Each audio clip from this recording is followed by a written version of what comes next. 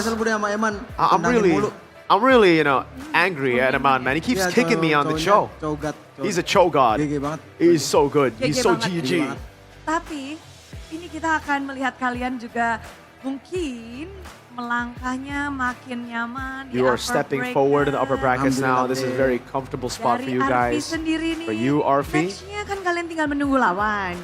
Next, you're just gonna have to wait for an opponent. Akan ada After this, tim ONIC there will be dan two juga teams, EVOS and ONIC, going up Kira-kira against each siapa nih yang bakal other. Arfi Who lawan? will you face off in the upper brackets? ONIC kayaknya ONIC. ONIC, Bude. Kayaknya ONIC sih. I think it's gonna be ONIC. Kenapa tuh ONIC? Why? Why do you think it's gonna be ONIC?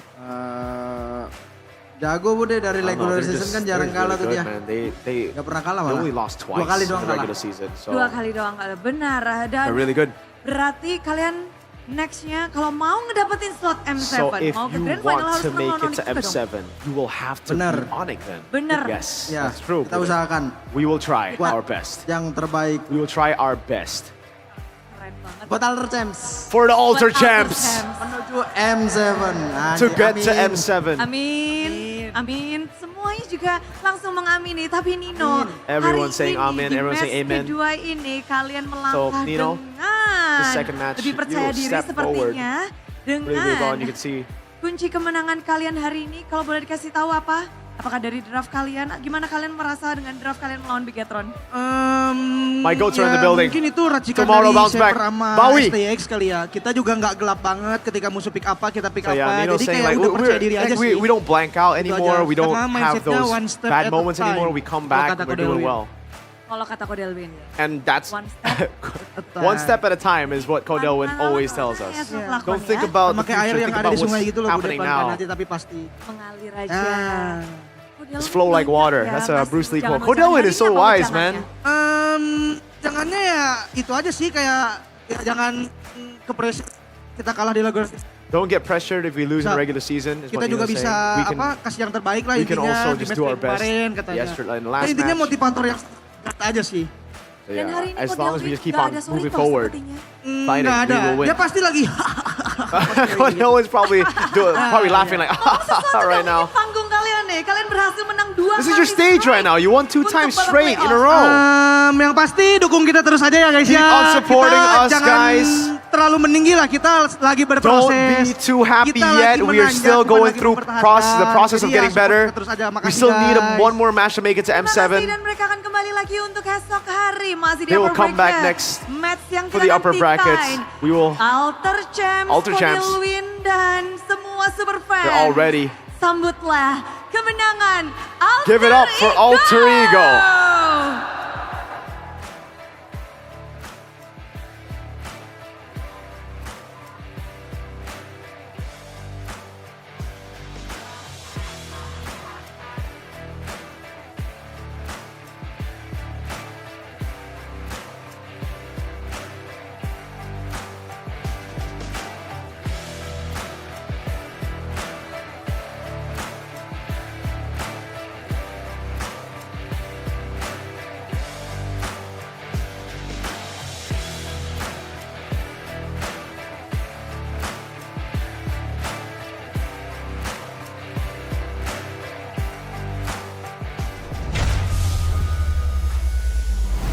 Congratulations once again to Alter Ego for winning over BTR in the playoffs once again, and they move forward to the upper brackets where they will be faced with either ONIC or EVOS, depending on how the next match goes.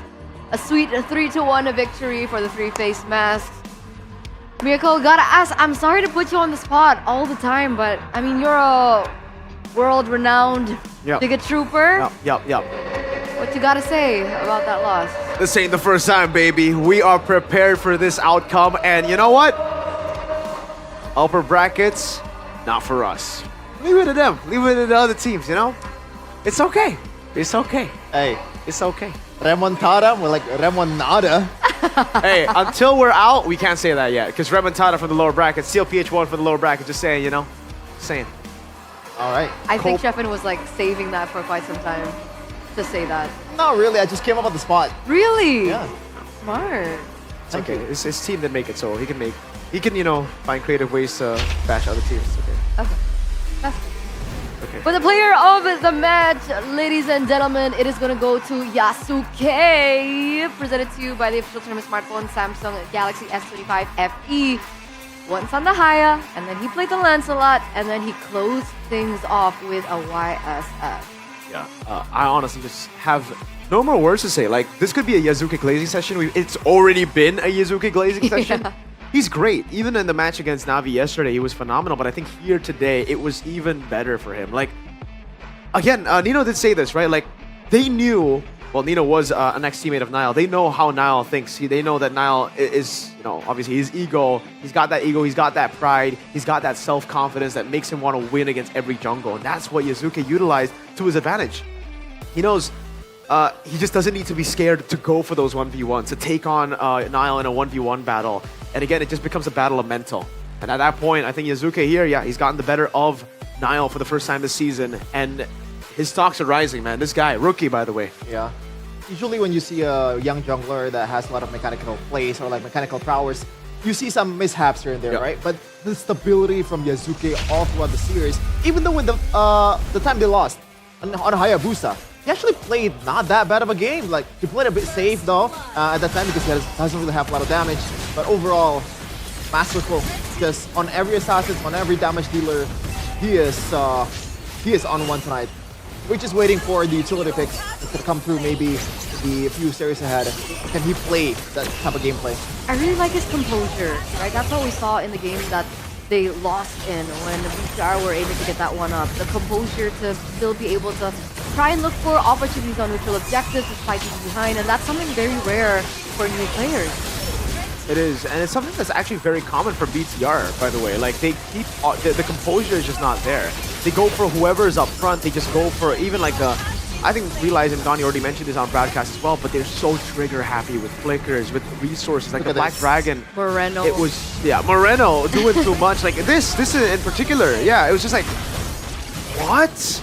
There's so many times that they do this, and it just looks desperate. And the thing is, it would be bad if we, it's already bad in game number 4, but they've been doing this constantly from game number 1. That's the big problem, right? They're like making desperate fights, plays happen when it's completely unnecessary. Is it desperate or is it conviction? Like they believe that they can do it. I feel like that's a Moreno thing to do. Like, he's very aggressive, no, as a mid laner. Yeah, but he was doing too much this game. That's the thing, though, right? Yeah. A lot of unnecessary chase from the whole team, especially Moreno too. Yeah. But on the other side, though, Alter Ego Esports, like, this is not the discipline that I thought of when I think of Alter Ego. We usually see like draw kind of gameplay. Even the players mentioned it on stage. We don't want to go through the same thing over and over again. We don't want to throw games in the late game. But in this case, man, they are super, super patient, especially in the objective game. They always face, forced error from BTR. When the Dragon is on, they go back. Cycle again. Dragon, go back again. We just do it over and over again until BTR, that doesn't really have a lot of resources and also gold to work with, make a mistake and we capitalize. That's why I said when we were, watching the game, they're playing so serious. Yeah, that was shocking to hear. Playing so serious. Yeah, it's not like they're fighting for M7, but that's true. Like, in the interview, they did mention it. They were like, yeah, for the most part of the regular season, why we've been so flip-floppy is because of the Alter Ego passive that's been there from the start of Alter Ego's run in MPL. What, season 4? Yeah. I think it was season 4. It's a legacy. It's a legacy that they don't want to be reminded or remembered for. So they finally changed it, man. The discipline is amazing. And again, Zephyr, really got to give him props. This guy is amazing. But aside from Zephyr, you really got to give props to Styx too. Like, Styx, I think, has helped him so much. Oh man, I just realized that even in this game, they picked out a mid laner that has damage. It's not a Zushin. They picked out a marksman, right? This is also a bad late game comp. Bigatron by Vitality, they're playing super early. Early, yeah. Especially in the series, man. Sure. And when they don't have the handle on the game, like, it's just a dead sentence. Exactly. Even if they get a crossbow tank, like, it really does not matter. There's too much gold gap. The items are already stacking up for the opposing team. And like it or not, the longer the game goes, the Winter Crown is going to come too. Yeah. So the punish is not going to be there. And also Moreno is a single target mage. I mentioned it earlier, Turna. That was a good call, I think, initially towards the Kagura because it fares so well with the Kalea. Not in terms of like bursting towards Kalea. It's just a safe pick. And also there's a lot more target towards the marksman. There's 2 marksmen. But when you are down against this comp, it is still super hard. And by the way, shout out to Arfi. He picked out a bargain hunter instead of tenacity. Yep. Super, super brave. Yeah. Well, I think he knows that there's no threat. Again, like, that's why for me, it's just the Kagura, I understand, right? I asked you guys, why Kagura? Because, you deny the ultimate, but you yourself don't have a way to poke down these marksmen. But we're gonna take a look at the mic checks. Let's listen in to Alter Ego. Ada gua. Golin. Dia ulti ke gua guys, cover gua guys. Aman, cover gua. Buatan ini. Rata sih. Nice, atas bisain. Satu web. 2 gerobak ya atas kita ya. Ya. Ayo atas. Pede ya guys, 1 web doang. Doain aja guys, fokus luck guys. Luck tower guys. Buatan. Buatan. Ya, musuhnya kepisah. Sama. Coba kayak slot guys, sama-sama ngar jungler. Sini guys, dekat gua guys. Coba tahun harinya tuh. Gua udah revi. Nice. Balik ya. Gua enggak bisa balik. Gua enggak bisa balik. Zuksin enggak ada apa-apaan. Oh, langsung Harit. Gua Harit. Flicker Harit. Ini. Hilda. Harit enggak ada flicker ya. Tarik guys. Enggak ketahuan. Bisa tahu. Gua tahu. Di zona. Bisa dapat di zona ketiga hidungnya. Dia mau gamblingin guys. Hidung. Kalian enggak ada ulti, gua balikin. Gua on. Gua enggak mati. Lihat tonton. Gua udah ulti. Mati. Kalian juga lu tarik halal ya, No ya. Iya. Sabar gua mid dulu. Dapat sabar. Aman. Keting. Bisa dipelikirin ban. Gua dapat posisi nih guys. Sabar. Gua cancel. Wanon dapat. Nice. Gua ada bisain. Aman. Santai. Woi, ini orangin aja nih. Mati nih. Nice guys. Chill ya. Udah pasien guys. Gak pulang aja so. Nah, sudah chill. Alhamdulillah rabbil alamin ya Allah. Nice. I love how grateful they looked. Yep. Like up on stage and the mic checks, you can see there wasn't no like what is it called? Like, ooh, you suck. What's that called? Taunting? Toxic. Yeah, toxic animosity. Stuff. Yeah. It's just like really pure. Like they're happy to be here. They're happy to be here now. Yeah. And upper bracket finals. It seems like for Alter Ego, life is always sunshine and rainbows, even though they lost, That's a good way to put it, man. For Nino or? Well, he might cry on stage. I've seen him cry a lot. El Sorry, he got a nickname. Production came up with a nickname, El Sorry. I don't know how that sounds, man. I same. Not a fan of the nickname. El but Sorry. When you look at an athlete like football player that doesn't perform, like he's sorry as hell, bro. Like he's always it like different, sorry right? ko. Yeah. But Elwin must be very happy. Oh, he must be. Go Ed on the other hand. I don't know what he's doing. My goat. MPL. You know what? Bring them together in the low bracket to restream here. That'll be fun. Exactly. Imagine both of them yelling at each other. Like, I'll take that. And you know what? Set up a ring afterwards for them to box. Yeah, that sounds good. That's We how already we can had. make up our viewership. Yeah, we got OG already making a announcer debut there, so Yeah, we can for do it that again intro. for Co-Ed and Codelwin. That'd be cute. I also forgot what I was about to say. We're about to be 3 black and white soon, man. Oh, I was with about to Rashi. say, wait. We've been right this not have the entire confidence? time, by the way, in terms of predictions, until today. Everyone went BTR? Yeah. Wow, you guys suck. I'm just a Why fan. do I so- keep believing that BTR can win? Hey. Why? Hey, I don't like that negativity. It's true. It's facts, man. What do you mean? They won season 7, top 2. That's one in your books. That's one. Season 12, top 3. Oh. Season Should 14. have known from last Season season, 14. boys. Season 14. What an achievement. Season 14, top 3. What an achievement. It's similar to Geek Fams. We were top 2 in It's- M series, not in MSC. No, you weren't. No, like we qualified Oh. in M series. MSC we were is bigger now. top 6 player. MSC is bigger now. We were top 6 team Nice in the prize pool world. you got there. Is MSC an international though? It is an international. Back then it was not. Back then It's it was not not. a world championship. Oh It is an yeah. Yeah, I forgot the wording. Well, yeah, you're It got a bigger prize pool though. Back then, But it's not a world championship. But it's It's a not mid-season world cup. champion. God dang.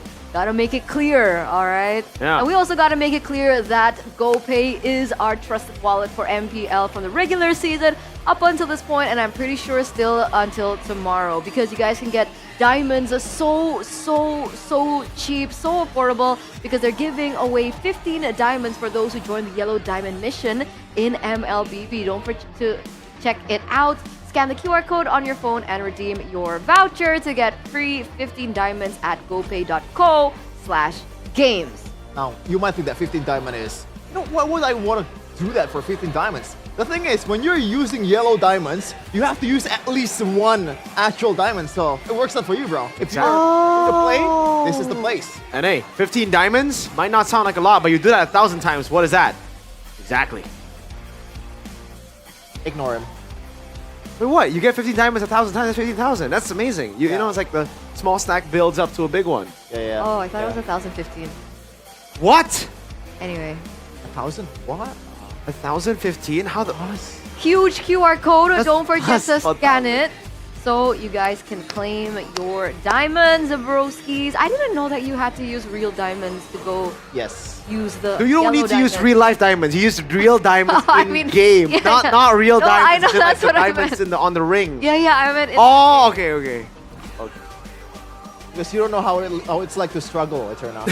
Oh, you don't know how it's like to not get given by Moonton Hey, 20k diamonds. At least you get to see bridges now, and you know what it looks like. Oh right? my lord. So that's Oh my lord. Oh my lord. But also, if you guys vote for your champion, GoPay, they're giving out hundreds, Minus VTR. millions worth.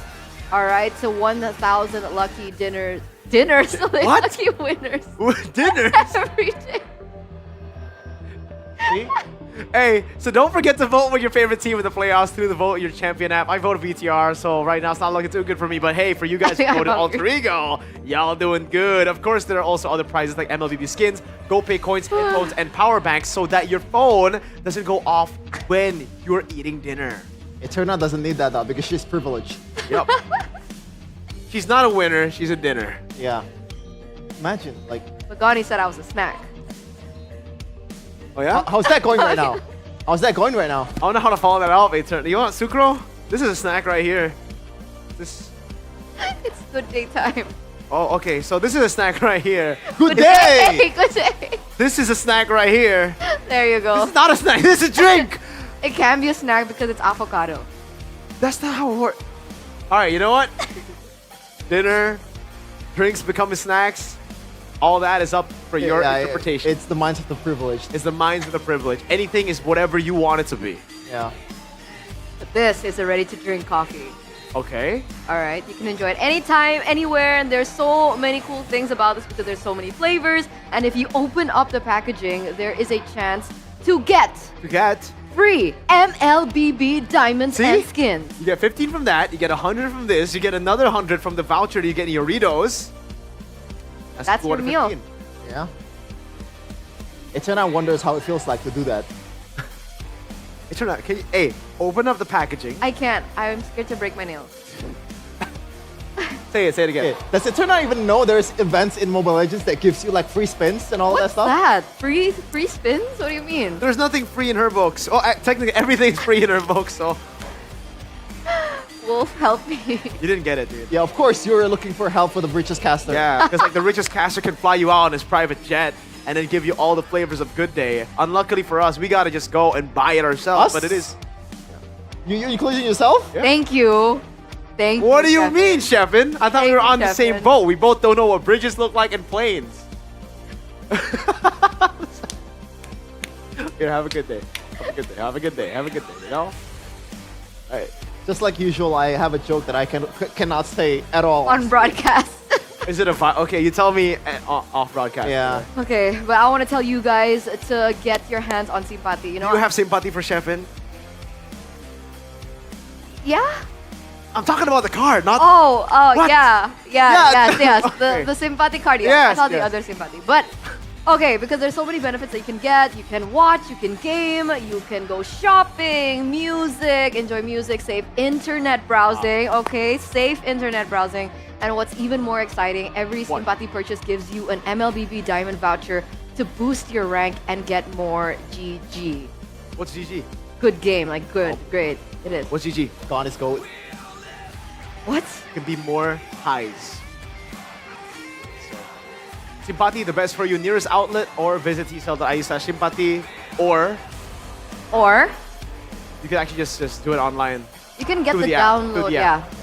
Download it there, right there. Limited edition. My Telkomsel app. Right next to Chefin. Right there. Because I've been using it since I was born. Of course, you have a phone since you were born. Yeah, you were born in the 1950s. That's crazy how. I only have a phone once I got like 18, kids to 18 or something. Dude, how? Hey, I got my phone. You had like a phone that. At 7 years. Huh? At 7 years, it was still the. the ancient times, you know? Hey, I'm not. Here, have a good time, man. I actually can't I even need a say good that. time. I need a I'm good time. I'm pretty old. Well, I'm gonna have a good time here because even though Bigatron lost, the boys walked over and said, "Don't worry, Miracle, we got you. We'll come back tomorrow, lower brackets." Do you think you can win against EVOS? hey, at this point, I'm doubting you, bro. I'm on her side at this point. Hey, there's no answer. Where's the answer? He's just having a good time. Okay. We're all having a good time. Hope you guys back at home are having a good time. Of course you're having a good time. You have a lot of money in your bank. Yeah. Oh, have a good time. Instantly getting it back. Have a good time. Hey, I'm not the one who always orders room service. You literally are. Roses. You too. So now I'm calling Rose out. All right. Well, Rose is like the richest host. Yes. More than Bude Clara? Oh, Bude Clara is the richest person of all time. That is true. Yeah. Only second to Mr. Wolf, who owns Good Time, I think. He owns Good Time. Because he's always having a good time. He is always having a good time. I hope he can have a good time in, Jakarta, because I really want him to try Sucro, man. Why did you not take the Sucro? Is it finished? Because no, that will be privilege. What do you mean? You have to. Seven doesn't like your privilege, so you gotta take it yourself. Right? You have to take it yourself. That will be Why? privilege. Yeah. Yeah, if you just get handed over to Sucro, it's privilege. You're the host here. You gotta grab it, man. It's really far. See? Gani It's did really it far. yesterday. Yeah. Gani did it yesterday. I'm not Gani. I'm gonna tell something. I'm Mirko. Huh? She has a blanket behind the chair. Who got it for her? Arashi. Arashi. So you got Gani and Arashi. Yesterday was a sim table. Was a sim panel. We ain't getting you that treatment. You get the sim panel and then the chef in miracle panel. But anyway, guys, Sucro. It's good. You gotta It's try really it. good. Okay, this is a real question. Have you ever eaten Indomie or nasi goreng and you put that over your meal? See? I gotta be honest with you, I've never done that Oh, either. see? But I am willing to try. But I will try. Yes. Willing to try. And I want to mix it with Yoritos too. Now for this one, I'll take it myself because I really like the cheese flavor. Is that the Really cheese good. flavor? Yes, sir. All right. Oh, by the way, with every Doritos package, if you guys open it up and you guys are lucky, you can actually get an MPL voucher with free diamonds. Free So that's pretty diamond. cool. Why are you laughing now? I want to interject. I feel like the joke has run into the ground. I don't want to repeat it again. Okay. So he's just laughing. Yeah. You're just enjoying the joke, you know? Sometimes you gotta keep things that you want to say to yourself. To yourself. I think LaFell needs to learn a thing or two about that. LaFell needs to learn a lot more than a thing or two about keeping things to himself. But you know, always have a good life hack. Whenever anyone starts talking too much, I give them Doritos and they shut up because they just keep munching on how good. This is so good. Though. Almost as good as Esquila Foods Basreng variety. Look at There's this. two now. There's Basreng, The spicy one. spicy orange leaf, and original leaf. Orange leaf. Original orange leaf. Okay, that might seem sketchy for you guys, but it's actually delicious. Like, it doesn't translate well. It doesn't translate well, but it is amazing. All right. Sometimes enjoy it for how it is, man. Don't try to make it. Don't try to change it. Imagine telling a foreigner, like, what flavor is it? Oh, it's orange leaf. He'll be like, what? What are you eating, bro? Are you fine? Depending on the foreigner, if he's German, he'll probably say was. Yeah. Are you a foreigner, Tara? No. I thought you are. I thought you were from Perth. I was born there. Oh, you should Of said, course. Hey, ask her again. Say, You privilege. ask her again. Say, are you a foreigner? Are you a foreigner? I do the nar. Huh? Nar, because you're from Perth. Oh, the accent. Yeah. Nar. There you go. Nar. Hey, you fit that really well, man. I think Connie would do better at that. Donnie? Yeah, because you'll add more spice to it. Nar. Yeah, he really likes flipping things. What? What? Killer food. Killer food is really good. It's super good. The original one is actually I just ripped something it that open. always Wait, gets this actually looks good, though. finished in the talent room. Okay, I don't want to eat Pretty that. crazy. But yeah, good. I'm worried that my stomach will have. Get this one, this one. It's a bit too spicy for me. This one's not spicy. And I'm the privileged one. There you go. And I'm the privileged one. See, like it actually tastes good, but I would save it for another occasion. Dude, it's actually really good though. I know it's good, but it's like there's some risk involved to it. In the back rooms, you might wanna do your business. Interesting. Speaking of business. Yeah, how are you gonna segue that? How are you gonna segue that? Speaking of business. I have a lot of business in my blah blah blah. I'm rich. I'm a rich person. What is this rose? This has become the rose of Eterna. What I meant to segue to is ONIC means business, and EVOS means business with the next match. Because we still have one more slot Who's to the gonna win? upper bracket. ONIC. Okay. You also ONIC? This one I'm like really confident. EVOS. Why? Erlan. My boy.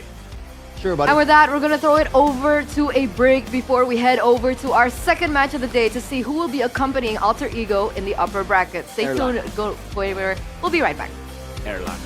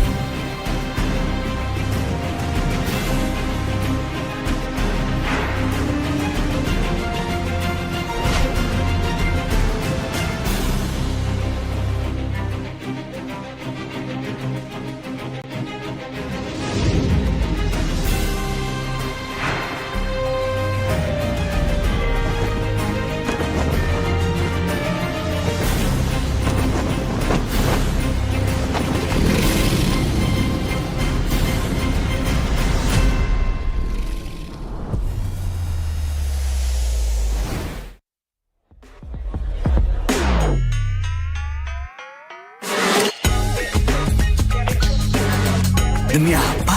Dari plot twist, serunya nggak habis-habis. Samsung Galaxy S25 FE.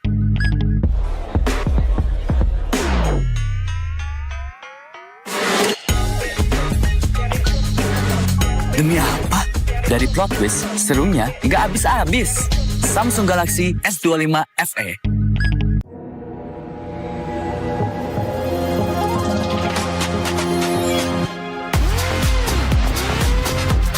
Demi apa? Konten no light bisa jadi so bright. Samsung Galaxy S25 FE.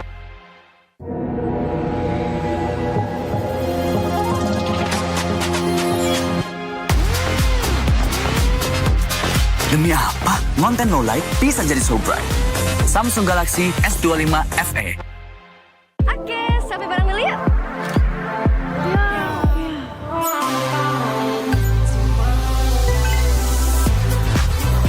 Demi apa? Selfie jadi bebas fotobom. Samsung Galaxy S25 FE. Oke, sampai bareng dulu ya.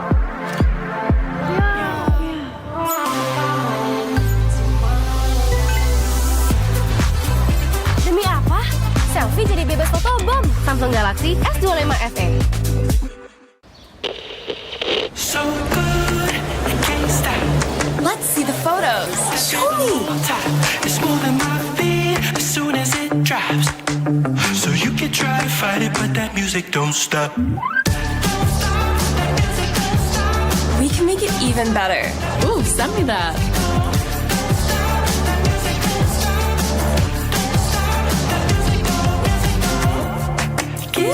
You should post that. Let me try something.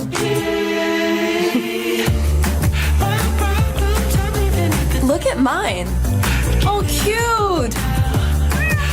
Stop. That's hilarious.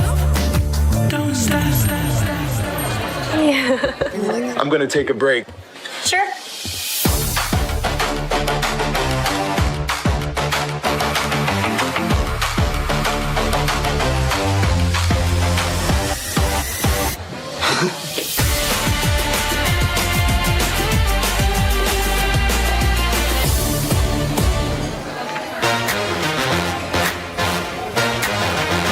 Look at this menu.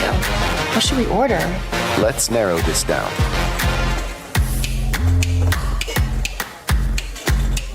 What is this?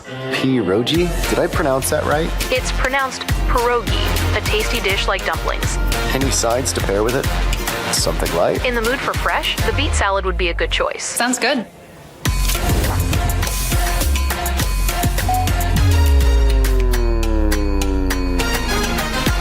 You off work yet? Guys, I'm done. Finally. All right, you ready? Ready? Let's go, come on. What's this noise? Wait, one more thing. Look at this ice cream drop.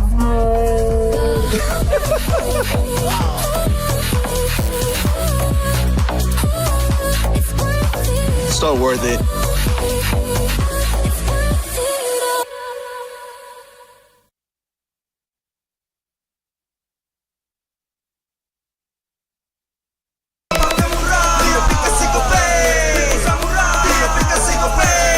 Walau yang lain terus berubah, Gope konsisten, kasihnya pasti murah.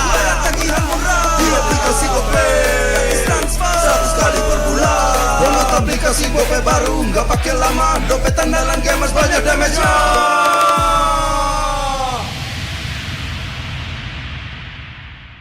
Good day MPL, yo. Good day MPL, woo. Good day MPL, woo. Good day MPL, yes. Good day MPL, woo. Good day MPL, yes. Good day MPL, yo. Good day MPL, oh. Aku udah nonton. Fix, Hijin tuh jahat ke Minjun. Hijin kan emang gak mau pacaran sama Papamu, mamamu, biarkan mereka. Di granat! Boom! Ya, gue kena ghosting. Terus ditinggal nikah sama Hijin. Padahal mereka udah cium. Anak yang nakal. Saatnya kau dan aku Pakai simpati buat nonton, musik, games, belajar, sampai belanja. Bisa pilih benefit sesuai keinginanmu. Tenang. Menang kalah, mabar bisa good time. Wah, good time Mobile Legends bang bang. Enak coklatnya, bikin semua bisa good time. Ini nih mainnya.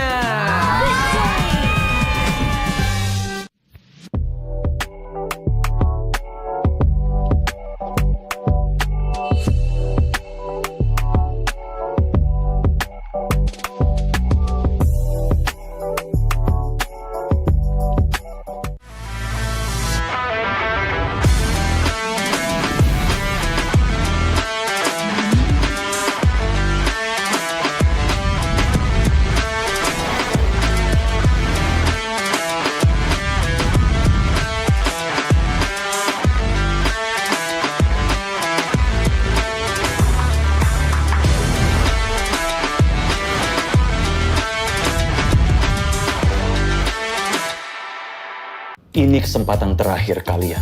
Laksanakan. Saya Ayu. Kelihatan.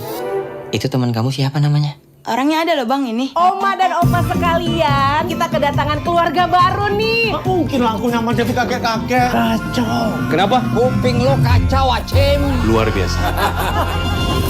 Kalau kalian gagal, penyamaran kalian terbongkar, bukan hanya karir kalian yang selesai. Menyalep pantiku.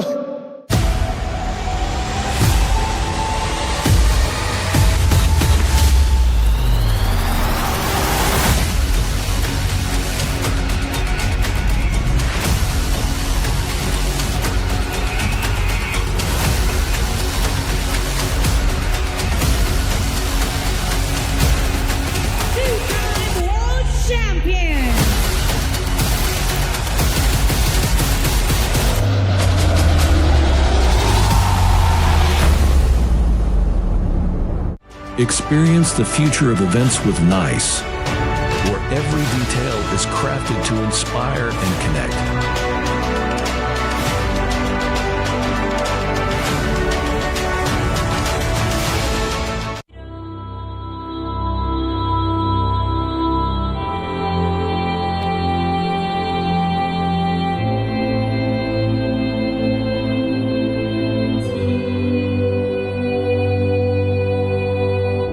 In the heart of the archipelago lies the story of Nusantara, a discovery of a great nation, rich in culture, history, and boundless possibilities.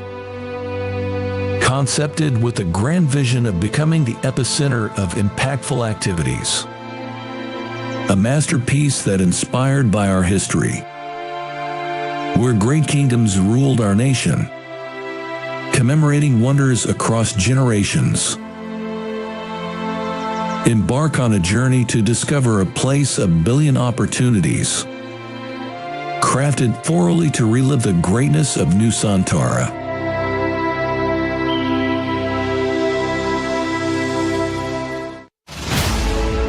Introducing Nusantara International Convention Exhibition, also known as NICE. Built on 40 hectares of land, with a total building area of 30 hectares, making NICE the largest project with the ambition of becoming a catalyst for business development in the greater Jakarta area. With a leasable area of more than 130,000 square meters, NICE is set to become the largest MICE venue in Indonesia. As we take you on a journey around its stunning facade, you'll see the embodiment of elegance and innovation. Designed to be Indonesia's premier MICE destination, NICE stands as a beacon of architectural excellence and modern design. The sleek and contemporary lines of NICE's exterior are complemented by state-of-the-art facilities, making it the perfect venue for international conventions and exhibitions events. Each element of the facade reflects our commitment to creating a world-class experience for all visitors. NICE consists of 3 main buildings with total of 55,100 square meters of exhibition space spread into 11 halls. Designed to provide exclusive experience and unrivaled flexibility for organizers to deliver the best experience while enjoying the atmosphere of NICE. The exhibition buildings at NICE is seamlessly integrated through a luxurious and centralized atrium area that spans 15,000 square meters, where all activities can be connected and brings fully integrated exhibition experiences. Surrounded with various hospitality selections, hotels, commercial and retails, and more attractions of lively and vibrant PIC 2 area. NICE is set to become not just MICE destination, but also a tourism excellence. NICE is not just a building, it's a symbol of growth and prosperity, aiming to elevate Indonesia's position in the global MICE industry. With its strategic location in PIC 2, NICE is set to become the epicenter of business and cultural activities, driving positive impacts throughout the surrounding community. Experience the future of events with NICE, a masterpiece by Industri Pameran Nusantara, a joint venture company of the esteemed Dagang Sedaya Group and Salim Group, where every detail is crafted to inspire and connect.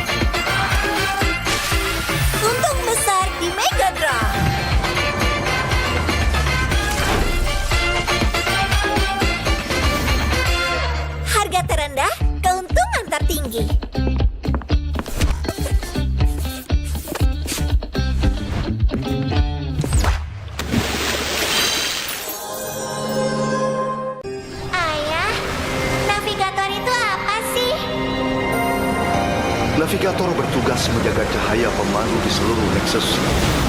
Ini adalah tanggung jawab berat yang harus kita emban bersama.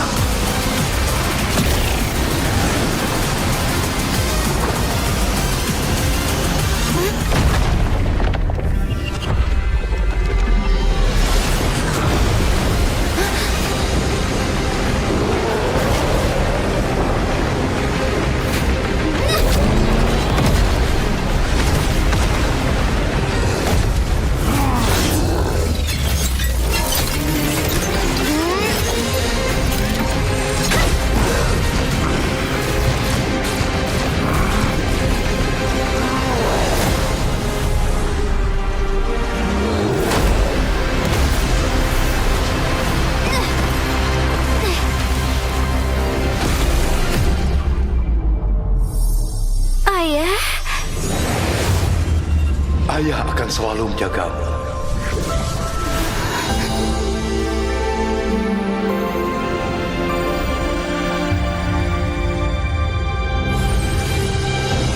Target dikonfirmasi. Cahaya memusnah. Siap, maju.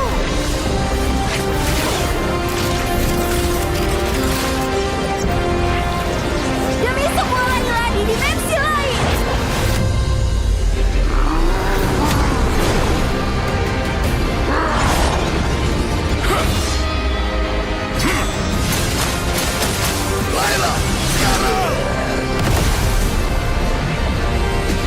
Cahaya pemandu tidak akan bisa dipadamkan karena aku adalah navigator.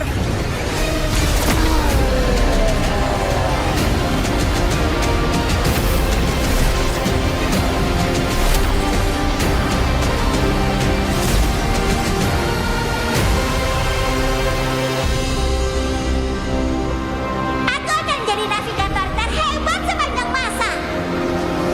Kamu pasti bisa. Kupikir semuanya sudah berakhir.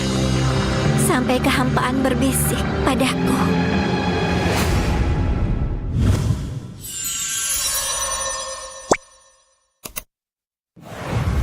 Welcome to MCGG Rising Stars.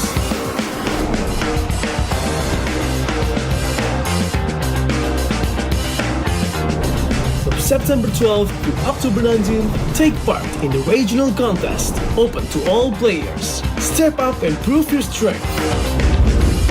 Division finals will run from October 24 to November 2. The top 16 players in each division may advance to the next stage of MRS. Check your in-game mail for information.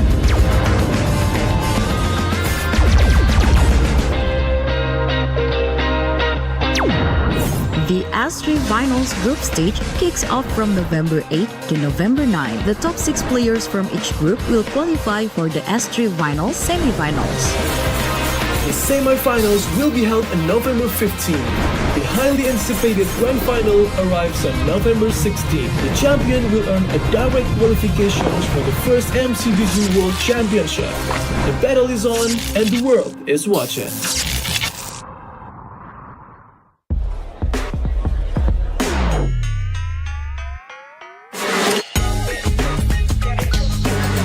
Demi apa? Dari plot twist, serunya nggak habis-habis. Samsung Galaxy S25 FE.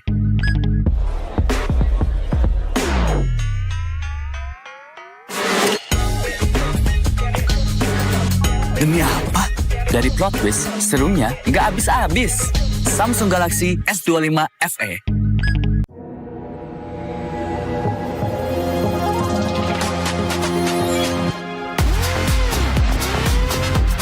Demi apa? Konten no light bisa jadi so bright. Samsung Galaxy S25 FE.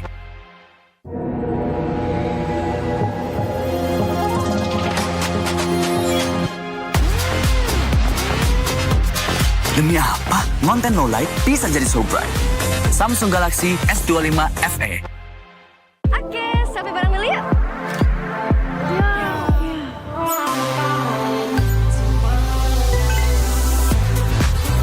Demi apa? Selfie jadi bebas fotobom. Samsung Galaxy S25 FE. Oke, sampai bareng dulu yuk.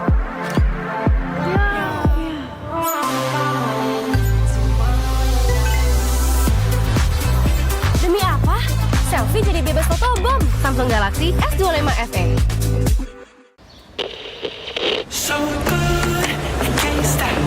Let's see the photos. Show me. It's more than my fear as soon as it drops. So you can try to fight it, but that music don't stop. We can make it even better. Ooh, send me that.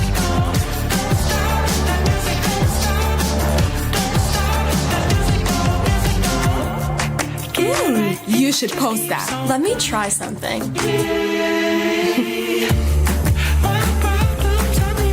Look at mine.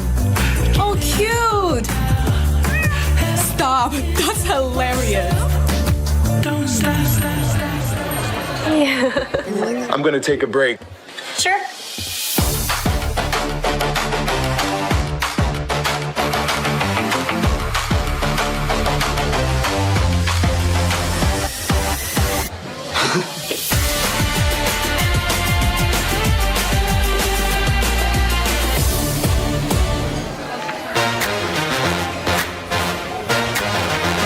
Look at this menu. What should we order? Let's narrow this down.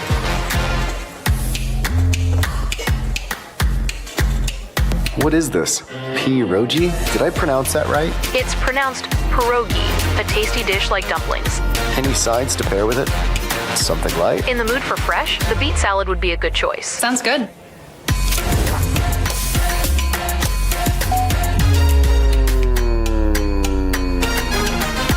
You off work yet?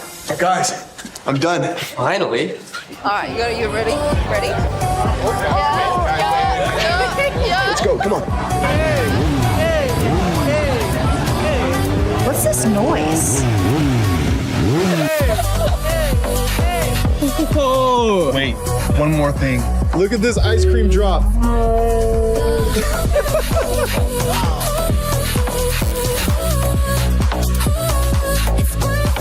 So worth it.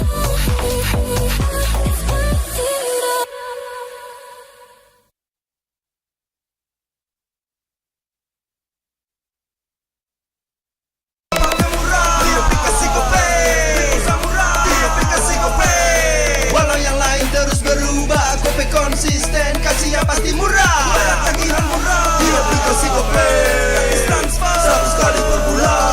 Download aplikasi Gope baru, nggak pakai lama. Dompet andalan gamers banyak damage-nya.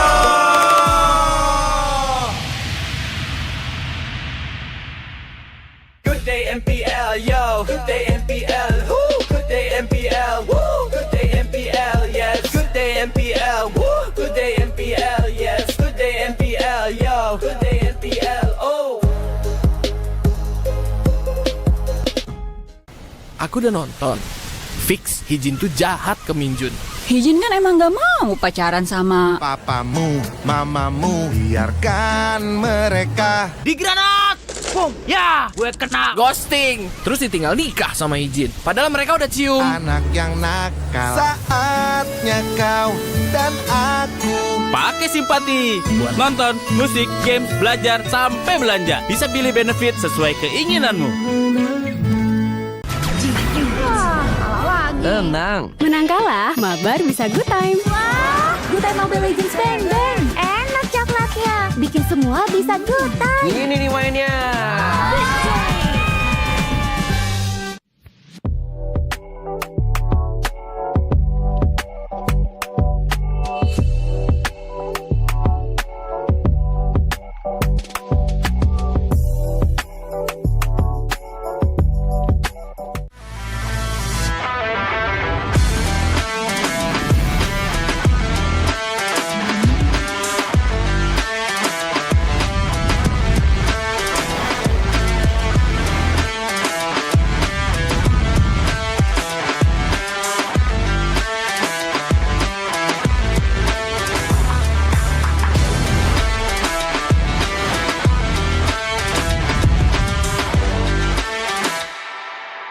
Ini kesempatan terakhir kalian. Laksanakan. Saya Ayu. Kelihatan. Itu teman kamu siapa namanya? Orangnya ada loh bang ini. Oma dan opa sekalian, kita kedatangan keluarga baru nih. Nggak mungkin lah aku nyaman jadi kakek-kakek. Kacau. Kenapa? Kuping lo kacau, Acim. Luar biasa. Kalau kalian gagal, penyamaran kalian terbongkar, bukan hanya karir kalian yang selesai. Menyala pantiku.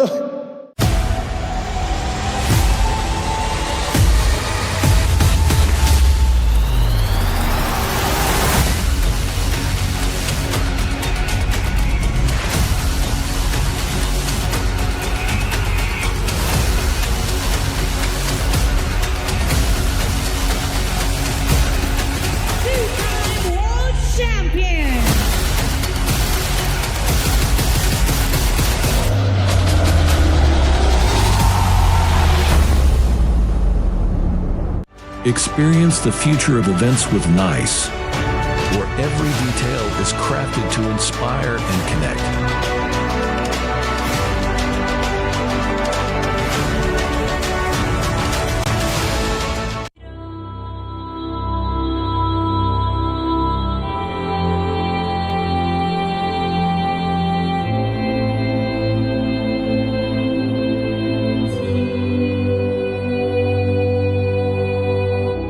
In the heart of the archipelago lies the story of Nusantara, a discovery of a great nation, rich in culture, history, and boundless possibilities. Concepted with a grand vision of becoming the epicenter of impactful activities. A masterpiece that inspired by our history, where great kingdoms ruled our nation, commemorating wonders across generations. Embark on a journey to discover a place of billion opportunities, crafted thoroughly to relive the greatness of Nusantara.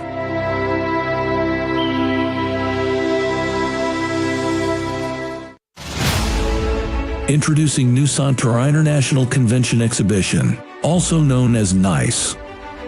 Built on 40 hectares of land, with a total building area of 30 hectares, making NICE the largest project with the ambition of becoming a catalyst for business development in the greater Jakarta area.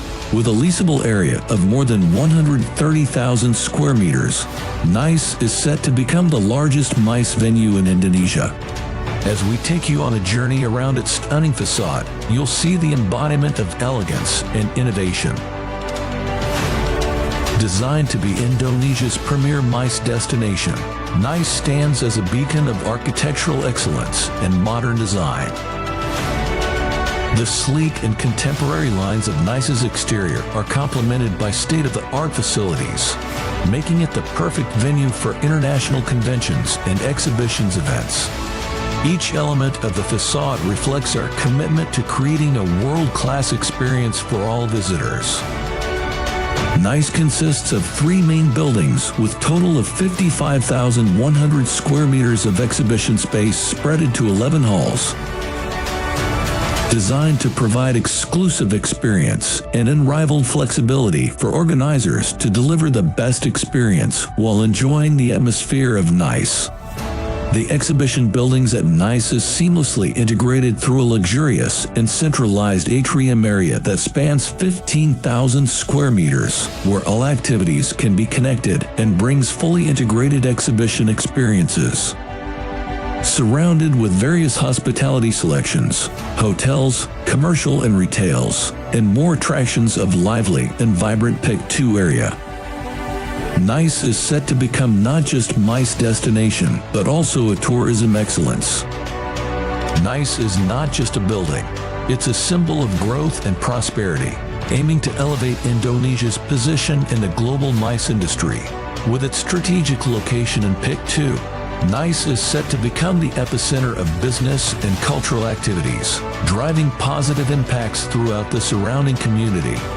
Experience the future of events with NICE, a masterpiece by Industri Pameran Nusantara, a joint venture company of the esteemed Dagang Sedaya Group and Salim Group, where every detail is crafted to inspire and connect.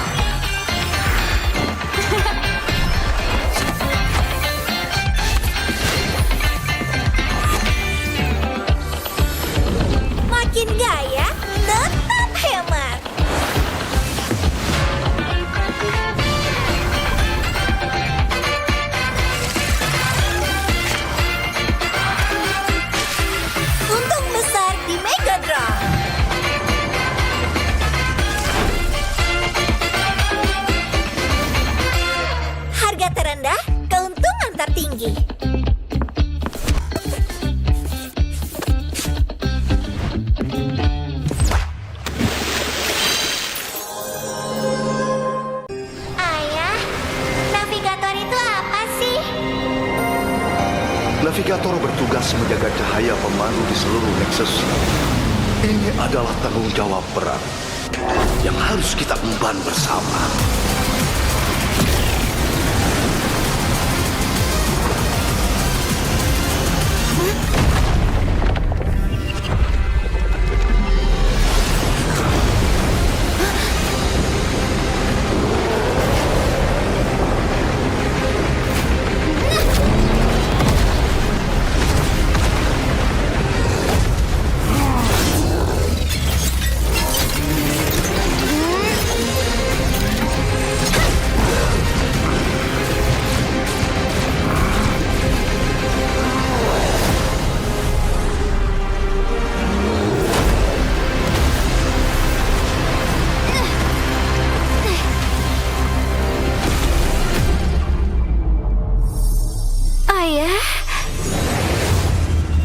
Ayah akan selalu menjagamu.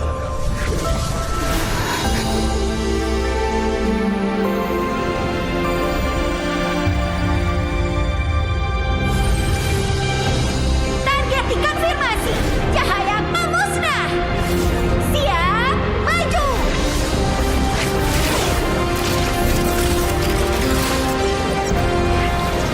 Demi semua lagi di dimensi lain.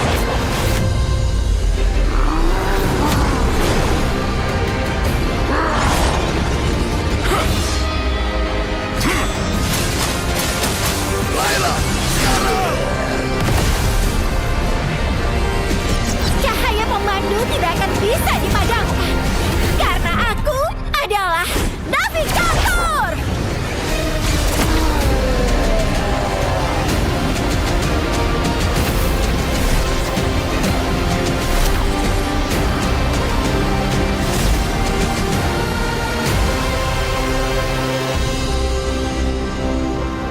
Aku akan jadi navigator terhebat sepanjang masa.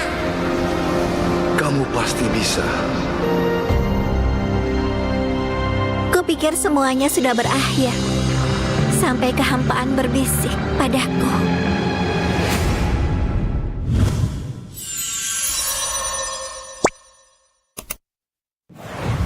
Welcome to MCGG Rising Stars.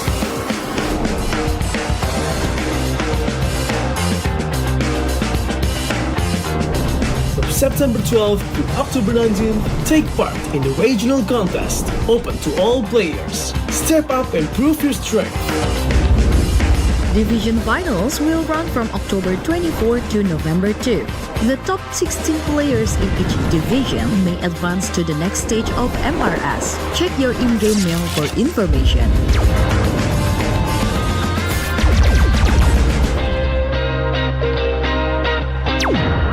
The S3 Finals group stage kicks off from November 8 to November 9. The top 6 players from each group will qualify for the S3 Finals semifinals.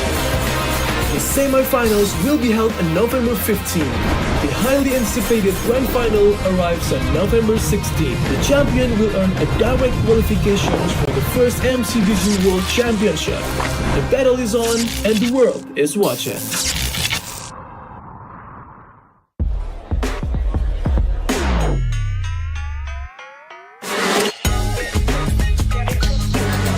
Demi apa? Dari plot twist, serunya nggak habis-habis. Samsung Galaxy S25 FE.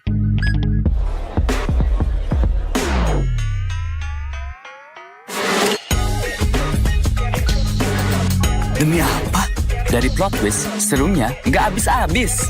Samsung Galaxy S25 FE.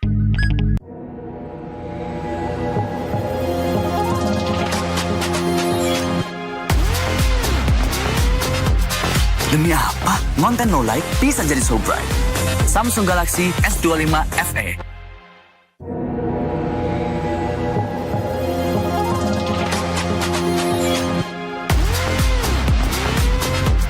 Demi apa? Konten no like bisa jadi so bright. Samsung Galaxy S25 FE. Oke, sampai bareng dulu yuk.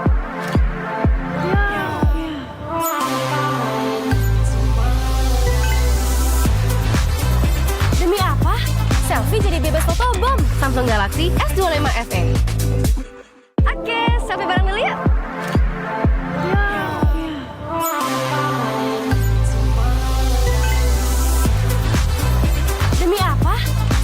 jadi bebas fotobom. Samsung Galaxy S25 FE. So good, I can't stop. Let's see the photos. Show me. It's more than my feet as soon as it drops. So you can try to fight it, but that music don't stop. We can make it even better. Ooh, send me that.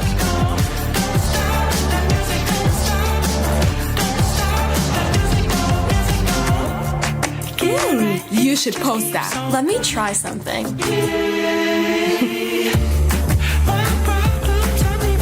Look at mine. Oh, cute. Stop. That's hilarious. Don't stop. I'm gonna take a break. Sure.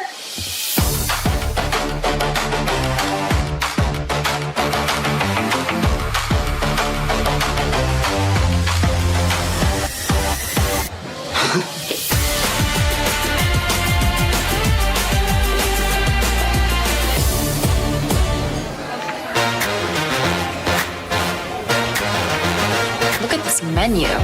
What should we order? Let's narrow this down.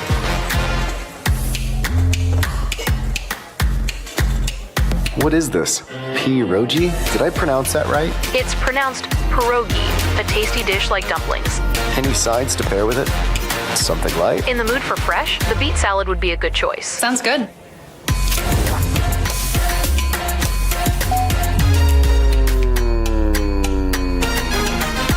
You off work yet? Guys, I'm done. Finally. All right, you ready? Ready? Let's go, come on. What's this noise? Wait, one more thing. Look at this ice cream drop.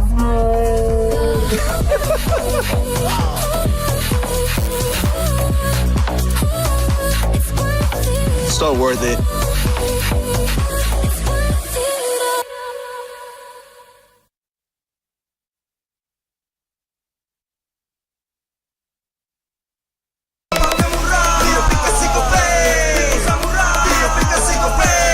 Walau yang lain terus berubah, Gope konsisten, kasihnya pasti murah. Tagihan murah di aplikasi Gope, transfer 100 kali per bulan. Download aplikasi Gope baru, nggak pakai lama. Dompet andalan gamers banyak damage-nya.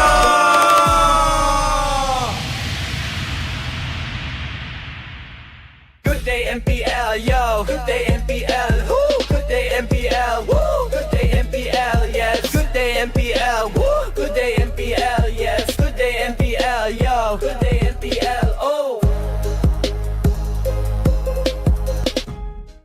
Aku udah nonton. Fix, Hijin tuh jahat ke Minjun. Hijin kan emang gak mau pacaran sama papamu, mamamu, biarkan mereka. Digranat!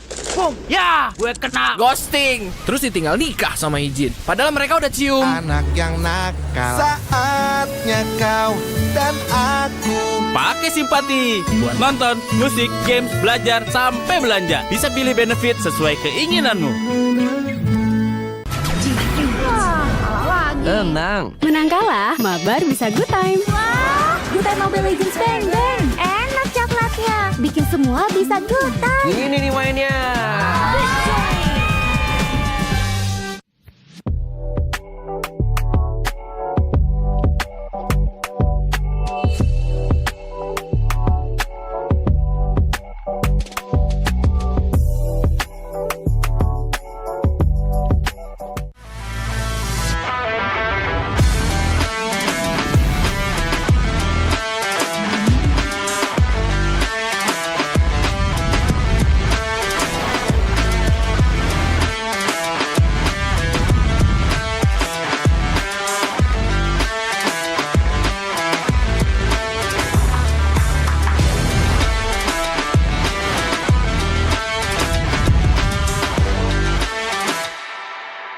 Ini kesempatan terakhir kalian.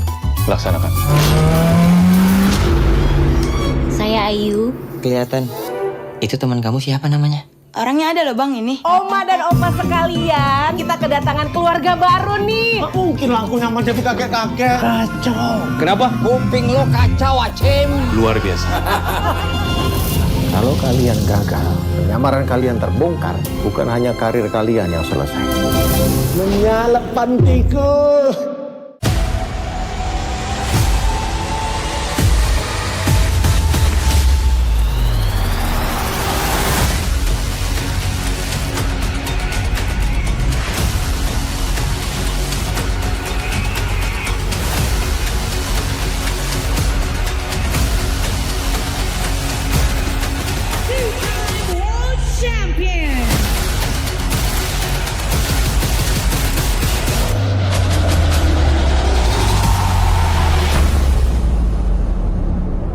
Experience the future of events with NICE, where every detail is crafted to inspire and connect.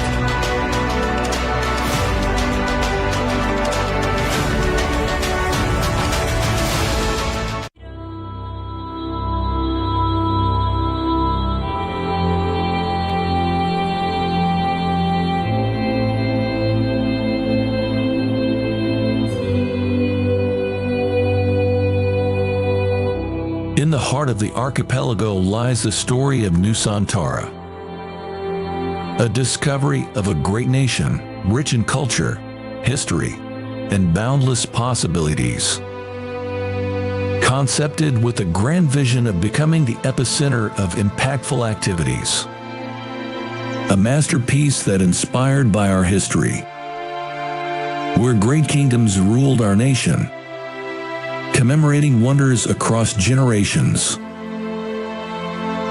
Embark on a journey to discover a place of billion opportunities, crafted thoroughly to relive the greatness of Nusantara.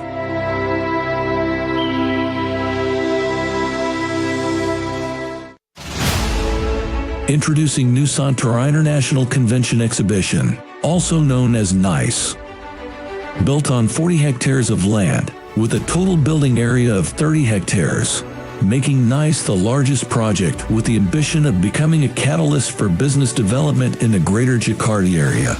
With a leasable area of more than 130,000 square meters, NICE is set to become the largest MICE venue in Indonesia. As we take you on a journey around its stunning facade, you'll see the embodiment of elegance and innovation. Designed to be Indonesia's premier MICE destination, NICE stands as a beacon of architectural excellence and modern design. The sleek and contemporary lines of NICE's exterior are complemented by state-of-the-art facilities, making it the perfect venue for international conventions and exhibitions events. Each element of the facade reflects our commitment to creating a world-class experience for all visitors.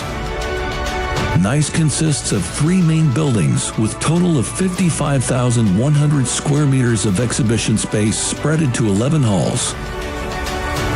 Designed to provide exclusive experience and unrivaled flexibility for organizers to deliver the best experience while enjoying the atmosphere of NICE. The exhibition buildings at NICE is seamlessly integrated through a luxurious and centralized atrium area that spans 15,000 square meters, where all activities can be connected and brings fully integrated exhibition experiences. Surrounded with various hospitality selections, hotels, commercial and retails, and more attractions of lively and vibrant Pick 2 area. NICE is set to become not just MICE destination, but also a tourism excellence.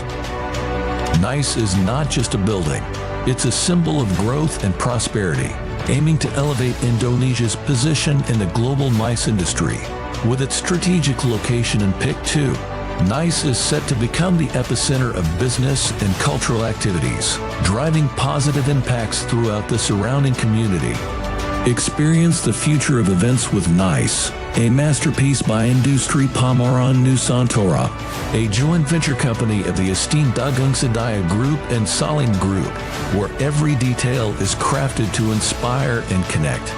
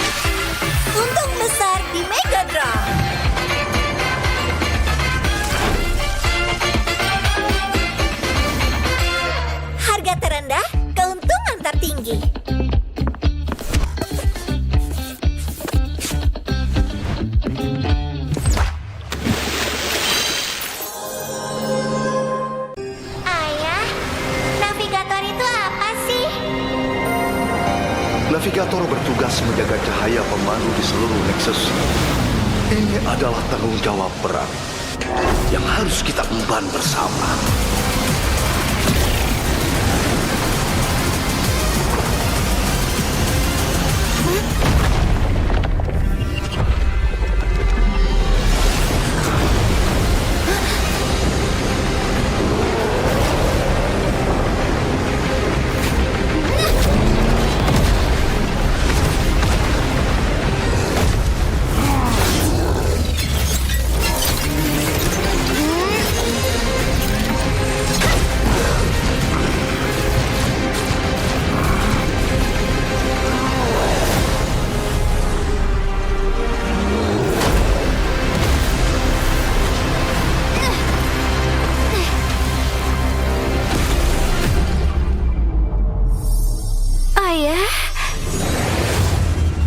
Ayah akan selalu menjagamu.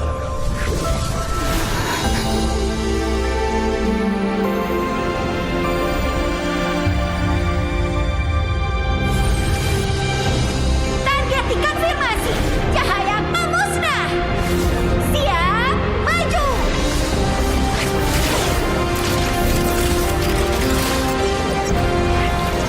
Demi semua layla di dimensi lain.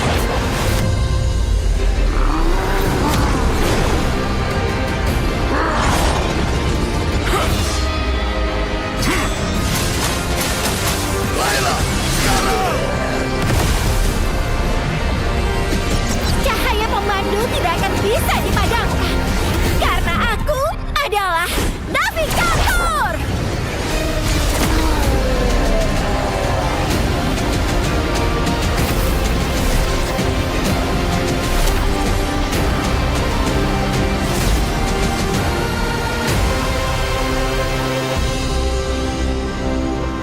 Aku akan jadi navigator terhebat sepanjang masa.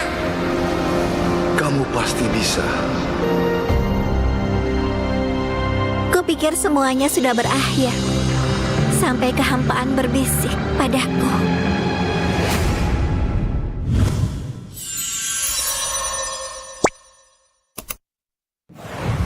Welcome to MCGG Rising Stars.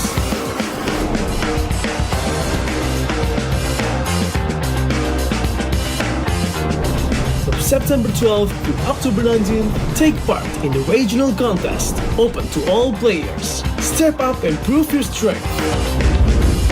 Division finals will run from October 24 to November 2. The top 16 players in each division may advance to the next stage of MRS. Check your in-game mail for information.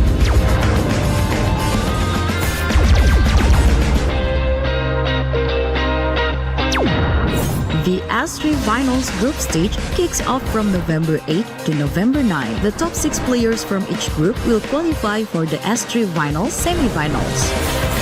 The semi-finals will be held on November 15. The highly anticipated grand final arrives on November 16.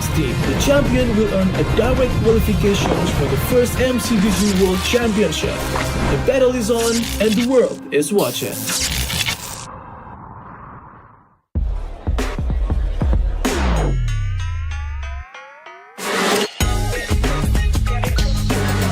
Demi apa? Dari plot twist, serunya nggak habis-habis. Samsung Galaxy S25 FE.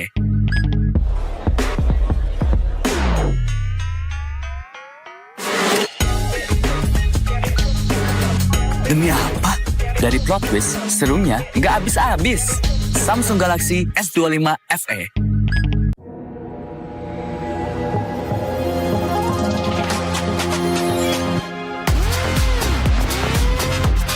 Demi apa? Konten no light bisa jadi so bright. Samsung Galaxy S25 FE.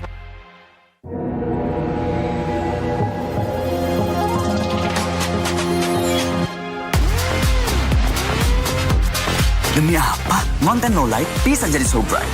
Samsung Galaxy S25 FE. Oke, sampai bareng dulu yuk.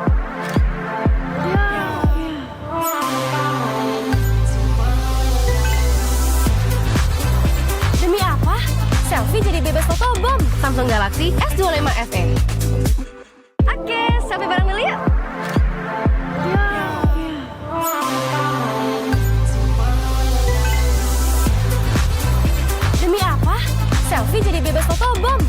Galaxy S25 FE.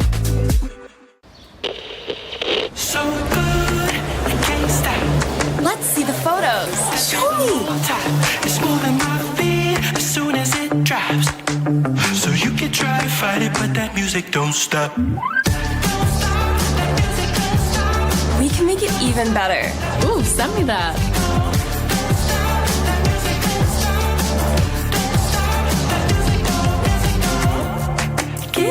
You should post that. Let me try something.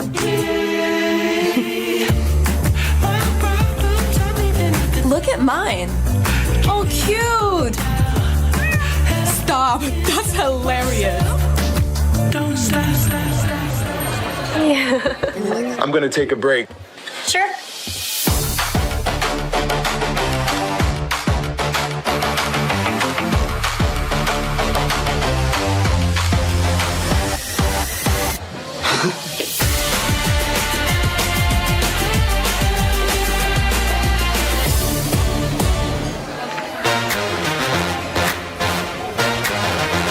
Look at this menu. What should we order? Let's narrow this down.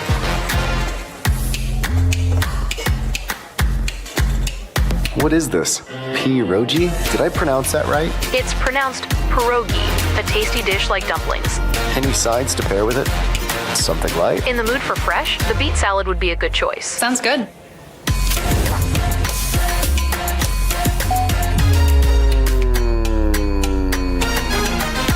You off work yet? Guys, I'm done. Finally. All right, you ready? Ready? Let's go, come on. What's this noise? Wait, one more thing. Look at this ice cream drop.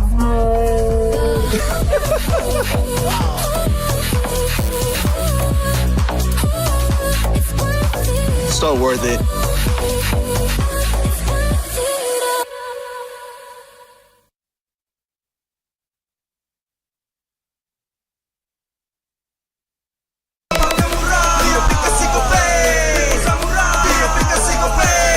Walau yang lain terus berubah, Gope konsisten, kasih yang pasti murah. Bayar tagihan murah di aplikasi Gope, gratis transfer 100 kali per bulan. Download aplikasi Gope baru, nggak pakai lama. Dompet andalan gamers banyak damage-nya.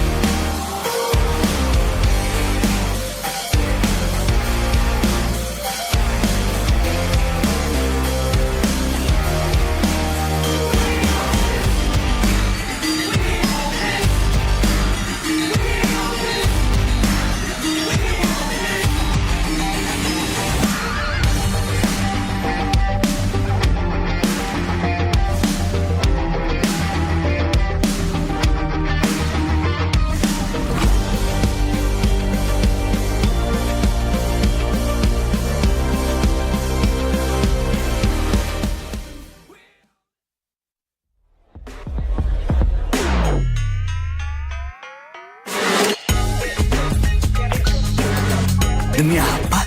Dari plot twist, serunya nggak habis-habis. Samsung Galaxy S25 FE.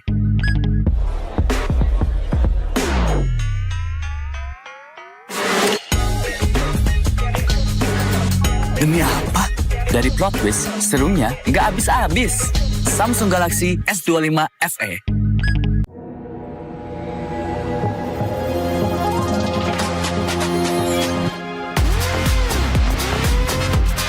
Demi apa? Mountain low light bisa jadi so bright. Samsung Galaxy S25 FE.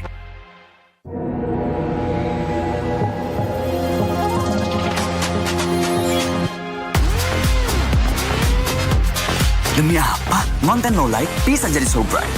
Samsung Galaxy S25 FE. Oke, sampai bareng dulu yuk.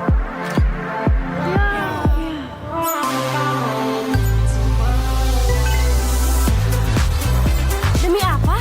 Selfie jadi bebas fotobom. Samsung Galaxy S25 FE. Oke, sampai bareng dulu yuk.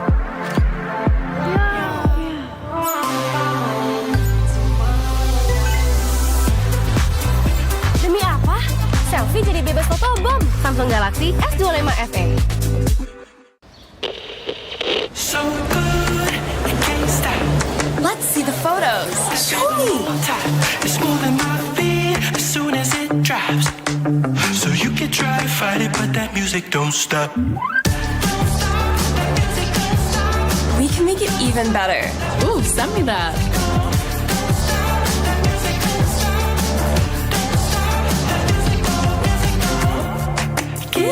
You should post that. Let me try something.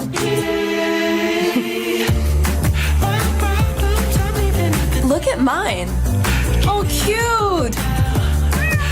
Stop. That's hilarious. Don't stop. I'm gonna take a break. Sure.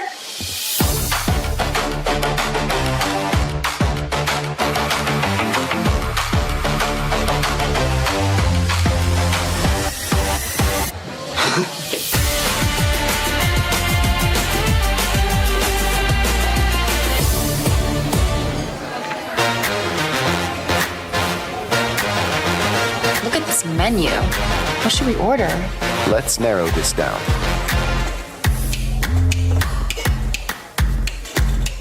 What is this? Pierogi? Did I pronounce that right? It's pronounced pierogi, a tasty dish like dumplings. Any sides to pair with it? Something light? In the mood for fresh, the beet salad would be a good choice. Sounds good.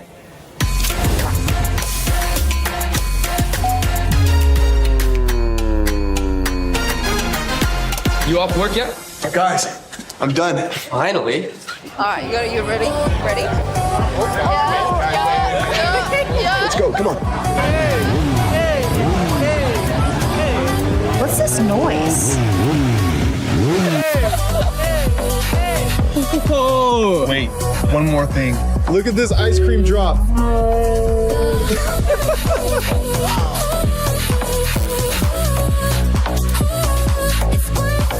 So worth it.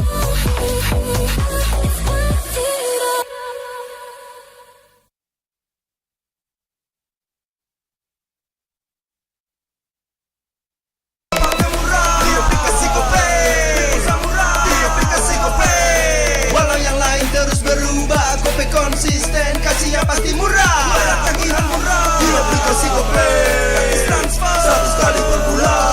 Download aplikasi Gope baru, nggak pakai lama. Dompet andalan gamers banyak damage-nya.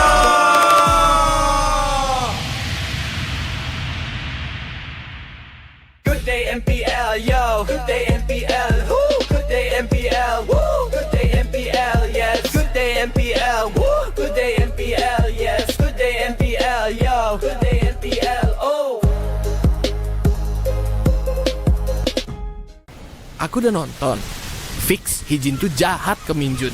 Hijin kan emang gak mau pacaran sama Papamu, mamamu, biarkan mereka. Di granat! Boom! Ya, gue kena ghosting. Terus ditinggal nikah sama Hijin. Padahal mereka udah cium. Anak yang nakal. Saatnya kau dan aku. Pakai simpati buat nonton, musik, games, belajar, sampai belanja. Bisa pilih benefit sesuai keinginanmu. Kalah lagi Tenang. Menang kalah, mabar bisa good time. Wah, good time Mobile Legends Bang Bang. Enak coklatnya, bikin semua bisa good time. Ini nih mainnya.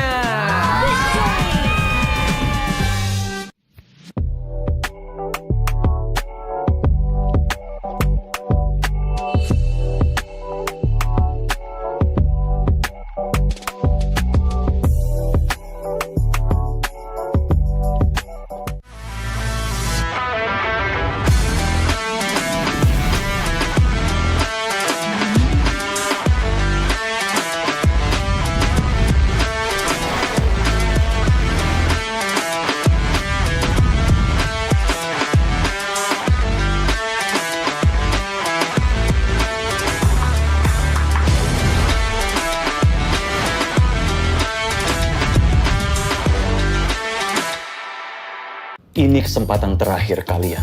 Laksanakan. Saya Ayu. Kelihatan.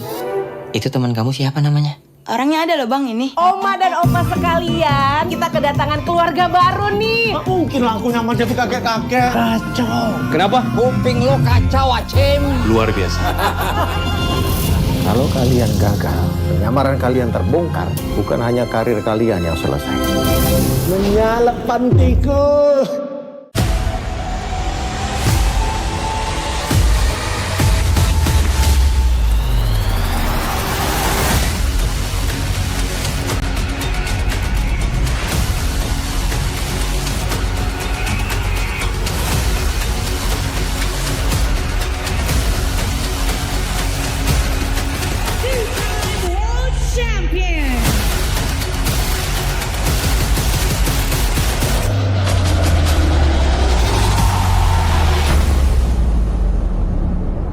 Experience the future of events with NICE, where every detail is crafted to inspire and connect.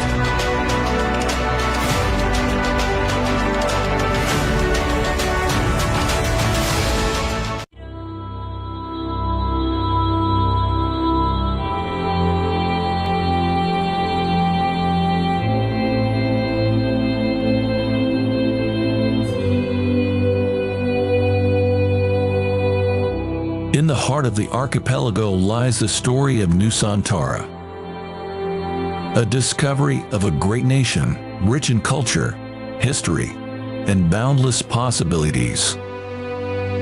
Concepted with the grand vision of becoming the epicenter of impactful activities. A masterpiece that inspired by our history, where great kingdoms ruled our nation, commemorating wonders across generations. Embark on a journey to discover a place of billion opportunities, crafted thoroughly to relive the greatness of Nusantara.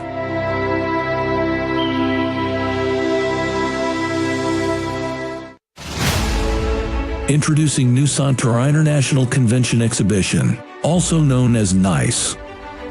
Built on 40 hectares of land, with a total building area of 30 hectares, making NICE the largest project with the ambition of becoming a catalyst for business development in the greater Jakarta area.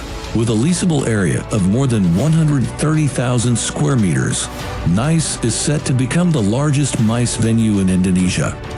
As we take you on a journey around its stunning facade, you'll see the embodiment of elegance and innovation. Designed to be Indonesia's premier MICE destination, NICE stands as a beacon of architectural excellence and modern design. The sleek and contemporary lines of NICE's exterior are complemented by state-of-the-art facilities, making it the perfect venue for international conventions and exhibitions events. Each element of the facade reflects our commitment to creating a world-class experience for all visitors. NICE consists of 3 main buildings with total of 55,100 square meters of exhibition space spread into 11 halls. Designed to provide exclusive experience and unrivaled flexibility for organizers to deliver the best experience while enjoying the atmosphere of NICE. The exhibition buildings at NICE is seamlessly integrated through a luxurious and centralized atrium area that spans 15,000 square meters, where all activities can be connected and brings fully integrated exhibition experiences. Surrounded with various hospitality selections, hotels, commercial and retails, and more attractions of lively and vibrant Pick 2 area. NICE is set to become not just MICE destination, but also a tourism excellence. NICE is not just a building, it's a symbol of growth and prosperity, aiming to elevate Indonesia's position in the global MICE industry. With its strategic location in Pick 2, NICE is set to become the epicenter of business and cultural activities, driving positive impacts throughout the surrounding community.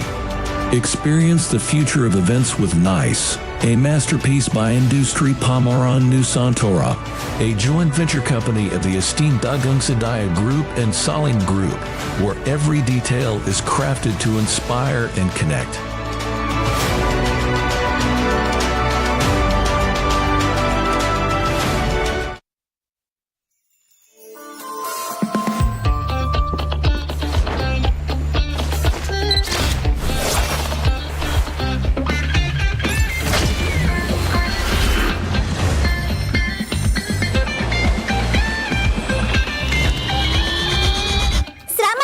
Di 11-11.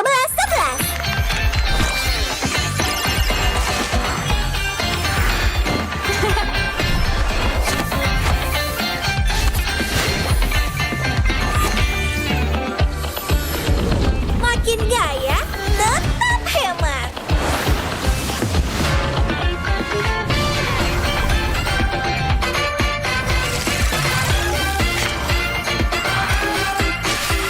Untung besar di Mega Draw.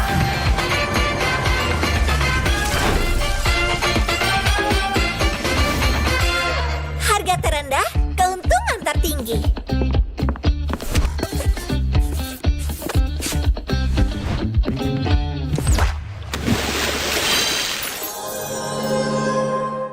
Ayah, navigator itu apa sih? Navigator bertugas menjaga cahaya pemandu di seluruh Nexus. Ini adalah tanggung jawab berat yang harus kita emban bersama.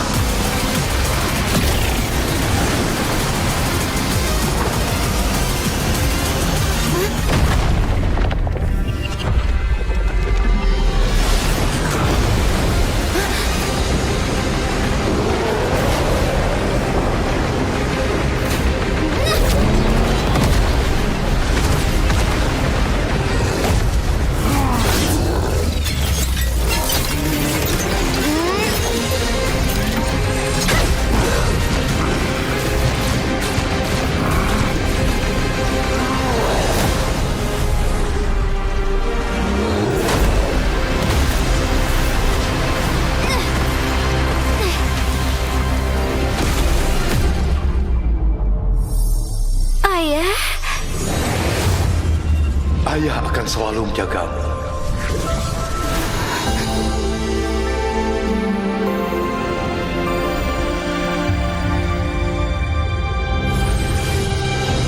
Target dikonfirmasi. Cahaya pemusnah. Siap, maju.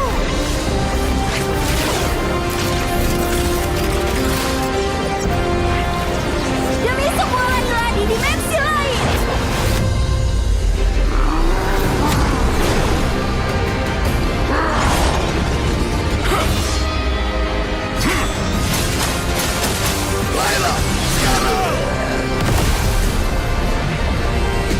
Cahaya pemandu tidak akan bisa dipadamkan karena aku adalah navigator.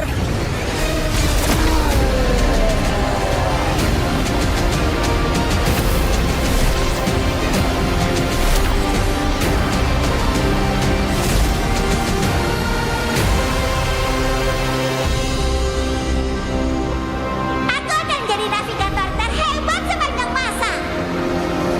Kamu pasti bisa. Kupikir semuanya sudah berakhir. Sampai kehampaan berbisik padaku.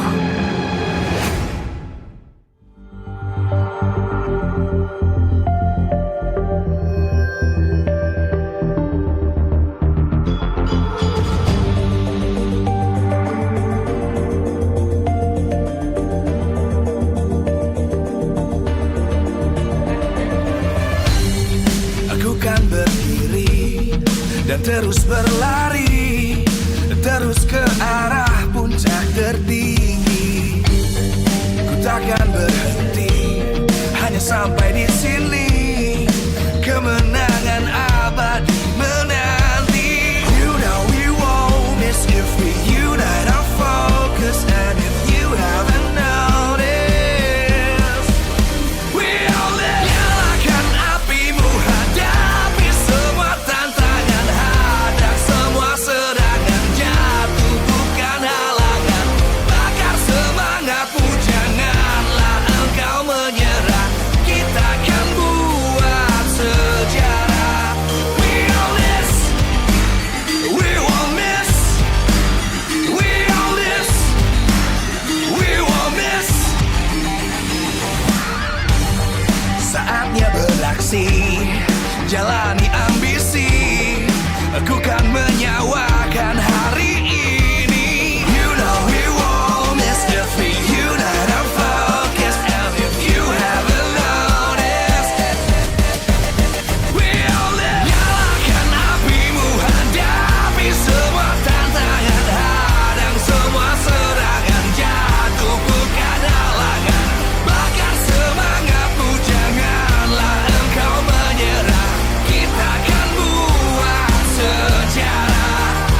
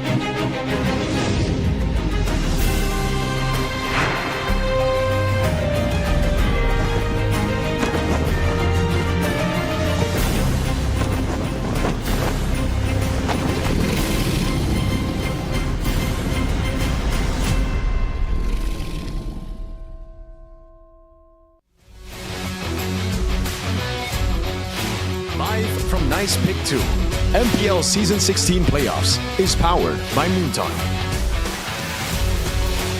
Supported by Esports Federation of Indonesia. Presented by official tournament smartphone, Samsung Galaxy. Official e-wallet, GoPay. Official coffee, Good Day. We own this.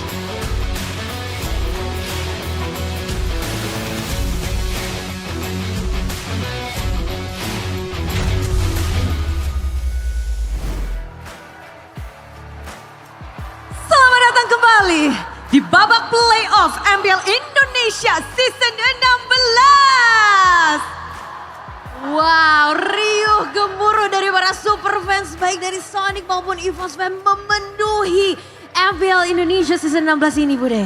Yes, betul sekali karena kita melihat bahwa ini akan menjadi tayangan perdana bagi ONIC dan Sonic pun sudah tak sabar bagaimana Sang Raja Langit akan berperform. Karena ini adalah panggung yang berbeda dibandingkan regular season. Mereka memang menjuara regular season tapi kali ini lawan mereka adalah tim EVOS. Yang mereka benar-benar mengaung di match kemarin dengan kemenangan yang begitu dramatis. Betul sekali dan kita akan bisa melihat hari ini siapakah yang akan melaju ke babak berikutnya di upper bracket dan juga di lower bracket. Tapi Bude, sebelum kita melihat derby internasional kita kali ini, mungkin Alisa akan mengajak sedikit flashback di match yang pertama kita di hari kedua ini antara Alter Ego tadi melawan Bigetron. Kita semua tidak menyangka ya, mungkin kita bisa lihat poin 3-1 didapatkan oleh Alter Ego yang akhirnya membawa Alter Ego masuk ke upper bracket, di mana di play-in ini sebenarnya kita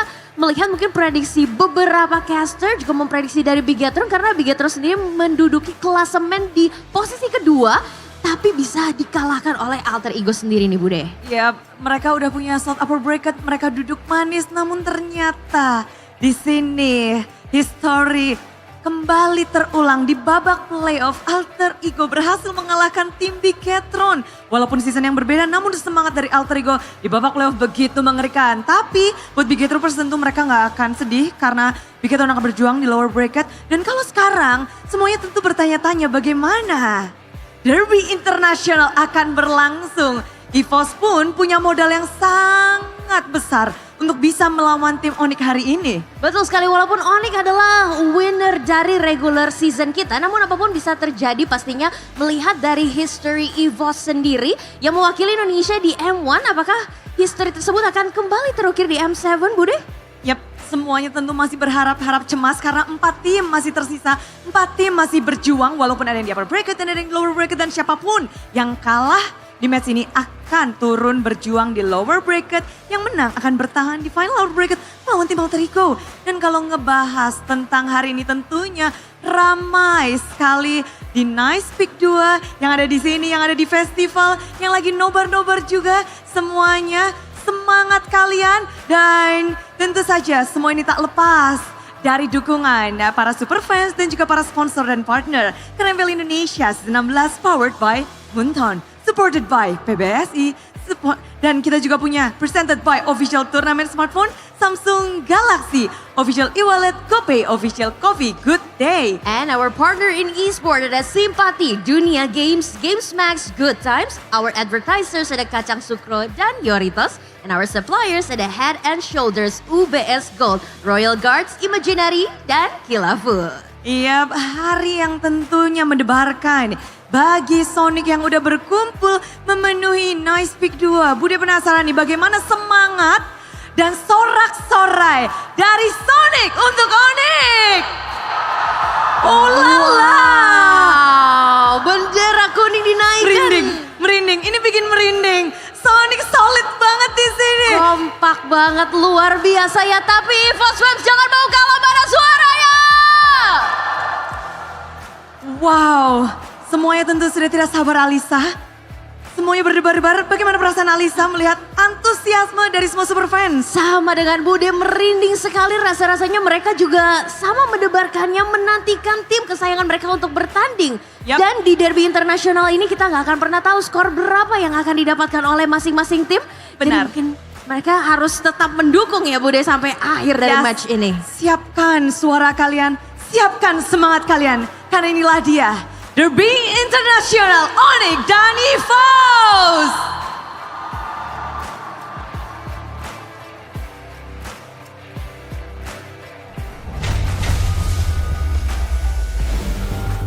The crowd is ready and the stage is set. You can hear all the screams here at the venue in Jakarta, Indonesia. Nice to pick to, as both teams are walking in the venue on their way to the battle stations, awaiting the dream team, ONIC. And on the other side, as challengers, a team that is trying to retain and reclaim that legacy that was brought onto them from the first M World Championship from M1. The big question remains, after the success that they were able to build yesterday, will they be able to replicate the same today against the Dream Team? A team that has barely lost in the regular season. A team that everyone believes just needs to pick up the trophy at the very end of the day in ONIC. Ladies and gentlemen, boys and girls, welcome back to the playoffs here. Day number 2, match number 2 for the International Derby on the English broadcast with me once again, Etern, as your desk host, alongside with Mirko and Sheffin once again. Boys, we are hearing the crowd really roll in, especially for the Sonics. I think we're waiting a little bit more for the EVOS fans to come through, but I do believe they will come through because yesterday it was something. It was something. It was electrifying for sure. You know, they even had a banner, a tifo, they raised up better than Arsenal did in their home game against Real Madrid. And hey, I gotta give props to the Sonic fans because hey, a lot of people coming into this playoffs. I think a lot of the other people, other fans, you know, Oknum is what we call him in Indo, said, you know, some Sonic fans wouldn't come out. You know, they're online kind of fans, but they showed up today. Well, at least for me, if I were to be the MPL organizers, I would be filtering some of the ONIC fans, man. Just name 6 ONIC players, and 50% of them wouldn't be able to get in. Name how many? 6. That's too much. 3. Oh, okay. Okay. Let's take a little recap beforehand, though, before we get into our next matchup. Earlier on, we saw a 3-1 victory being claimed by Alter Ego, dropping BTR to the lower brackets. Yep. Which means Alter Ego has stepped forward to the upper brackets, and this is something that they have not achieved in quite some time. Now, for our next match, we'll answer the second team to make it to the upper brackets. Will it be the Yellow Porcupines in ONIC or the Sky Kings in ONIC, or will it be the White Tigers in EVOS? An obvious choice is ONIC. Yeah, normally I would say this is Hydrogen Bomb versus Coughing Baby, but the word on the street is someone else is actually coughing, which is Kyrie. Oh no. So that might be a worry that we need to be concerned about. Yeah. Obviously, EVOS might be celebrating right now. Oh, absolutely. It could be also momentum from yesterday, right? We saw how that also helped Alter Ego in the win against Bigatron. It looked like Bigatron needed a few games to get warmed up. They were looking so shaky, brawling randomly. It could also just be part of the strategy for them that just didn't work out. Yeah. But again, EVOS, they went through 5 games in total against Dewa United. It looks like they were exposed for Erlan being a Granger merchant, for some of them being Tempo merchants, but I beg to differ. I think they have plenty. It's just we haven't gone to see it. Dewa yesterday always really prioritized the bans on CC2, and that's something that Erlan has used before. Something that, mind you, Skylar hasn't been able to perform on. So I would say when it comes to the fighter in the gold lane, I think Erlan should actually have more of a deep hero pool compared to Skylar. Any thoughts on that? I mean, to be fair, it's not only CC on the gold lane, right? There's other heroes out there. He can play the Cho, he can play the Esmeralda, which is, I believe, it's the first hero that Skylar used in MPL Indonesia. The non-gold lane. Yeah, so maybe you can expect more of that coming from ONIC because in the regular season, one of our concerns for ONIC is the fact that Skylar is not really flexing towards the fighters. Maybe this time around he'll be able to adapt because he needs it. Yeah, he has to. He has to be able to be as versatile as possible in order to aid and make the drafting phase just a little bit easier, right? We've seen a lot of teams really have a little bit more of an edge in the drafting phase. And speaking of this edge, I'm wondering which EVOs we're going to be seeing today. Is it going to be the EVOs with Sway Low, or is it going to be the EVOs with Roundel again? If I were to, place a bet, I think it would be Sway Low, just because Sway Low looked very loose coming into the game as a super sub, right? Like usually you see Roundel, he was already shaken on stage. Sway Low didn't feel any of that pressure. It feels like this is his stage. It feels like on the Lunox as well, especially, by the way, this could be a reference to the whole Lancey pick Lunox situation in MPL Philippines. He's like the Indonesian version of Lancey. Give him Lunox first phase, and he just does well. He knows the limits of that hero. I gotta say, I might see a world where Roundel is still playing. Because the original plan is Roundel being the mid lane, right? And this is versus ONIC. So I gotta say, maybe there's some doubt in the management. Can we even win against ONIC? Let's just treat this as kind of like experimental lineup thing. Well, if we can take a clue into what we're looking at right now, it looks like the poster shows the Keras lineup, which is the lineup with Sway Low. So is that a hint to maybe Sway Low now being a part of the main five instead of Roundel? I guess we'll just have to wait for the official team lineup later on. But talk to us about these two lineups, right? We have the Dream Team on one and we have the Keras team on the other. What are the winning conditions for EVOS to be able to win up against ONIC? Oh man, it's very hard to pin down like the individual things because there's just plenty, right? ONIC have been the perfect team throughout the season, so I'd say show up. Right now, it's all about showing up on stage, right? It's all about performing in the playoffs. You can be really good in the regular season and then fumble. We just saw that from a particular red team. Can ONIC live up to the expectations they got? At this point, even if they drop a game, it's already them failing to meet expectations. The expectations around this Dream Team lineup is ridiculous. Yeah.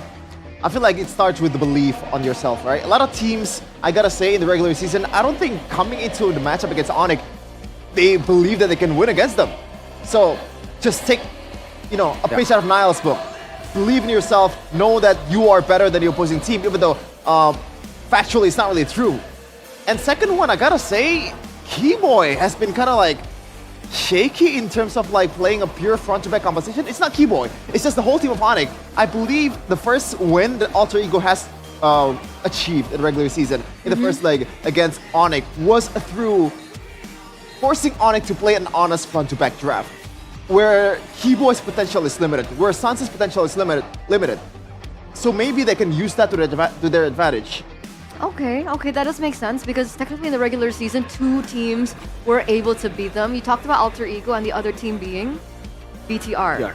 Okay, how did BTR win that game? It's a mystery. It's a mystery now, but if you look at the regular season, I think they just played the fundamentals better, right? They played the fighter gold lanes, they shocked Skylar, who was again stuck on the normal gold laners at that time. Now, within the time period of that loss towards the break of playoffs, and now, they should have already, fixed a lot of those errors, a lot of those weakness points.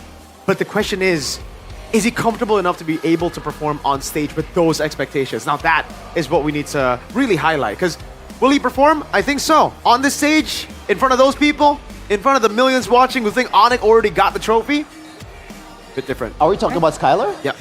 I mean, he has a lot of experience in his hand. I don't think it's really that much of a problem. He's a lot of experience on marksman, on gold lane picks. And he had his, what is that? The break period? An active period last season. I'm not sure if that's a problem for Skylar, even though he's forced to be on a fighter, man. I don't see that. Okay, but either or, to sum it all up, right? We're looking at two things that they can potentially punish from ONIC, which is what you mentioned was the front to back, and then the second being the comfortability and how well Skylar can excel on these fighters in the gold lane. We mentioned a little bit about Kyrie earlier, but we saw in the back rooms, he's smiling, he looked okay. That was good. So hopefully that sickness that he caught yesterday made him unable to pick up that trophy for first team jungler. He's okay, a complete reset now for ONIC, because we're looking at potentially one of the craziest back-to-back and distinctions between two different junglers in Kyrie as well as in Albert, because both junglers have a lot of experience behind them as well. What are we expecting from this showdown? I think we're expecting a lot of stability from both sides. These two junglers are not really prone to make a lot of mistakes. They're always stable, they always play the A game in the regular season. These two are, for me, two S-tier junglers. Yes. No matter how bad EVOS is playing in regular season, Albert is the one that performs. You see, like, oh, the gold cap is really not that high from Albert towards the opposing jungler, even though EVOS is losing by 10k gold lead. It's always like that for Albert. On the Lancelot, on the Yusuf Shin, on every hero that he played, he always played brilliantly. But I think the main difference should be the teammates that he's playing with. Is it on par with Kyrie's? Yeah, it's the longevity as well from Albert and Kyrie. You know, they've been playing against each other for so long, with each other for a couple of seasons here when he was in ONIC. So they both understand each other too. That's the thing, right? They know how both of them, they know each other's dynamics. They know how they like to play. It just comes down to the rest of the team for Albert popping off together with him, because it's not like it's impossible for Albert to actually beat Kyrie. We got a glimpse of that. Actually, we got to see exactly that at M4 with a team that, again, it's debatable, but I'd say it was weaker than the ONIC star-studded lineup. He was able to win, getting third place at the M4 World Championship. Now we shift our focus onto the gold lane, a bit of a topic that we were discussing earlier on about Skylar.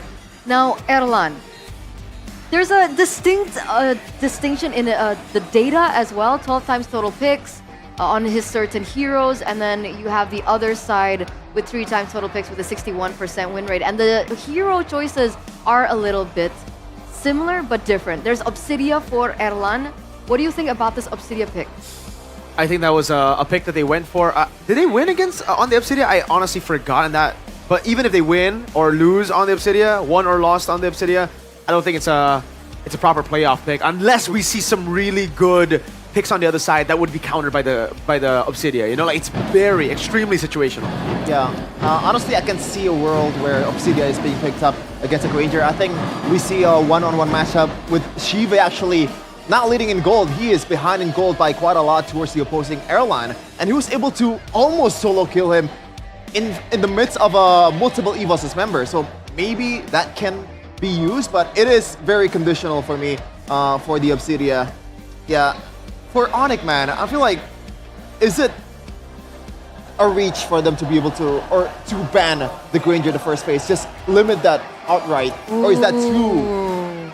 That's a good question. Honestly, it makes sense, you know? After seeing yesterday's performance for Erlan, it would be strange not to see the Granger respected. I don't think you want to ban it. Skylar plays a mean Granger. Deny it away. I guess. But if it's EVOS, EVOS wouldn't pick Granger first pick, right? Yeah, if you go... No way. Well, they haven't yet. Maybe they will. It's something that Aurora Philippines have done against CLPH in the upper bracket finals. Does that limit Skylar though? I think Skylar has plenty of heroes, other heroes that are still gold laner. Again, the big question for me right now is still, how will he perform on fighters? Because I know he's the best on marksman. He's up there with Iman on marksman. It's just, if there are no more choices in gold, like let's say the Granger gets picked up, the Herald gets banned out, can he perform to the normal Skylar level on a fighter? Maybe not, but to be honest, I don't think he needs to. With the fact that ONIC is just so dominating in the regular season. Mind you that until the end of week number 9, I believe, correct me if I'm wrong, Skylar has not picked up a single game MVP yet. Wow. I don't recall him actually picking one, you're right. That's crazy, right? Yeah. This is the gold laner that carried RRQ. It's always an ONIC problem, man. Back when he had CW and Boots, they were amazing players, but they were always the ones that were forgotten. Why? Because they have such a strong trio mid. And again, if the trio mid wins out super early and they get like a massive goal lead around first few neutral objectives, it's done. That equals to Skylar win too, right? Exactly. But I think, especially looking at how EVOS dealt with, there was very early game-centric drafts, they should be able to pull it off. ONIC have shown to be quite vulnerable in the drafting phase to those early game tempo picks of EVOS. Okay. So those are the things that we are going to be looking at. We saw earlier on though, the Sonics. What is it called? Tifo. Tifo. Yep. Oh, it's called a Tifo. It's a banner, Tifo. Oh. It looks sick. Tifo or Aerith? Aerith? What's that? Is this a reference? No, it's T-Power Aerith. That's. Oh. I still don't get I'm reference. sorry. Oh, really? Yeah. Never mind. Just move on, please. I think. Okay, if Miracle doesn't get it, I definitely won't get it. Prince Skylar. But Skylar. Prince yeah. Skylar. Skylar. What is he on? Is that a Yuzong? But I mean, earlier we saw the win rates, and technically it does make sense that the win rates are very high. Skylar on the fighter because ONIC as a team have only lost twice. They've been winning a whole lot. The Forgotten Tiger, though. Sick Nick, by the way. Hey, thank you. It was improv. It was like I was like, I didn't expect it to pop up in that game either. I was just like, all right, let's just cast. All of a sudden, gets a Savage in game number 1, and again, reminded me a lot of like how we forgot about him because of his shaky performance, because of all the drama. I hope they're opening their eyes now because this could have been what you had. You've had this for a while now, by the way, EVOS. It's just 4 seasons too late. Yeah, and I think I saw Brands on one of his streams pretty much passing the torch to Erland. You know, he doesn't want to play anymore, just giving the chance towards the young He even ones. said, like, if I play, we'll lose on the stream. He said his cloud is washed. Oh, that's really sweet. But it sounds like the team is ready. We're gonna throw it over to the team entrance for both teams. Welcome to the International Derby. Through a season of turbulence and trials, they have clawed their way back from the depths of doubt. The White Tigers, once the pride of a generation, now stand reborn at the gates of the MPL ID Season 16 playoffs. It is time to remind everyone that they are the sole holders of the ever-coveted M-Series trophy in Indonesia. They have defeated Dewa United Esports just yesterday, and now they will ascend and challenge the Sky Kings. Will they be able to do so? This is EVOS! Will they roar loud in the face of doubt? Will they pounce forward in times of desperation?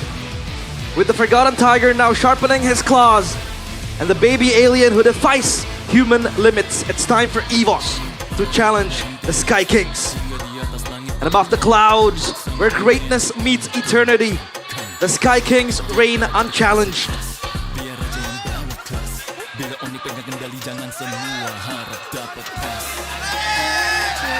Twice, they've conquered Southeast Asia. Their crowns forged in the fires of MSC. Yet the heavens still whisper of an unfinished dream. For all their glory, all their gold, the Sky Kings still gaze towards the one prize that eludes even the gods, the M-Series crown. They are still the team to beat. Will they be able to defend their title? This is ONIC! Descending from up in the skies, chasing not only victory, but immortality itself. This is ONIC against EVOS, both with international accolades. Who will be the ones to bring all the victory, all the glory home? And it seems like Glory Goni has been very, very strange for EVOS. Let's take a look at the coaching staff for both teams. The brains behind the operations, the masterminds crafting all the drafts and the strategies. From ONIC, it is Coach Ari and the CW. And for EVOS, it is Vin and Bravo. This will be a battle for the ages. A victory here means that they will increase their odds in securing a ticket for that M7. A match where they have to beat Alter Ego, who is currently waiting in the upper bracket finals. Will it be ONIC or will it be EVOS? Let's witness it together.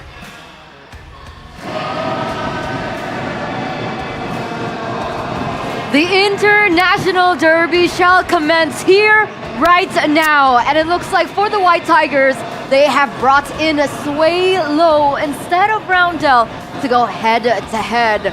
We have one team with several MSC trophies behind them up against a team with the only the one and only M Series trophy that MPL Indonesia holds. Big matchup, man. Again, if you look at it, Suelo, technically, Jevin, is 100% game rate here. 2 games he's played on the Lunox, 2 wins. Yeah, riding on the momentum I see for EVOS, and there's nothing wrong with that, right? If it works, why change the roster? Until it doesn't work, they change it again, because that's the EVOS way. That's the EVOS way. But do you think it's going to be as simple as, you know what, if Suelo's playing, let's take away Hell no. No. I don't think it's going to be as simple as that, though, because Suelo does have a lot of heroes in his arsenal, and he actually plays a very mean Jusin.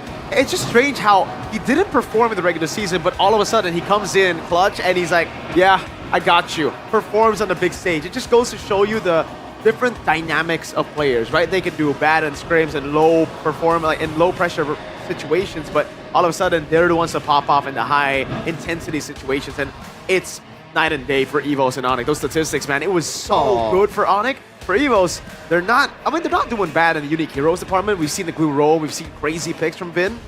It's died down a bit. Like, even he, as a coach debuting the season, knows, all right, maybe I was pushing the bill a bit too far.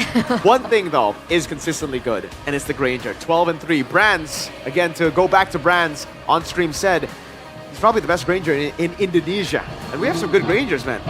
Yeah. Interesting. Even, I mean, I'm thinking about Arfi's performance on the Granger in the regular season, right? I'm thinking Eman, but Brand said he thinks he's the best, Erlan, on Granger. That's Mr. Fantastic right there. Or the other. Bombastic, yeah. Okay. Could be. But I mean, talking about these unique picks, we did see the glue earlier on, I believe, and then we saw the Dairos 0% win rate, the Nana 0% win rate.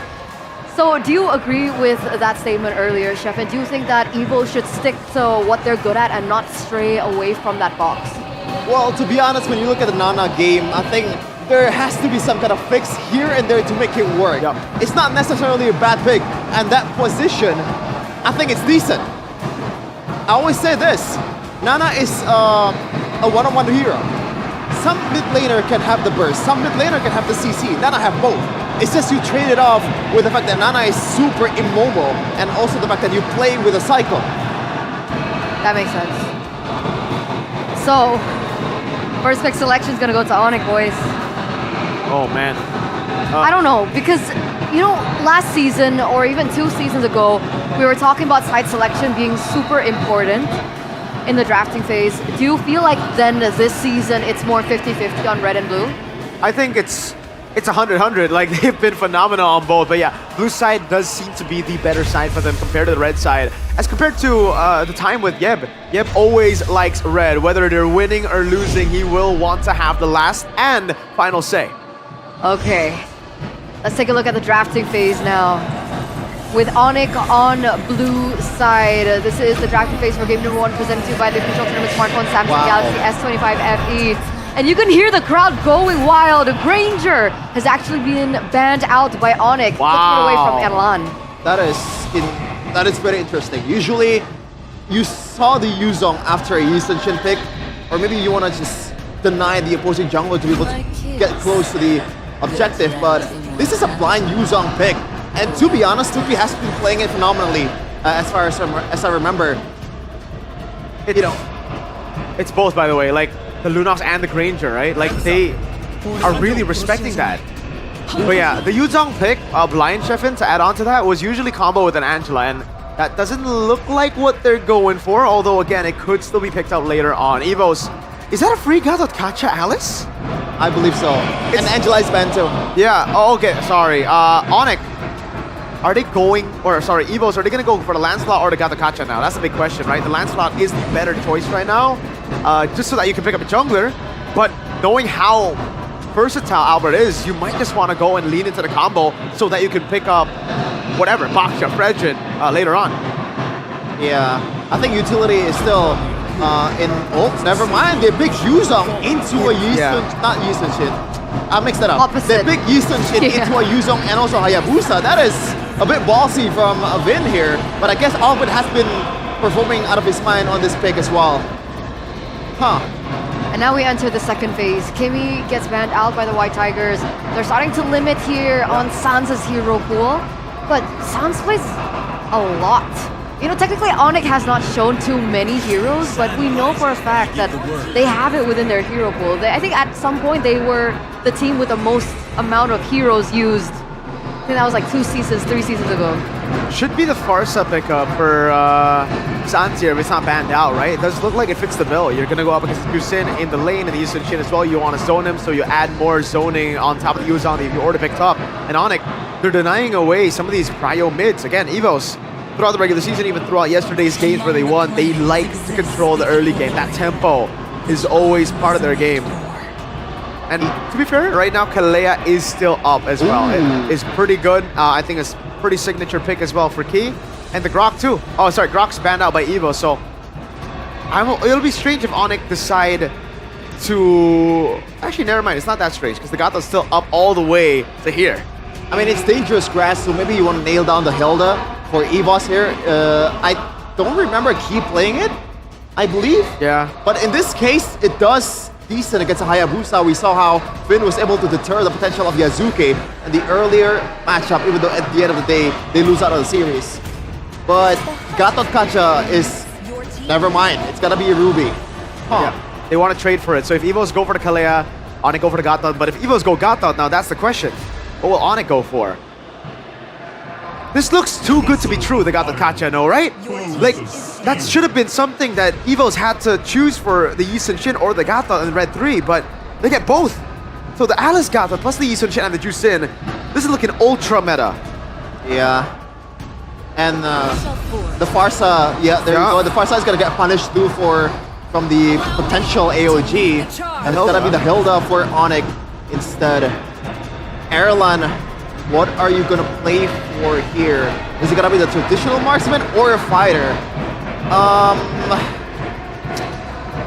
Should be... I think it should be a fighter. Lapu Lapu Cho? available. All right. Can he play the Cho? Time to show us, Erlan. What do you... He has not picked it up. No. What do you have? Aside from your Granger, aside from your CC, it's banned out. Lapu Lapu, Bane. Bane. Lapu Lapu would be good, I think. Against the Harith, Bane, technically, right? But Lapu Lapu is the safer option. If they want to go crazy, it's the Claude. Ooh. Good against the Harith. They go Esmeralda. You know what? I'm kind of rocking with that. Against the Harith, it's a proper lane. It's a counter matchup. All right. Very aggressive compositions from both teams. Let's see how things open up as we throw it over to our casters. Welcome to the International Derby. It is EVOS against ONIC in a battle for the ages. The fans are in the building, and we are to realize Goni to accompany you guys. What do you think about this matchup? Everyone's going wild. Everyone is going wild, and for a good reason. Realize, remember, momentum is everything, and if EVOS gets game one with that sort of composition, that's gonna be big. But they are going up against the Sky Kings. Remember, folks, the winner here will advance to the upper bracket finals, where they will meet Alter Ego. Loser faces up against the Red Robots, Bigatron, in the lower brackets. High stakes match. If you win, you are one game or one series away from M7. And if you lose, you're gonna face the big boys in the Red Robot suit. Bigatron by Vitality. Not to the veterans, it is a timeless rivalry. Albert, Kyrie, they have been together for quite some time in ONIC, but Albert has been shifting to the marksman, role, and now he has center stage as the baby alien, the jungler for EVOS. And ONIC, I do agree with our panelists, they are playing a ballsy, I'd say, sort of composition where they give away a lot of things, and even Keyboy with the flicker, that's a resource spent from ONIC. Emblems by GameSmax. Nothing too particular, maybe only Esmeralda with the Festival of Blood to get extra sustain. They want to fight in mid. Yeah, that's a big taunt. That's going to be Sans forced to use the flicker. Their Key is still holding on. Pops to revitalize, and now Keyboy, they know that they have no flicker. And Sway Low will secure that knock up, and Keyboy will be taken down by Key. It's going to be the kill towards Key. So it could have gone worse for ONIC. Number one, it's only Keyboy who dies. And number two, the kill is going to go into Key's pocket. Play low. Oh my goodness, that's a quick punish. That's a big compensation for ONIC. They took down the mid lane, the super sub yesterday. It feels like it's a roundel hero with the juice in. And now Suelo has to play it. They outright banned away two of the strongest EVOS heroes yesterday. It was the Granger and the Lunox, the comfort picks, the go-to picks for both Adelan and Suelo. So now they have to compensate with the juice in, and even the Esmeralda in the hands of Adelan.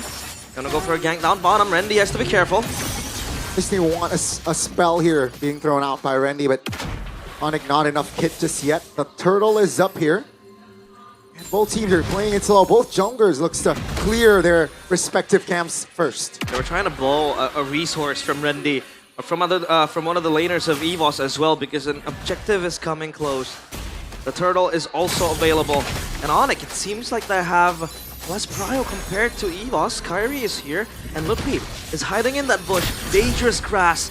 Might open up a flank angle for him. He gets spotted out, pops the Black Dragon form. Yeah, that's going to be the Black Dragon form here, just to zone away. Yi Sun-shin is nowhere near though. Take a look at the Yi Sun-shin. Good mobility. The Yi Sun-shin cuts the rotation off Skylar. That's going to be a kill, an important one from EVOS. Great read from Albert. It makes you question, was it worth it for ONIC? They left Skylar all alone in a world of hurt, and Albert was able to take down his former teammate, the newly ascended player into the Sky Kings round. Talent prediction by GoPay. Again, most of the talent prediction so far in the playoffs, Goni, has been unanimous. 3-0 for me, 3-0 for you, 3-1 for Eternite Miracle. For the last match though, I think it was 0% for all his talents. Alter Ego was able to defy the odds and prove us all wrong. Maybe EVOS has something to say in this series. A bit of a statistic here for all the records. ONIC players with these heroes. So yeah, I think Lutpi is one of the most known players to pick up the Yuzong. 4 wins, 1 loss. EVOS though, 7 wins and 5 losses for Albert in the Yi Sun-shin. Now, come into a rather moving away from the laning phase. It seems like EVOS are always going to exert pressure again with the Gatot Kacha Alice. It seems like ONIC are giving them away, I'd say, a game plan on a silver platter, because we saw that yesterday. That Alice Gatot Kacha combo is so intense with the Thorn of the Ruin, and then you could just stack it up with the AOG, with a Mountain Shocker too. So there's a lot of controls coming in from EVOS. ONIC needs to find a counterplay for this because they are quite susceptible to it. I mean, sure, Skylar is a Harith after all. Sans and the Wings by Wings to kind of, you know, bob and weave away from the pressure. It seems like ONIC are now, to be honest, quite on a back foot with EVOS taking over all the kills, and now it will come down to the second objective. Yeah, the setup here, EVOS is slowly controlling the mid bush, and Sans knows it. EVOS already 4 members is in the mid lane. With Harith clearing top, I think that's already like enough information that okay, let's go and go for the mid lane or the turtle lane prio. There you go, ONIC now commits with 5 members. Esmeralda is not far behind. Key and Lutpi facing off with each other. That's Keyboy though, jumping. Oh my goodness, the damage is there, but take a look at the burst damage from EVOS. Enough to burst Kyrie down almost. Shadow kill forcibly. Look at Lutpi. Oh! 3-man immobilization. Albert finds the connection, and that will be Skylar trying to deal damage. Not enough just yet though, but EVOS, what a fight. Call me a Granger merchant once more, I dare you. Adelan shouts at them. A perfect falling star moon. But man, that could have been even better for EVOS if they had the damage to follow that up. Thankfully though, they still get the turtle and a kill towards Lutpi. With a 1.1k gold lead, EVOS are the ones dictating this early game. And again, ONIC, what kind of setup are we gonna ask from them? Lutpi, AOG! Yeah. AOG taunted, no BDF right now. They will be able to get the clear though, as Keyboy looks for an angle, doesn't really find the connection just yet.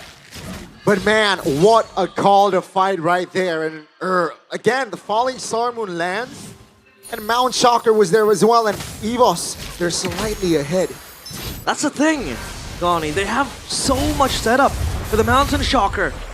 It was the Alice ult earlier on, plus the AOG. And then you have a falling Star Moon on top of that. And this Esmeralda is having, I'd say a beautiful time against the Harith, especially on how Esmeralda, very good against shields. And yeah, so far, ONIC still puzzled on what they have to do. They have team fight presence, yes. Again, the Feather Airstrike. You have the Shadow Kill too. And Lutpi. Again, the punching bag with the Black Dragon form. So much options. But so far, it's EVOS who are relentless. He is invading the territory. The jungle of ONIC. So you can, again, EVOS are making ONIC uncomfortable. This is what the teams have to do up against ONIC. You can't give them space and time to do whatever they want. You have to challenge them, and EVOS are doing just that. So far, so good, though, for the White Tigers here, as they look to apply pressure now towards the top lane, especially with the neutral objective. But take a look at 3 members here in the bush. Keyboy will face check. That's going to be taunt. AOG Kyrie will not be able to escape that one. Great connection. What a call again from the White Tigers. And that sets them up for the 3rd turtle. And their airstrike. Oh no. Oh no. Lutpi will be taken down. They will defend their mid turret though, but that's a free lord for the White Tigers. It's a free lord for them. Oh, Skylar. What is he doing? Wow, what is this call? Skylar now jumping in! It's 1-for-1. Skylar v. Albert. Skylar now looking for an escape, doesn't find it as Elan connects it. That's gonna be Kyrie jumping in. Sans collects the double. And take a look at Elan, who will not be able to hold on pressure. That's a triple for Gila Sans. The Crown Prince ascends to the skies and goes in all alone on a mission to save the Sky King. Suelo! Finds the connection, but not enough damage to deal more. They will take Kai though, and that will delay the Lord take, so W Suelo. W Suelo, indeed. That is a very good way to stall Onyx Lord.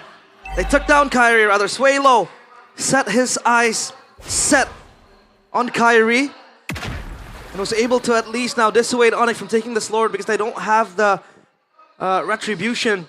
Plus EVOS are now completely spawned. So Keyboy, I think the angle that ONIC has is also to utilize Keyboy to look for angles in this dangerous grass. Our panel mentioned it.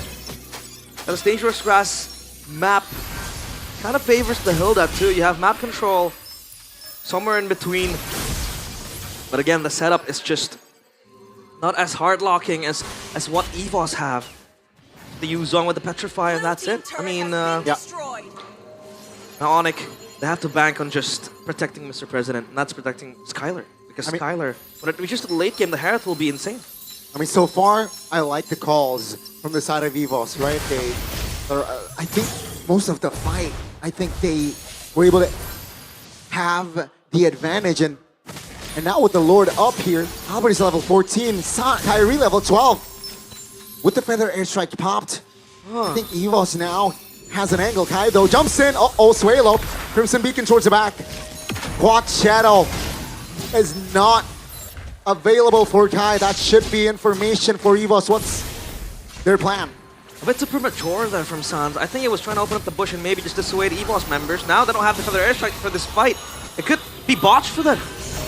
The Lord. That's going to be the Lord. Focus now. Now that's going to be Lutfi taken off the board as a distraction. Kai picks up the Lord. That's going to be EVOS though looking for the collapse. EVOS looks for an angle. San still with the wings by wings looking for good positioning. EVOS take 2 members, but they lose out on the Lord as they look to collapse towards the mid turret. Skylar is there to provide the clear. Will find the clear for now. And EVOS now, what's their play? Seems like they will focus on towards the bottom side of the map.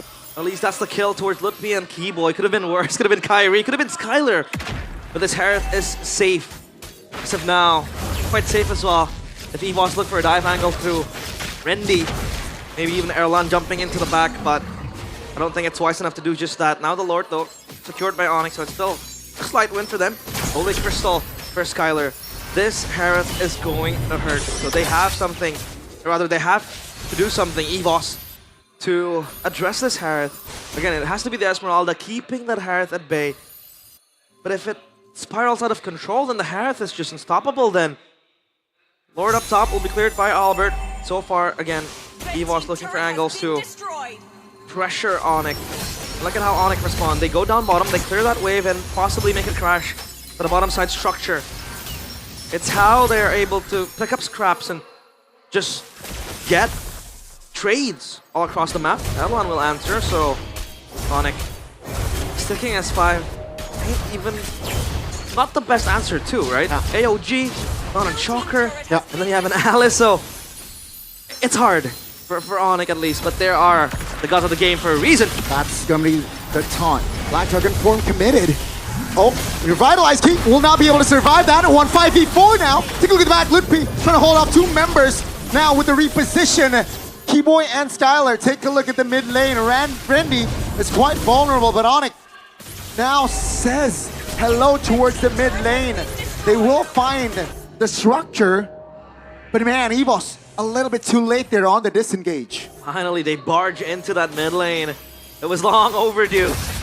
Getting that structure, the first ever in the mid lane.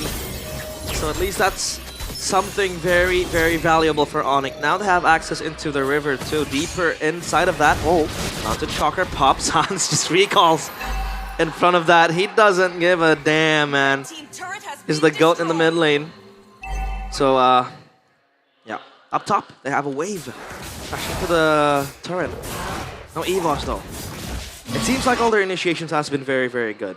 Their decision making as well, very mature. But now they need a huge set. Either from Randy, and then he can layer that down like I've mentioned before. But ONIC, seems like they're aware of that situation, plus the fact that they're pretty safe, to be honest. Like Hayabusa, and then you have the Harith too. EVOS, it's time to fight for the Lord. ONIC is close by, but Kyrie is down bottom. Does EVOS have this information? I think they're baiting it out, right? They're teasing with the Lord. And now, the bottom side is actually good for ONIC, so... Yeah, slow push. Now with Keyboy sent to scout, holding off that bush, that should be enough to gather some information. Skylar, not shown yet on the map here, if you're on EVOS' perspective. There you go, finally Skylar shows, so... Wait. Now with Skylar showing, what's gonna happen here? Sun is still in the bottom side of the map. Yep. Sun shows what's the call here for ONIC? They have to address the side lanes. It's pushing for ONIC. And now they can start the Lord because Sun is so far back. Lutfi hasn't shown himself yet. He has the Black Dragon form ready. This might be the fight where ONIC really, really needs to win. Because this is where they might just turn things around. I mean, the gold lead is swinging in their favor. Yeah. They're just teasing it. It's just a dance. Yeah. And no one is committing. And now, obviously ONIC, the pressure that they have, EVOS are invited to take this part. Albert hasn't shown now. I mean, now they know where Albert is. A minute ago, they're not sure. That's why they let go of the Lord. That's the Black Dragon form popped. Now Randy in the mid, around the Lord as well. That's going to be, great zone. Albert was nowhere near the Lord, but Ludpi and Keyboy is trying to hold off. Keyboy first one to fall alongside Randy. 1-for-1, but Ludpi holding 3 members. So long! Kai finds the connection, and Albert will be shut down by Ludpi. And Ludpi was the difference maker in that play. As EVOS, they will lose out on 3. My goodness, the Sky Kings. Again and again. What are mere mortals to them? They win that fight, get the Lord, get out. It seems like EVOS were about to win that because Keyboy was solo, they had no front line. And the Esmeralda plus Randy as the Alice was able to pull back a few of the members backside. Do they want to go for the kill? Not just yet there. That Watch Shadow doesn't land. Now with this Lord, I think ONIC will have more grounds to cover here. Let's see though, with the item check. Full items for Skylar. Yeah. That's alarming for EVOS. Even with the CE extra safety too. Kyrie though, quite slow in terms of the farming patterns. Or rather, the farming pace. I mean, yeah, Albert has been able to get 8 kills, so that is self-explanatory, but I think he's gonna go for the last item as well. Now though, the Lord's gonna march down bottom. They have a wave pushing up top. It's pretty good for ONIC. Do they want to crash into the mid lane turret? Because as of now, no one's touching the top side. It's gonna be a slow push for ONIC into that last inner turret. Yeah. Black Dragon form. They want the far lane. The Lord will charge. Black Dragon for the zone. Shaman Force pop feather airstrike. Took a look at the AoE from the side of ONIC. It will be enough to take 2 base turrets down, and ONIC will be happy. Their call is, yeah, let's not fight. Let's just take the turrets. Take it slow. And that was why they left the top side turret, or the top side wave, to just push on by itself.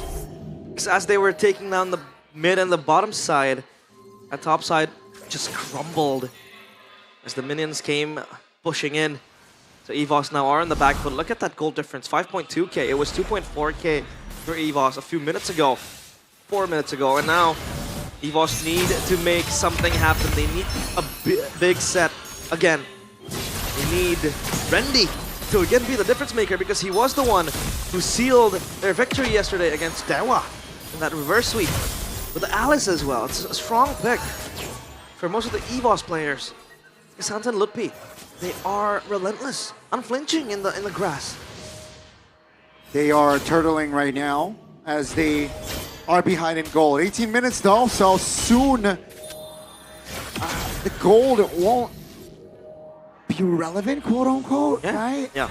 Say the 23rd minute mark. Let's see if EVOS is able to hold on that long though, because in 30 seconds, ONIC will focus down the Lord. What's the call for EVOS?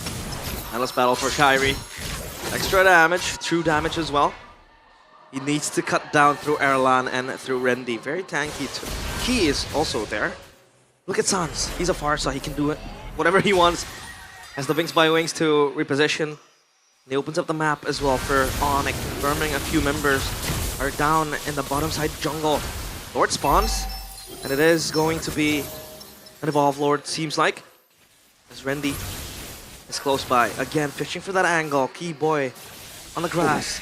He might catch Swaylo, but Swaylo has the lantern. Rendy is chunked down to half HP, but he can heal. Oh, take a look at the mid lane. Skylar in trouble, but take a look at the peel on it now. They want for an angle.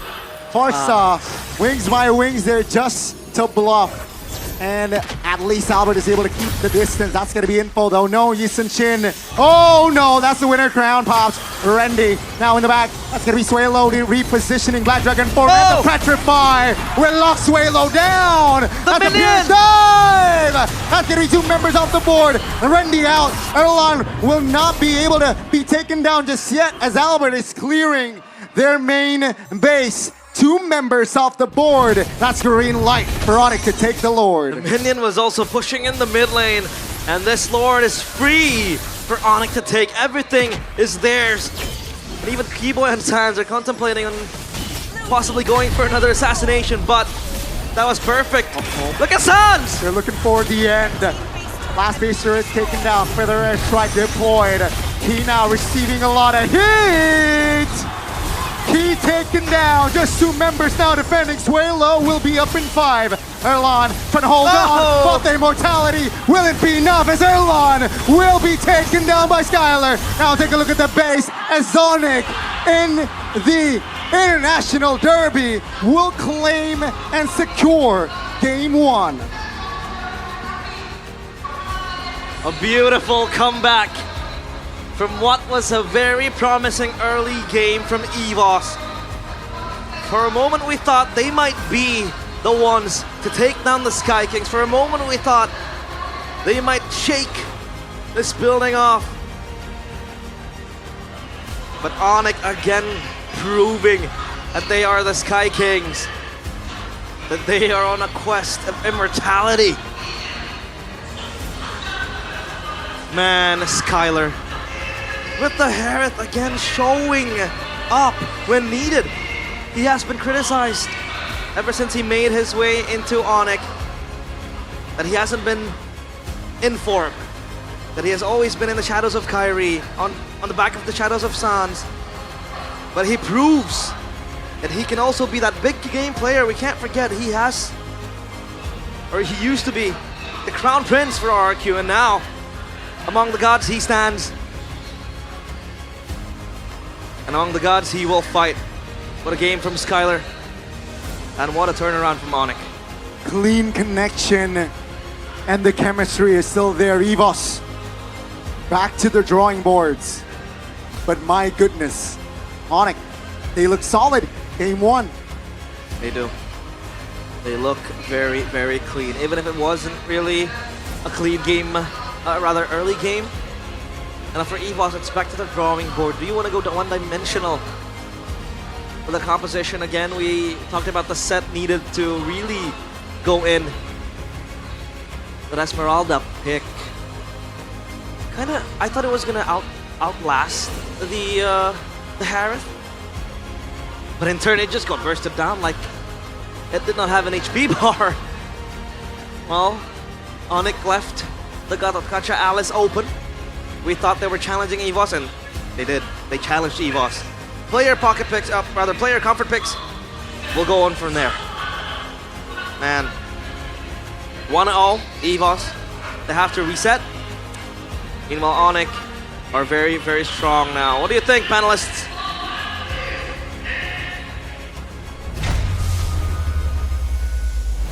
What a game by the Sky Kings for game number 1 to open things out in the International Derby. It looks like ONIC really have their eye on the prize, man. They want that upper bracket, but obviously it's still the first game in a best of 5. We've seen results go either way despite the momentum of a game number 1.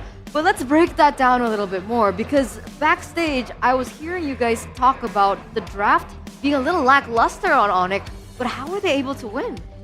Pure mechanics. They're just better. Individual, yeah, they're just better. This is what ONIC is all about ever since season 11. Yep, drafted some sketchy drafts. Somehow they still win 10k gold lead. Doesn't matter at all.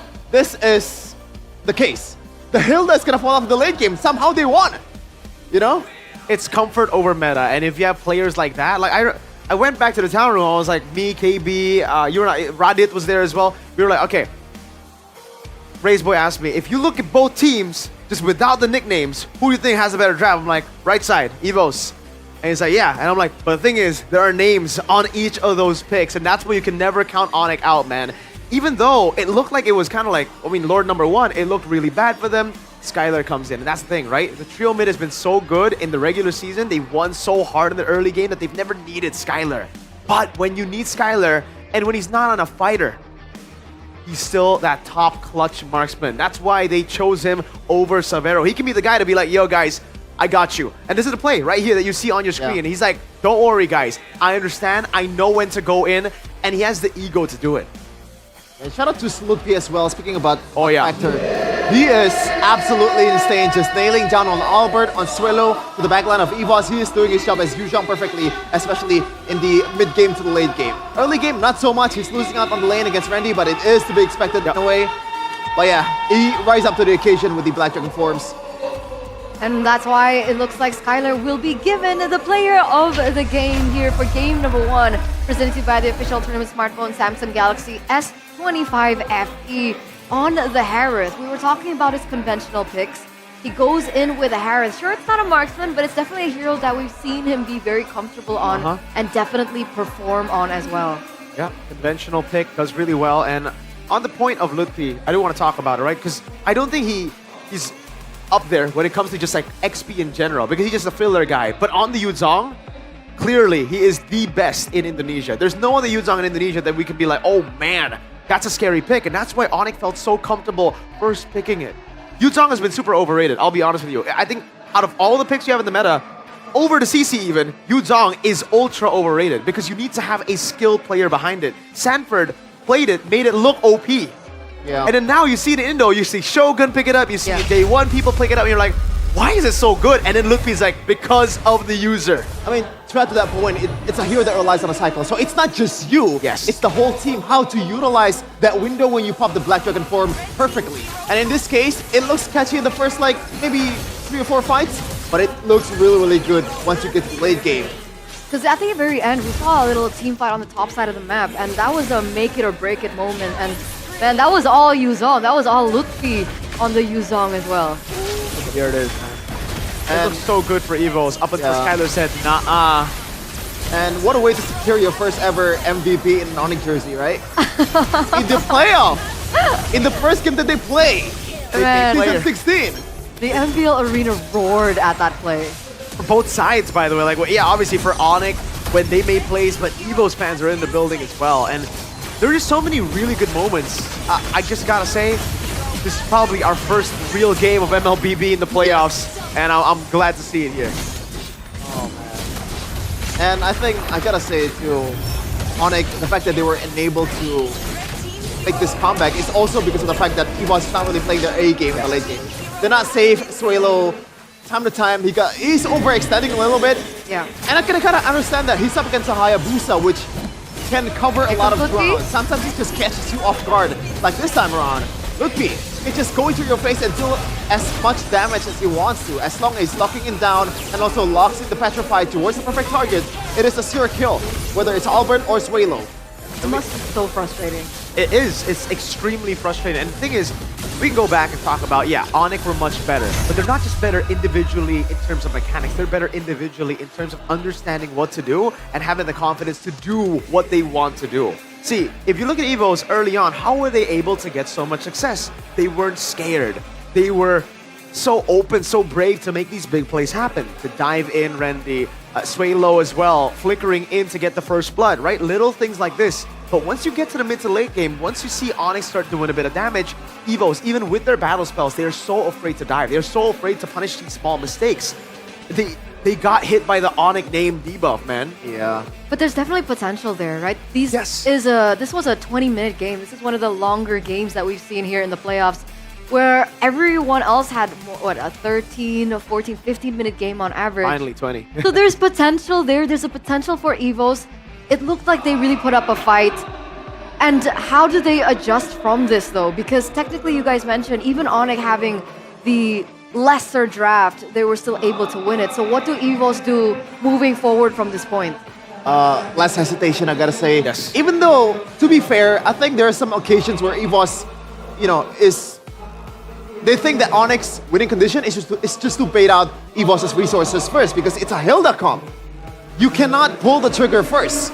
You have to somehow bait out the resources from EVOS and strike back, and that's why EVOS was so hesitant in the late game. But nonetheless, you have to go for it, man. If you want to go for this kind of composition, which, in a way, some of the heroes falls off in the late game, right? Exactly. The Alice, Esmeralda in a way too, and on the other side you have Skylar, which has proven himself time to time to be that clutch guy. So you don't want to gamble on a late game Harith. That's why for EVOS, it's all about how brave they can be in the late game, because when they have the battle spells, that's actually the time for you to bait out those resources. Yes, you will lose out on some battle spells, but that is the risk you have to take if you want to beat an ONIC that are playing in form like this, Sans recalling in your face, all that, as long as you bait out the Feather Airstrike, bait out the Zaman Force, you will still have a winning angle. And I think EVOS forgot about that. And I think that's also what Albert was saying to the boys right after the game ended. You saw them have a little bit of an argument there. I think he was saying to Erlan specifically, who's not on a comfort pick. We know him to play fighters. Yes, he can get, good on his signature fighters like the CC, but on the Esmeralda, this is his debut. And you can clearly see how it's impacted him. He's not able to make those clutch plays that he was able to on the Granger, on other picks that we've seen before in the regular season as well. So I think right now for EVOS, to really push him to finally show his potential again, you got to put him on a comfort pick. And that might not be through playing the meta. It might be through what ONIC are doing. You get those comfort picks early, you put everyone on a signature, and you just battle it out. That's why we were discussing about Erlan's last pick there, where the Esmeralda came in. Maybe the Lapu Lapu was an option that he could have gone for. But Esmeralda, why do you think the Esmeralda, was it the better pick in that composition? Yeah. On paper, against a Harith, obviously the shields and all that. And really the only thing that you have to worry about is the Harith. That's the only real source of damage dealing that is consistent towards the Esmeralda. Farsight, you can just juggle around the Feather Airstrike, Hayabusa. Normally, as a Hayabusa, you don't want to go to the Esmeralda himself or herself, because that would be stupid. So that's why I think it is a good pick in a way, but also For Erlan, maybe not so much. Fits the comp, fits the meta, doesn't fit the player. I mean, they tried it. It didn't work out for them in that first game. So execution, I think, is one of the main highlights, and the hesitation as well for EVOS as they move forward to the next game, going back to the drawing board. But that's the thing again, because if we're coming into the second game, we can't expect a similar comp, right, from ONIC. I think we might. ONIC are the type of guys to, double down and be like, hey, if it ain't broke, don't fix it, we'll go again. Unless EVOS choose a different side, maybe things could be different. I think the blue side should be the take for EVOS. That was, I believe, also how they got the Granger yesterday.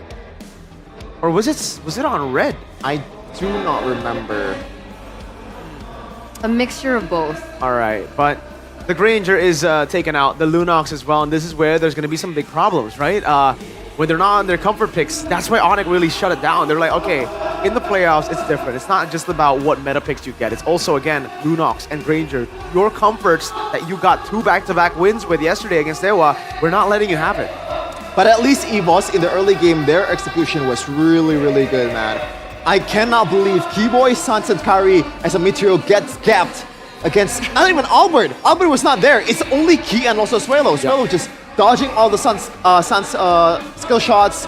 Kyrie was not able to punish the way that he usually is. By the way, rare underwhelming game from Kyrie on Hayabusa. Usually on Hayabusa, he's the guy that executes. He sets the expectations too high. I think at some point of the game, he was like 2 levels below of Albert as well. 3 levels 3 below. levels at some point. It really was. Maybe, is it a unwell factor, maybe? Might be, but I think it was also because of the better early game draft for EVOS. They were able to punish a lot. It's just, again, they couldn't close out and they couldn't close down on the lead. They couldn't get over the 3K threshold. It was always held down by the individual farming of every single one of them. As well as, earlier on, Sans on the Farsa. Yeah. He's playing a Farsa as if it wasn't a vulnerable hero. See, and I don't understand how that happens. That's what I'm saying about the Farsa pick, we're talking here about it being vulnerable. Well, it's also the user, obviously, but that's the Farsa. That's the Farsa. That's why I wanted the Farsa for BTR instead of the Kagura. And it's also, the same with Erlan Point, right? Comfort over meta picks. Farsa might not be the most meta hero right now, but when you think of Sans, it's Farsa. When you think Farsa, it's Sans. That's true. Even, I think 2-3 seasons ago as well, Farsa has been one of the best heroes that Sans has utilized. But speaking of Sans, we're looking at yet another amazing mid laner, Sanji. Just got the award for MPL PH. How does Sanji compare to the rest of the mid laners in MPL Indonesia? And does anyone compare? I mean, the closest is gotta be Sans. Mechanically, I gotta say, Sans has a bit of an edge towards Sanji, but the synergy with the team, with how much understanding that Sanji has over the macro of TLPH, I think that puts Sanji over Sans currently for me. Yeah, I agree. I think overall Sanji is the better player, but in terms of just purely mechanics, I think so. Also just a bit of more flair in game recalls. I think both of them have that undercover. But yeah, Suelo, Hijume, still a Farsha, Moreno, depending on the day, depending on his mood, depending on, a lot of different factors. He can be, when he's at his peak, he's amazing. When you see him play like that earlier, you're like, oh man, he's not even better than Hijume. Yeah. But we are looking at the story of Sans, the Gila Sans. Welcome to the Sans. And I think even earlier on in the interview that they had with Bude, was it with Bude earlier on? They're like, I don't think Sans is human. And it really does make sense. Seeing his journey from the first time he locked in MPL Indonesia, the way that he changed roles and the way he performed on different roles. You could see that first. All the way from MDL, by the way. That's MDL Season 1 with Victim. That was KB's coaching debut and his first ever trophy. I don't know if you guys remember, but the debut of Sans was magical. I think he got 4 game streaks of 0 death on 4 legendaries as well. On multiple heroes. Season 5, yeah? I forgot the exact season, but it was so good. And that was on Jungle. Now he's a mid laner. I think it was the Roger, Claude, Kimmy's. Those are the Sans' heroes. So even back in the day, he was already an amazing player. And that's the thing about amazing players, right? Because a lot of the players that we're seeing in MPL Indonesia, they do really well in the first few seasons. Then they really fall off. Who are you talking about? I'm not naming names. Not naming names. It's English desk, bro. Come on. Still not naming names. But for Sans in particular, he's been around for quite some time and he's still the golden standard of the mid laners here, especially in MPL Indonesia. He's not the golden standard. He is the best mid laner to have ever touched the game in Indonesia. Not just mid laner, the best player. He's the best player who's ever touched the game for Indonesian. Yes, I agree. Even no disrespect to the EVOS players who won M1, but like Sans on an individual level is ridiculously ahead of anyone, any other Indonesian. Because there's a monstrous region out there that we don't compare. Yeah. we're already happy in our own world. That's we don't fair. want to compare to outside. We live in a bubble. Our There's little bubble. nothing outside of Indonesia. Oh, Piala President. He won Piala President? Oh. Or did they get to go to Piala President? Because season 3, it was ONIC Kage. It was still with Udil, so I don't think Sans was part of the Piala President run. Or was he like not sure sub in the roster? Don't think so. I think he was still with Sans at any point of his life will not be benched. Okay. Must be nice. Technically, he was benched by Albert. I mean, but wasn't he like sick? Just like 2 games, bro. 2 games, and then he became a mid laner. So technically, Albert forced him to. Oh, is that Mr. Dean KT? OMG with Mr. Hamdan and Friska, and that's Sandy, and I do believe that's Budak in the team at Galaxy Zone. Guys, if you want to meet your idols, right? If you're a huge fan of Mr. Dan Kate, you guys can sit over in the Samsung Galaxy Zone if you use your Samsung Galaxy device. So you're telling me if I use my S25 FE and go there, I can sit with them? Yeah. I can take a picture with Mr. Dean? Yeah. Do we you can call him even take Mr. a Dean? picture of Dean. Yeah. But wait, can I call him Dean? Or is he gonna be like, dude, what the heck? That's kind of weird. You can try. Call me Dayan, bro. Say to his face. You can call him Kate. Oh, Kate? KT? Yeah. So is KT because of Rek? R-E-K-T? I think so. But doesn't make sense because Rek is an actual word. Dean KT is just... Yan. He has the most memberships of anyone in Indonesia, right? Yeah. How does he keep them happy, man? You wanna take a page out of his book? Yeah. There's a lot of things he does. And there's a lot of things EVOS need to do after that game, because it's like, damn, we really tried our best. We did everything that we could, and the portion of the game where we had power spikes, and still they held on. Skylar did that whole thing where he 1v3'd us. So lane swap? I don't know. Side You swap? want a lane swap? How do you lane swap? Yeah, that's actually a good question. I mean, like side swap. Oh, okay. Ah, okay. That makes more. Okay, side swap. It's like lane swap. And they're playing like they're serious. They're playing like they want to make it to M7, and okay, as expected, they do go on blue side. But I believe how difficult do ONIC still ban Lunox and Granger? Now that's the question. Do they still ban Lunox Granger? I think so. Like, is there a particular priority ban that you need to ban from red side in this meta? Not really, In the right? playoffs, no. In the playoffs, no. It's all about respect. It's all about like Exactly. the opposing comfort. So they should still be able to ban it out. Yeah, that's true. Yeah, you don't Or ban Annie anymore. Is this maybe an Adi ego thing?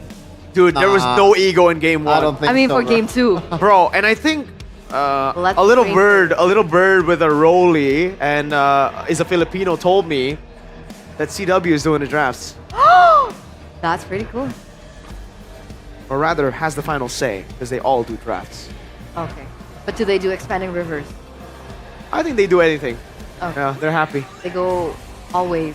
Always, man. In rivers, in clouds, in broken things. Bushes. Yeah, especially bushes. They Or love brushes, like Leo calls them. Brushes. them. Leo hates Valentina, by the way. He wants to beat Valentina up. He in likes game. Bane. He likes Bane. He loves Bane. He Young plays man. Beyblade. Oh. Yes, sir. CC first pick. Oh, there you go. There you go. Okay. So Lunox Stranger, they're still banned out. Yeah, that Even ain't on red side. that ain't stopping anytime soon. Yuzong gets banned out too, though, by Evo. So at least they've taken something out. But the Arlet is up for grabs. They will go for the Aerith. Hayabusa, bro. Whoa. Bro, it's pure comfort. Listen. But yes, there's a combo there. But what's that combo gonna do against a better team? That's what ONIC is thinking right now. That's such a privilege, man. It is a ridiculous privilege, and it's the privilege that Coach Adi, CW, and Coach Greed have to play with. Eterna can relate to that. Oh yeah, and Wolf. Yeah. Again with this.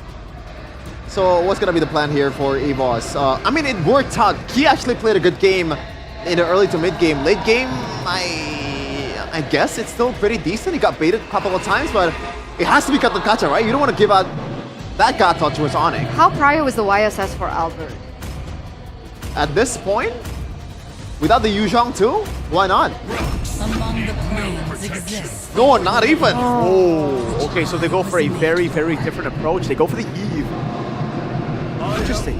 And the box. I mean, it's a comfort pick for Suelo, right? Suelo loved the Eve back when he was in Rebellion as well. Yeah, that's true.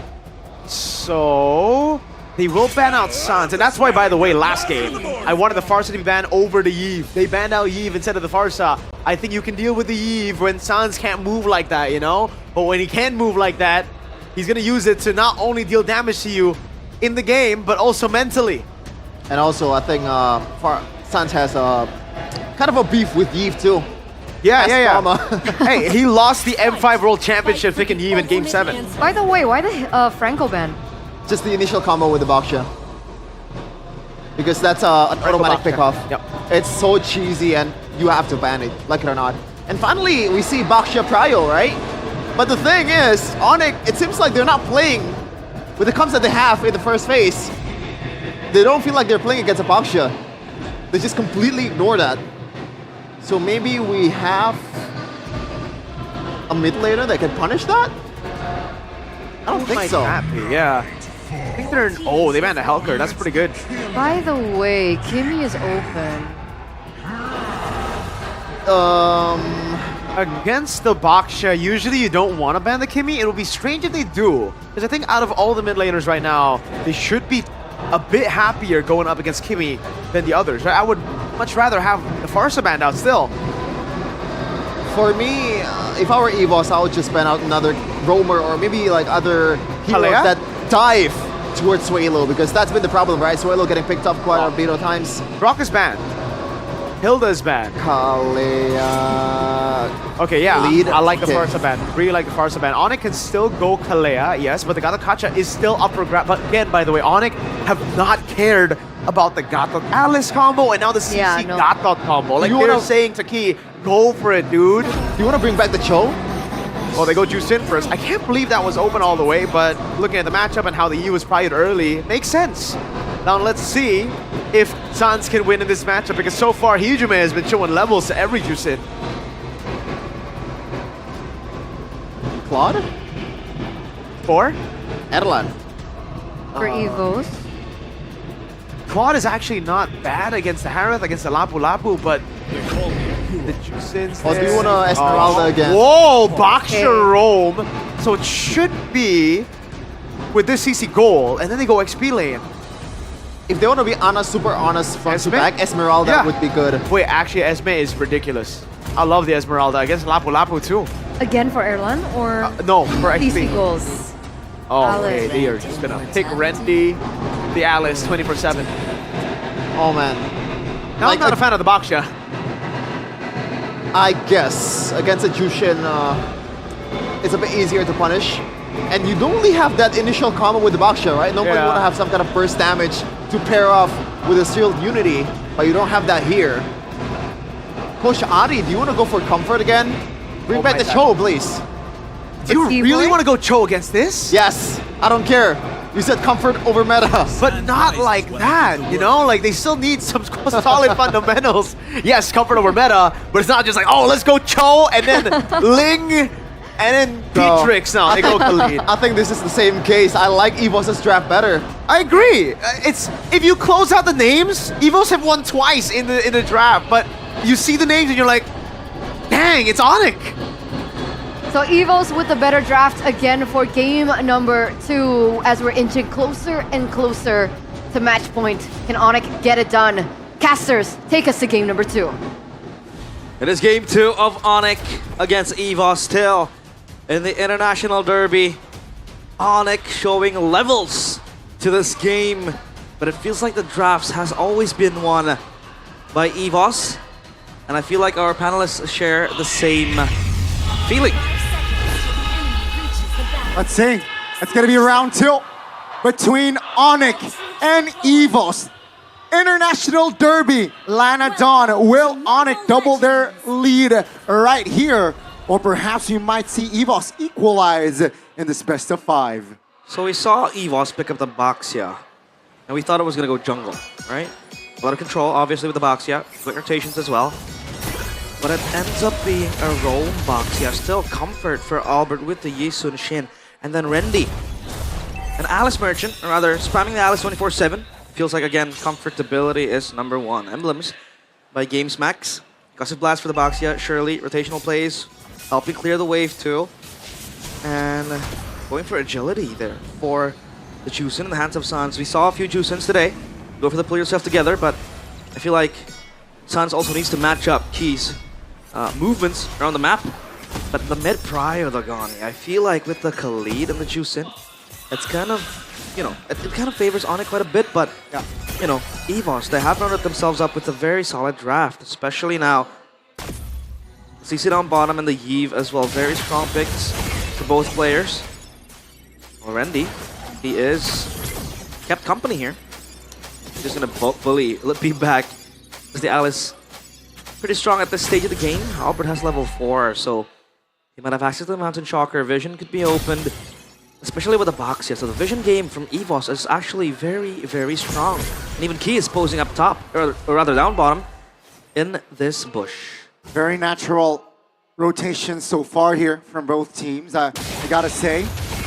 Nothing too crazy, nothing out of the ordinary though. Key has to spend his regen. Now, Keyboy looking for a move in the bottom side. That's gonna be the flicker again spent. Now with ONIC though, clearing the turtle, that's just gonna be a clean neutral objective take for ONIC. That's gonna be the Lapu Lapu though. Uh-oh, jumping. The box will be popped. That's going to be Litpi flickering out. Rendy jumping in. Keyboy no flicker will be the first one to fall in this game. Will EVOS collect more? It seems like the sidestep from Litpi will be enough. And that's a turtle for a kill. We all thought it was going to be worth it for ONIC to trade Keyboy's flicker with the turtle, but EVOS, they collapse on towards Keyboy. And even Litpi was also ready with the Bravest Fighter as well, so it was supposed to be worth it for ONIC, but now, you know, the kill goes on to Rendy, so whatever.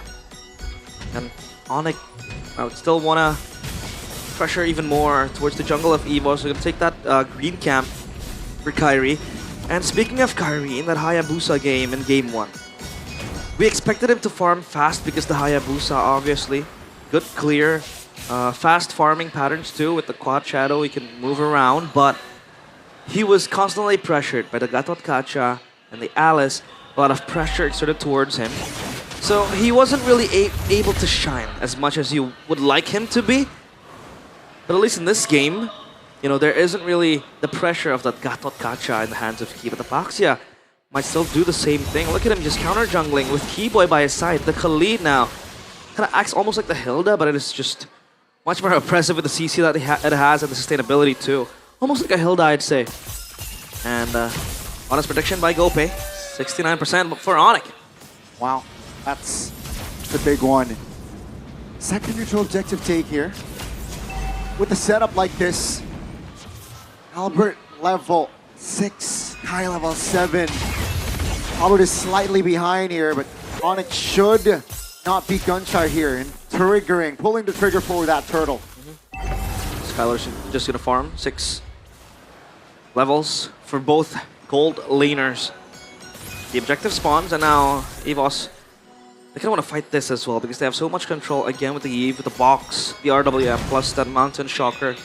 Good space to zone out the players of ONIC. They have to be wary on where they will step. Litpi, though, will have the chance to dive into the back. However, it's a CC, right? So you have to be careful. Rendy is pushing Skylar back. Wow, beautiful farming pattern. Kyrie's now level 8. Suelo. That's going to be Suelo going back with the Mount Shocker, though. Albert trying to do something. Keyboy finds a 3-man raging stun, so no follow-up, though. Litpi flickering back. That's going to be Litpi very low. Still able to get out, but Rendy now will reposition in the back. That's going to be Shadow Kill distributed to 4 members, and Albert finds a cleal on towards Kai. That's gonna be Albert taking the Lord. EVOS striking back here in the second turtle. Take a look in the mid lane. He isolated, will be taken down. Lutpi has the final laugh, but man, oh man, what a long fight. Well, I'm quite baffled as how Kyrie was picked off right there. Did he quad shadow back to a shadow? Did he just misstep? I can't quite conclude that. We'll have to get a replay for that, but yeah, Kyrie falling right there just made it even worth it for EVOS. But look at the gold lead still swinging in the hands of ONIC. 600k, rather 600, excuse me, 600k is a lot, but yeah, Kyrie, we're gonna farm fast. It feels like it's the same story again with the Hayabusa in hands of Kyrie. Albert gets a lot of prio with the Yisun Shin. And he farms very, very fast. His teammate is always behind him. And Kyrie with the Hayabusa. Gonna need more avenues to go in. Quelo will not survive that one. Shadow kill this time around will be enough to take him down. Take a look at Sans! With the flicker, he's able to find the outplay. Gila Sans with Keyboy trying to hold on. Will not be able to. And now looking for the counter play. That's going to be a knockup from Sans, but not enough to take this Boxia down. This Boxia is tanky, man. Very, very tanky. That was a trade towards Keyboy. Only a single kill towards Suelo, which I think is quite worth it as well for ONIC. Now glowing one secured. So again, that extra bit of anti-heal for EVOS. The Chusen has it as well. Now, Lapu. And that's of Lutpi. I think it'll be the catalyst for most of the fights that's going to happen for ONIC. Again, having to dive. Because the Yve, when it opens up the box, the RWM, he is quite vulnerable. And then you have the Khalid who can dive in. And then you can have Lutpi. It's the Lapu to just jump into the back. And with all CC immune, I think he wouldn't really care about the RWM, right? But still, he has to be careful. Turtle spawns now, and ONIC is where they will try to get this back. But Randy, look at him, just screening away ONIC. Wow, that's a great move from EVOS. Now Lutpi looking for a flank. That's going to be Lutpi stunning Albert down under the turtle. Kai Bizanego take the turtle down. Now let's see the fight. Sans with a Crimson Beacon key very low. Should be taken down here. That's going to be one member of ONIC. Lutpi taken down. Now Erlon trying to hold on with the Vengeance. Not able to as Kai 3 finds the connection to take the double. Oh! What? Comes back in. Randy though still composed and will get out of that situation. How did he get there? The Hayabusa suddenly pops out of nowhere. Laura accurate Kakashi just spawning out of nowhere. But that was right on time, and Kyrie was able to get a lot of value from that replay by Samsung Galaxy S25 FE. This was initially a good fight because Lapu or Lutpi was able to stun Albert and render him immobile. But look at that shadow kill. Plus on top of the Zaman Force, Skylar was able to deal the damage. And why did I say it was so worth it? Because the Sky Piercer arrived on time for that fight for Kyrie. He's now on 20 stacks, I believe. 20 or 30 stacks will have to get confirmation, but as of now, ONIC, they're not stopping down the tempo. For Sans Pons here, he knocked up. Dual Word Motivation committed. That's going to be Key going down first. 2 members off here. That's going to be Randy taken down as well. Now it's not a fair fight, but Skylar will be the trade. It's a 5v4 now. As ONIC, they have something left in their tanks. Finds Erlon. Suelo isolated and will be taken down. 4 members of EVOS are down and dead as ONIC will take more of the space. We're talking about Kyrie playing Hayabusa in this series with a lot of constraints. He wasn't able to farm properly. He wasn't able to outclass Albert, at least in game number 1. Game number 2, he's now steamrolling. That's 40 stacks on the Sky Piercer and more will come. And that is very good against the strong lineup from EVOS. Keyboy has to run. No flicker. That should be a free kill. They can't stop that, but take a look at the Lord. It's Prio to buy ONIC. The distraction, but ONIC, they're being patient here. EVOS might take the... They reclaim the river. With the 5v4 now. That's a stun. Caught! That's going to be the Lord free. Take a look at the mid lane. Lutpi isn't able to find the connection. 2 members off the board earlier for ONIC and EVOS. They will take it. That is so strange. ONIC, they are not familiar with making mistakes, but I think that was a bit of a slip-off coming in from them. Yeah. Kyrie, I think it shifted back to that Cloud Shadow, but it was on top of an Alice ult. He was immobilized. He couldn't move anywhere, and that was also the Lord on half HP.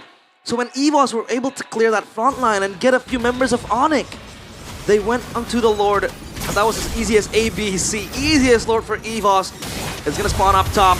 ONIC, how will they respond to this? And Kyrie, he loses a stack of that Sky Piercer, but it's all gonna be okay. But not okay for ONIC because EVOS, they have prio in all 2 lanes. I mean, look at the CC down bottom just farming. Game fact by Gope with 8 assists in game 2. Keyboy officially becomes the player with the most assists in MPL ID since 16. Rather than MPL ID, it seems like we'll have to take a look at that again, but as of now, ONIC, wow, they have to hold EVOS's roar. Yeah, that's gonna be the mid-structure falling. Keyboy, oh, stunned up, taken down! You gotta be careful, Keyboy! That's gonna be ONIC now, 5v4, they commit the fight with the Salmon Forge. No, Key, receiving a lot of damage, will survive! Tyler will be the one to fall as the EVOS, they will roar this time. Take a look at the gold depth now. It is heavily for the White Tigers. My God, EVOS challenging the Sky Kings. Their fangs are sharp, ready to bite back. They roar to life. With that single blunder in the Lord Pit, they translate it into even more. This is a snowball now coming in from EVOS. And ONIC are a bit in pandemonium, upheaval, and chaos. Taking down all the core members of ONIC and EVOS. Now they will sit comfortably with this 3.2k gold lead. Where do they go from here now? Because EVOS, again, so much control. Rendy, top of that is going to be very careful. Sans has to pop the ultimate. Great reaction to pop that Crimson Beacon, but that's it as well for EVOS. 40 seconds on the clock here for the next Lord to spawn and EVOS. All they gotta do to equalize and get this game is stay composed. If you check at the items, take a look at the items, right? BOD on its way for Albert. Yeah. ONIC, they got to stay disciplined.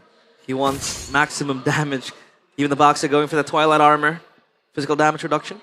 Or rather, physical defense, excuse me. And Divine Glaive for Sway Low Kyrie. Gotta be careful, man. Trying to beat up the Watch Shadow here. The backup's coming. The backup is definitely coming. Watch Shadow popped. Now with the jukes, Kai made it out. ONIC looks for a counterplay as the Lord is now up in the bottom side of the map, and both teams will disengage to shift their focus towards that part of the map. And Kyrie has to reset here. He was taken down quite low. He's gonna go back. He's not gonna clear the top side wave though. They're gonna fight in the mid lane, however, that's just a little bit of a skirmish. And EVOS, they call dibs on this Lord. Will they blitz this or will they play it patient? Now that they have the far lane, the Lord will be resetted surely, right? But Lutpi denied the reset. Real world relation pop Lutpi. Oh my goodness, the Lord is now committed and will be taken down by Albert. They got Lutpi, they got Kai, and they got Keyboy, and they got the Lord. The heavens break into two, the skies come falling down as the White Tigers roar to life. ONIC on the back foot, backs against the wall. EVOS looking for the equalizer. The crystal is exposed, and the minion is coming. They want to end now. They don't want to wait for the Lord. They do have enough firepower to do it. My goodness, EVOS. They strike back and make the series into a 1-1. EVOS,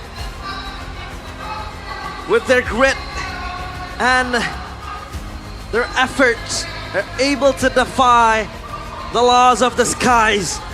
The Sky Kings left speechless in game 2. It was all set up for them, for ONIC to succeed in that game. Kyrie was steamrolling with that Sky Piercer. He was going in, destroying each and every EVOS member. But I think that was the blunder in the Lord. Keyboy taken down. Keyboy taken down. They looked and they hesitated. They hesitated. They looked desynchronized, not on the same page. You gotta ask these questions because ONIC is a team known to be on the same page, excuse me. And a few mistakes leading to another mounts up to become EVOS a success. Beautiful game 2, recovering from a horrendous early to mid game. And is this where it gets real? Is this going to be the momentum shift for EVOS, capitalizing on this win? And even in the regular season, in the international derbies, you could see EVOS picking up game wins, right, against ONIC, and this seems to be the same case in the playoffs. And they knew they had to go in for the biggest prize in the Land of Dawn, and that was the crystal, that was the end. Man, Albert though, with the Yi Sun-shin. Wow. Moving mad. ONIC, they need to reset. Yeah.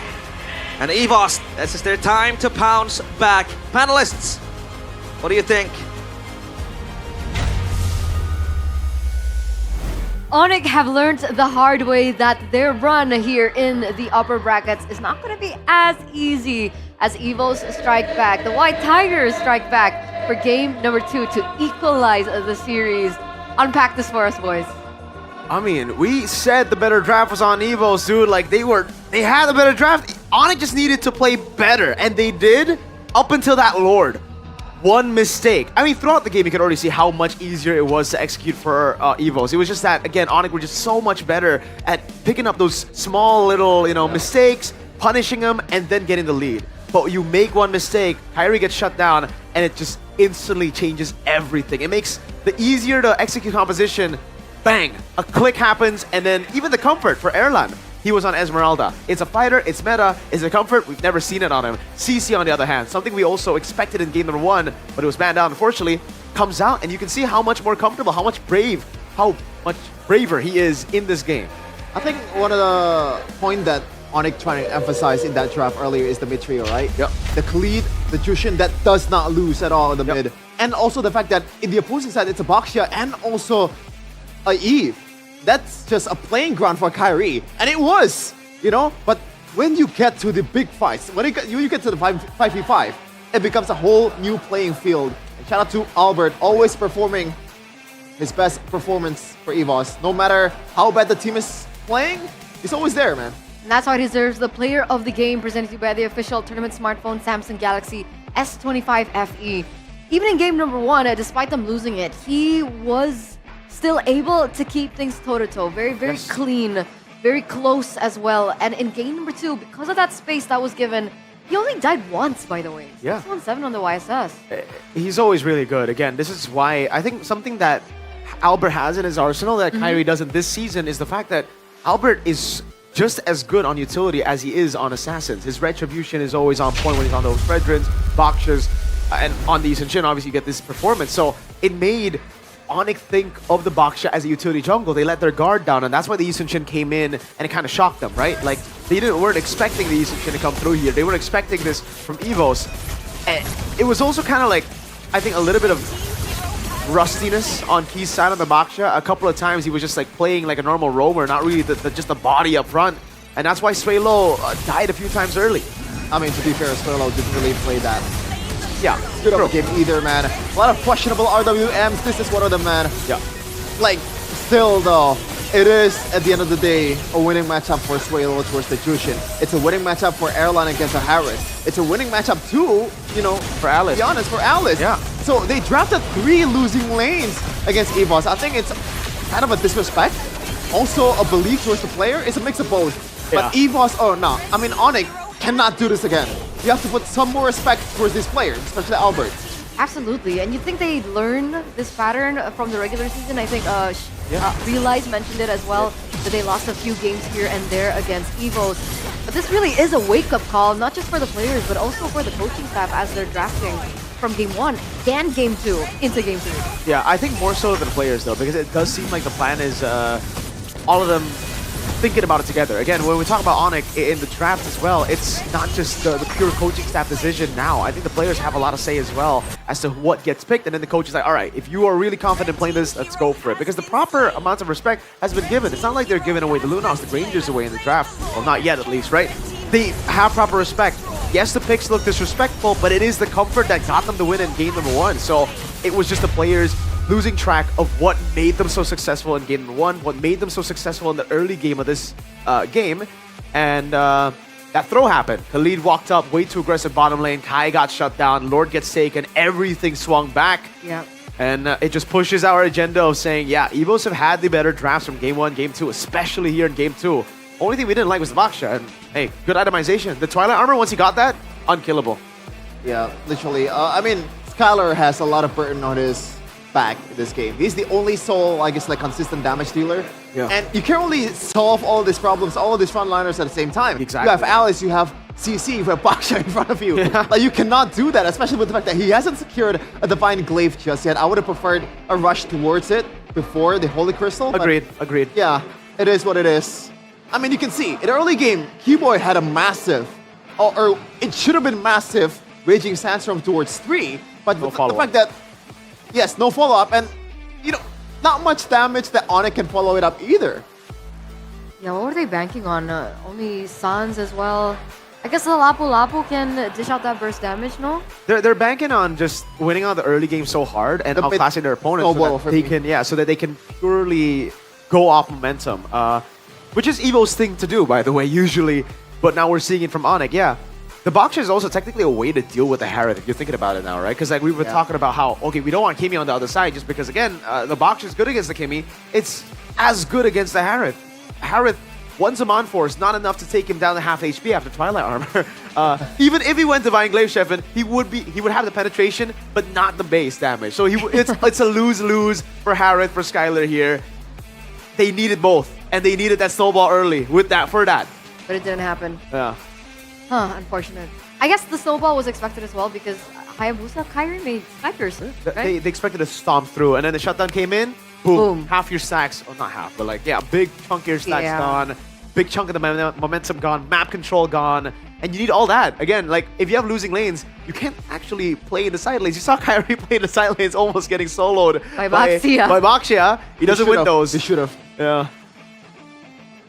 Unfortunate chain of events for ONIC, but this is a step in the right direction for EVOS. I think it's a step in the same direction because they were already on the right path. They don't need to change anything too drastic. It's just comfort picks here for Erlan instead of the Esmeralda, right? Little things here. Now the question is for EVOS, what if the CC gets banned again? Now you're going to be on red side. ONIC will definitely take the blue side away, seeing that, you know, blue side is so far the winning side. CC is going to be banned on the left with the Granger, with the Lunox. What other pick do you have? Is it just those 3? We'll see.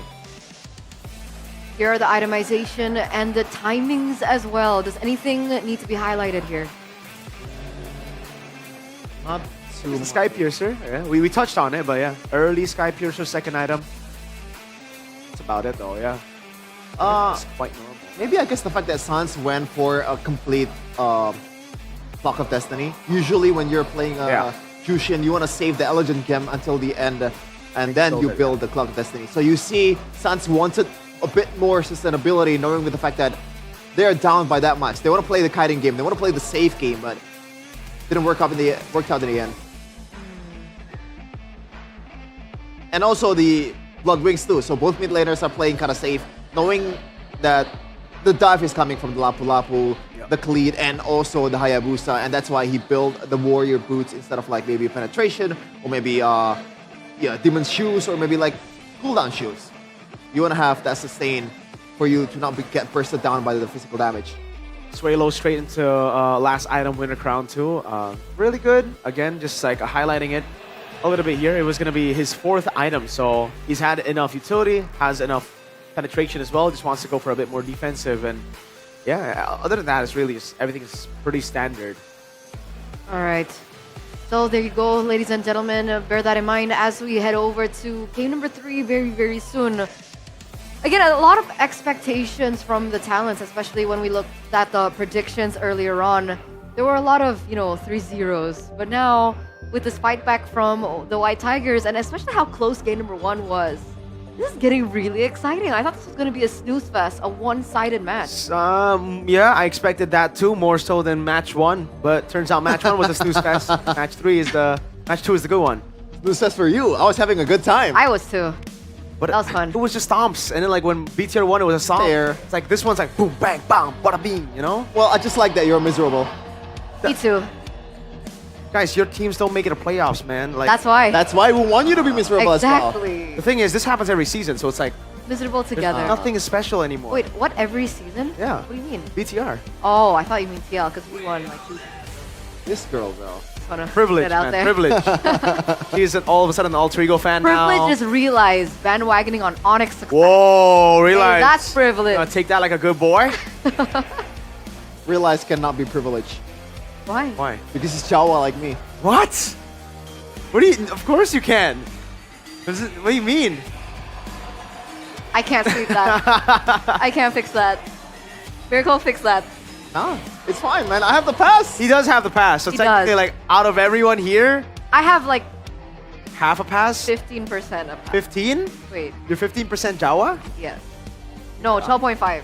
So I have 0%. So I'm gonna shut up. Yeah. All right. You wanna move on?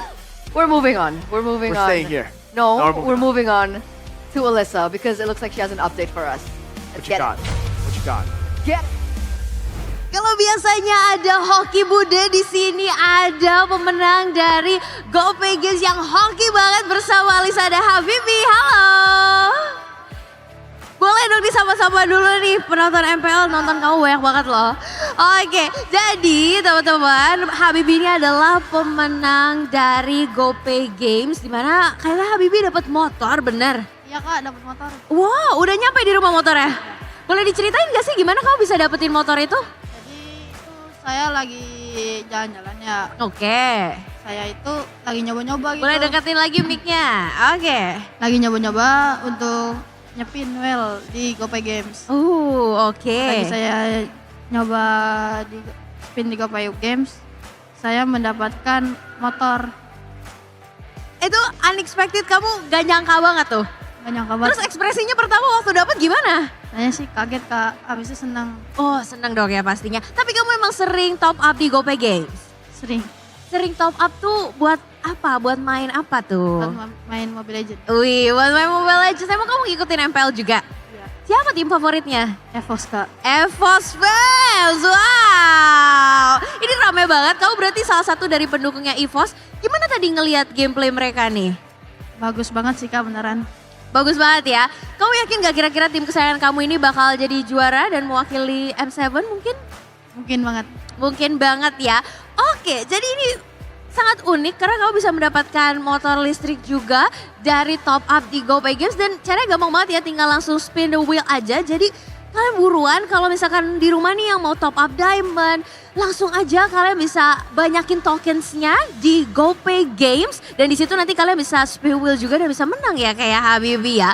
Tapi Habibi Alisa pengen nanya juga nih, kalau kamu sendiri waktu main GoPay Games itu ada kesulitan gak sih buat top up? Sebenarnya sih nggak ada kak, karena langsung dari GoPay-nya langsung dan bisa tinggal pakai sidik jari. Oke, tinggal pakai sidik jari. Asa mau tanya, kalau motornya udah beneran sampai di rumah, boleh kasih lihat gak sih penonton? Kayak kita semua kepo gak sih, pengen lihat ya motor listrik yang Habibi dapatkan. Ayo kita cek ya. Ini beneran real loh guys, Habibi udah dapat sendiri motornya. Dan masih banyak lagi pemenang juga, dan masih ada kesempatan pastinya ada 5 motor listrik dan 5 smartphone yang bisa kalian dapetin dengan top up di GoPay Games. Kumpulin tokensnya dan nanti kalian bisa spin wheel juga. Wow, boleh kasih lihat ya, sudah sampai loh di rumahnya Habibi. Habibi udah dipakai kemana aja nih untuk motornya? Cuma jalan-jalan dong sih kak. Oh cuma jalan-jalan aja, keliling komplek aja? Iya. Oke, ke sekolah pakai motor juga? Gak boleh kak sama Oh sekolahnya. gak boleh ya, masih RH. Oke, ini seru banget. Nanti bisa juga ya buat sobat superfans yang ada di rumah juga. Dan download aplikasi baru GoPay, dompet andalan MPL karena ada banyak banget damage-nya. Hanya kurang dari 5 motor dan 5 smartphone yang bisa para superfans dapatkan. Jangan lupa makanya untuk vote tim jagoan kalian di playoff dan vote your champion dari aplikasi GoPay dan pastinya kumpulin tokennya. Dan kalian bisa langsung menang dan berkesempatan kayak Habibi. Boleh dong ucapin terima kasih buat GoPay Games gak sih Habibi? Terima kasih GoPay Games. Saya telah mendapatkan motor dari GoPay Games. Saya sangat berterima kasih. Sangat berterima kasih ya. Thank you so much GoPay Games. Dan terus top up. Jangan lupa dukung dan voting kesayangan kalian. Dan kita akan melihat apakah EVOS atau dari EVOS atau ONIC nih yang menang habis ini. Pasti EVOS lah. Pasti EVOS lah. Kita akan lihat apakah EVOS Waves ataukah Sonic yang akan merayakan kemenangannya hari ini. So panelis silakan take it over.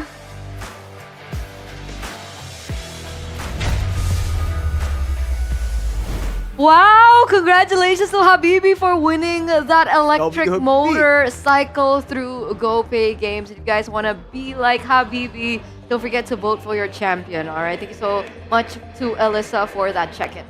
That's Bomb Bomb Jr. Bomb Jr. That's really cute. Yeah. They need a picture together. They need a picture together. They're EVOS fams, yeah. Preferably with the bike as well.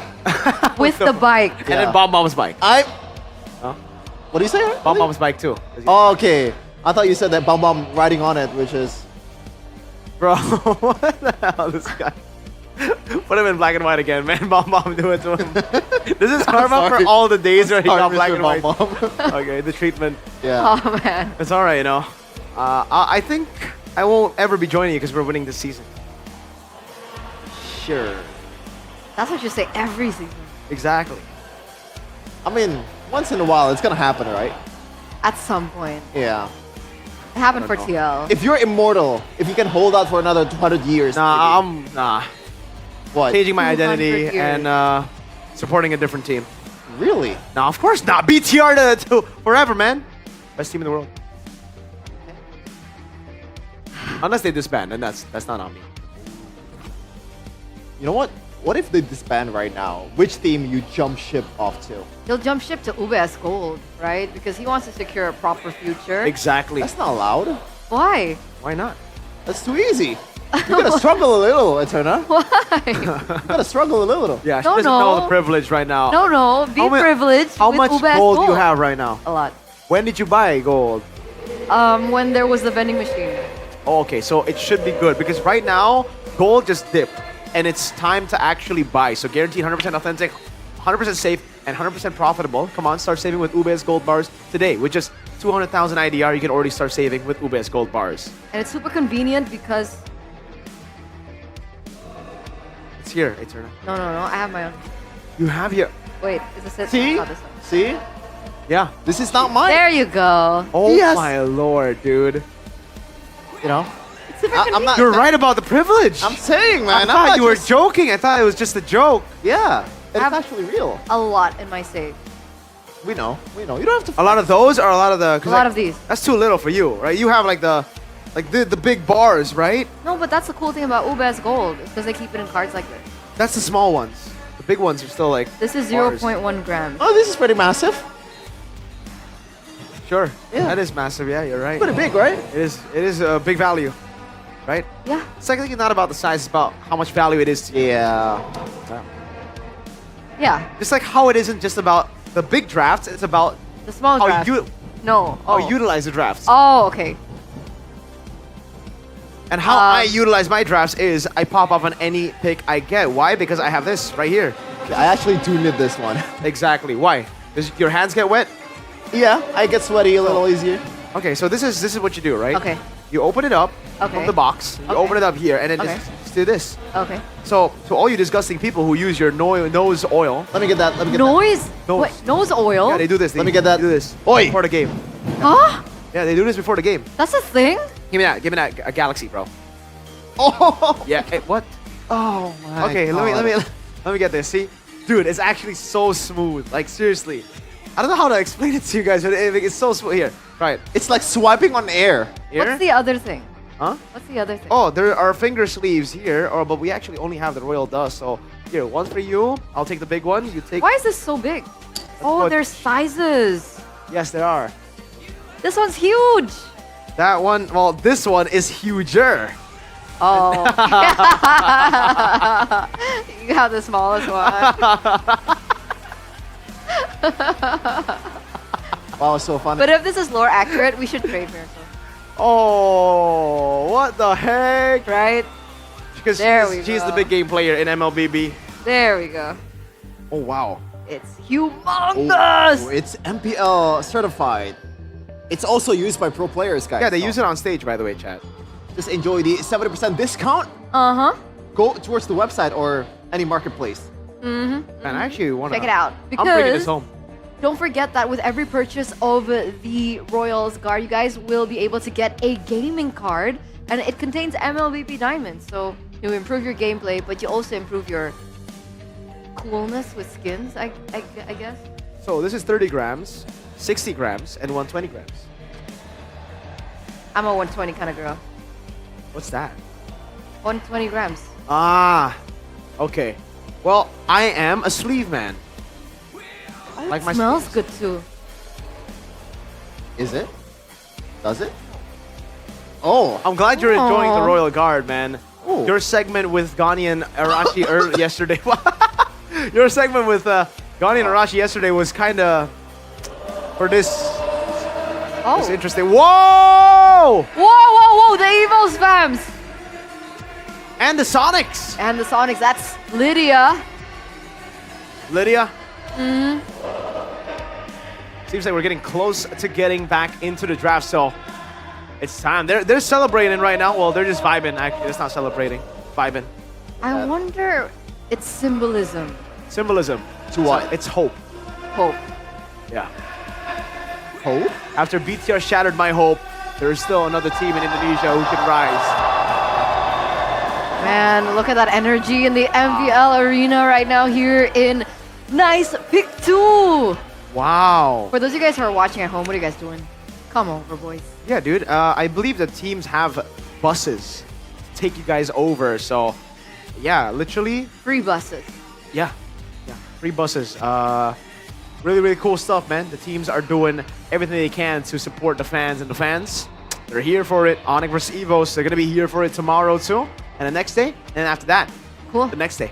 And the Not next sure day. about that. What do you mean? Well, one of them will get eliminated. Well, the fans who bought tickets will still probably come, no? Ah. Like the Dewa fan, who was a BTR supporter. If both his teams Oh, go, yeah, that's true. like, he was a Dewa fan, then Dewa got eliminated, so he's a BTR fan. Now BTR down, so it's like, oh man, he's gonna have to choose another. Like us, Shevin. Yeah. Jeffin chose BTR. You chose? ONIC, sorry. What? You said alter ego earlier. Now Oh. you're jumping ship to ONIC. Oh, yeah. Privilege. There you go. Anyway, speaking of privilege, the drafting phase will begin here in game number 3, and it looks like ONIC are now back on blue side. So we're reverting back to game number 1. Uh-huh.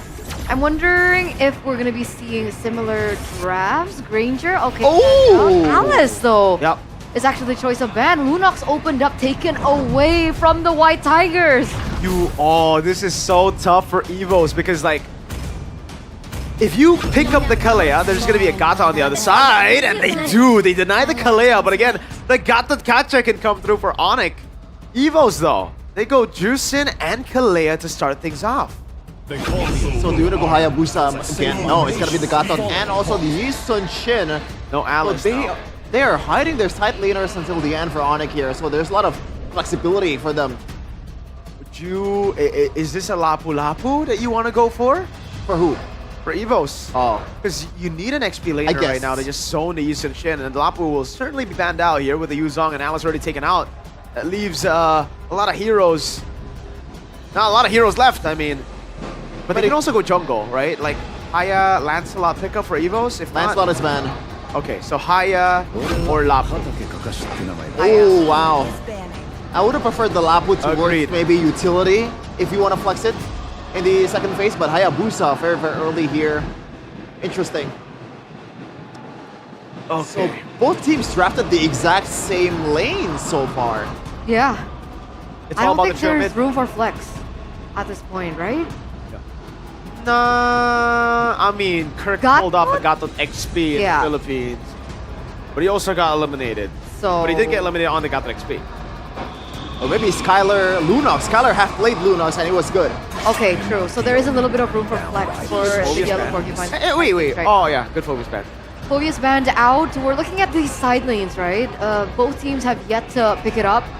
What are the heroes available for that EXP lane? We're looking at Lapu Lapu, Paquito, Uranus. Is that? Paquito? I mean, Phobius. Oh, Phobius is banned, Yuzhong is banned, Alice is banned, Uranus. So Esmeralda might be coming through next. Yep. Arlet hasn't been picked up as well. Oh, you're right. Yeah, that's Arlet. a really good pick for EVOS right now. Like they ban out the Phobius, they ban out the Esmeralda, and then you leave. Ah, good catch. I still think you ban out Esmeralda, you go Lapu Lapu. For EVOS. Take away the winning matchup, the only other XP right now, right? Like, what is Lutfi gonna play? Whoa! They're not convinced. That's a deep ban. Angela Yeah, they're not ban. convinced that the Lunox will go mid. Yeah. They think it's gonna be flex. Interesting. But that means EVOS might try to counter the Lapu Lapu. They might be like, all right, let's pick up a gold lane in red 4, see the XP matchup, and then counter it. Right? Might be the case. We'll see. What goal lane are they even go right now for EVOS? No CC, Granger's taking out. Harris Well, is still open. against a Lunox, they can just flex it over to gold, and then it's gonna be trouble. That's true. I mean, if they want the instant combo, it's gonna be Beatrix, but against Kacha, it's really not the best matchup. If it's just the Gata wow, they still banned the Harith. Hey, for safety, you know, Erlan has been amazing on his comfort picks, which is Granger and then CC. We haven't seen him on Harith, I believe, yet. Yeah, not this series at least. Now, you want to pick the fighter that can be flex, right, in this case? Yeah. But if you pick that up, then Esmeralda will show up on the other side and, well, actually, yeah, you're right. Yeah, I think, and then you just put the Lapu where it's not countered then. Oh! That's a pick we haven't seen. Man, yeah, it's been quite so some long. time. It's really good against Eason Shin, by the way. Like, on paper at least, it's good zone. You at least have to trace us out of that, and that's already a lot of value. And you have the flicker, it's almost guaranteed that you will get the grab. Yep. Now, ONIC, do they want to play marksman here and play with a kite? I think if the Lunox goes mid, you gotta go fighter here. That's true. But what do you want to go for? I mean, Lapu Lapu is probably the Oh my lord! Still going for the Claude. Oh my lord! This is ridiculous greed. This is the greed they see in the they talk about in the Bible. I mean, is it though, or do they want to just divert the attention of Kalea because it is a single target hero, right? Now you have multiple threats to solve. But you need so many resources. If you win the for early game, there's only one. every single. Yeah, exactly. So like, if EVOS win early game, it's done. Right? Yeah. Like, they can takes more scale. time. Yeah, but if the jungle is taken, then Claude will have to farm with the Eason Shin and the Lunox. Last pick in the gold lane against the Claude. What is it gonna be? Against the Claude. Yeah, I thought about the Moskov as well. Nice. Oh my lord. Wow. Yo, I like it. That's one way to guarantee a late game. I like it. I think the Natan's still sitting at a 0%, no? Yeah, but I think it's only been played once. And it's by Arfi against BTR. Lost as well. So game number 3 is right around the corner now. Both teams have their composition set in stone. It looks like it's favoring ONIC in a way. Let's see what the casters think about both compositions. I love the draft. Not only because it is, strong, or is it weak, but the appearance of Natan, and I miss Natan a lot. Bold. Natan is making his return in MPL ID after so long. So here we go, game 3 of the International Derby. Still ONIC against EVOS. Will EVOS do the unthinkable? Or will ONIC again show that they are the Sky Kings? This game will take one of the teams to match point. Ladies and gentlemen, let's witness action here. Will it be ONIC or will it be EVOS? Well, down bottom. Claude against the Natan. You get a few trades especially, but the Claude is quite weak early game. The Natan can poke around with the skill 1. And just like that, Adelan chose dominance against Skylar down bottom. And at least this Natan will become an insurance in the late game for EVOS. But ONIC, I would say that they do have that late game insurance at the Claude too. But this lineup is so greedy. Everyone has to share the farm. The Lunox is quite greedy. Oh, two-man lift off. That's pretty good from Swalo. And then you have to share farm with the Wii Shin. Plus the Claude too, who needs extra gold. In which we know in this patch, they have nerfed it down to the ground. Emblems by Games Max. You do see that it's going to be the weakness finder from the Natan. Still the traditional way of the Natan. Let's see if EVOS can activate Erlan. Good early trades though for EVOS so far. And with Pete rotating towards the bottom side, not showing though. And that will allow ONIC to have more control in the mid. But nothing too crazy just yet here. Both team just hovering around, perhaps looks for an angle, but doesn't really find the window just yet. Split from Rendy. The glue will have a very good time just screening away the Yisun Shin, grabbing onto the Yisun Shin, forcing the traceless, and then the Yisun Shin becomes quite vulnerable. When it comes to the team fights, here goes the turtle take. ONIC, they have lay claim on this. Yeah, that's gonna be level 4 here for Kai. Oh, that's a big stun. They want to fight. That's a stun as well. Albert very low, still able to get out with the shadow. ONIC now with 4 members around the river. Rendy though will mount Keyboy with Sway low. Dominators providing the damage, but AOG will be the difference maker there. 0-0 on the board, but ONIC, they got the turtle. At least the Gatot now is in the hands of ONIC, so they can go in for small trades. Oh! That's a steal from Albert. That's a bold move coming from his own ex-teammate there. Man, you thief in the night, Albar Bob. With that steal with the purple buff. Kyrie again. If we would be fair and talk about the entire series, I'd say Albert has been 2 steps ahead of Kyrie in most of the matches, or rather the games we have seen. And now in this, it feels like it's just adding insult to injury. Kyrie is close by, and ONIC with the Gatot Kacha. At least this time they have an avenue to open up the fights, and if needs be, Keyboy can just back away with the AOG defensively. So far, this is the second time Rendy will play this glue, has a 1 win in his pocket. So at least no more Alices, right? We've seen Rendy multiple times playing the Alice. Albert. That's Albert now blazing the way. Popped. Erlan pops his own entropy. Oh, great calculation. Skylar is able to clear and get away. That's a 3v1 technically. Take a look at Keyboy though, engaging on 3 members. I don't think that's a right call. And that's gonna be first blood for Erlan. That's a little bit questionable coming from Keyboy. Keyboy!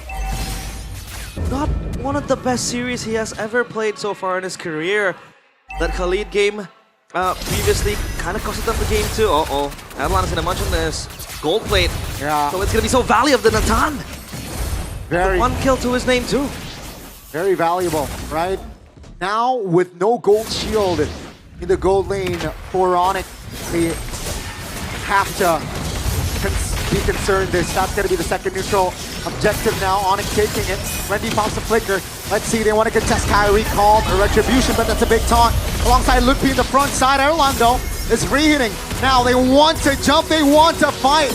Keyboy somehow isolated, Sway low now. Will Skylar be the target by Skylar, but that's going to be the Tsunami Slam. Not finding the follow-up. That's going to be a 1-for-1, a roam for Sky.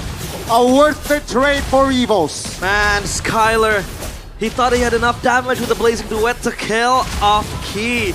But then the BMI expires and Ludpi is under danger too.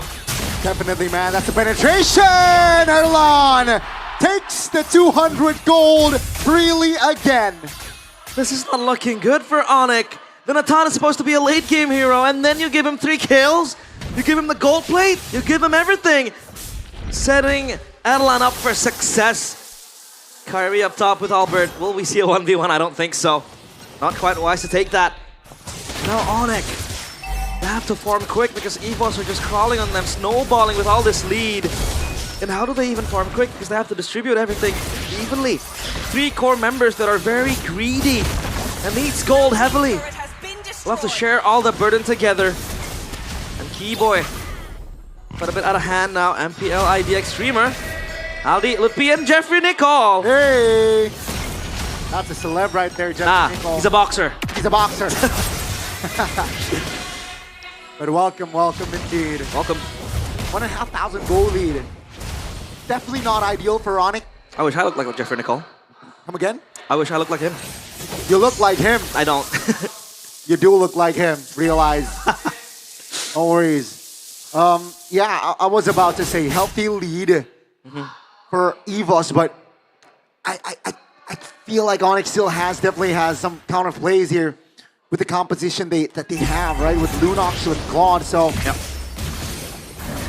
EVOS, they gotta stay locked in here for that last neutral objective by T-Boy now. Gathering information. Pops the bravest fighter early there for Lutpi. As EVOS, they will now take the turtle. Slowly. Excuse me, the counterplay from ONIC is locking down Adelan. They have that avenue in the AOG. Plus the Blazing Duet. That's going to be the big moment they're looking for. Rendy. Yeah, that's going to be T-Boy isolated. Taken down surely with Revitalize popped.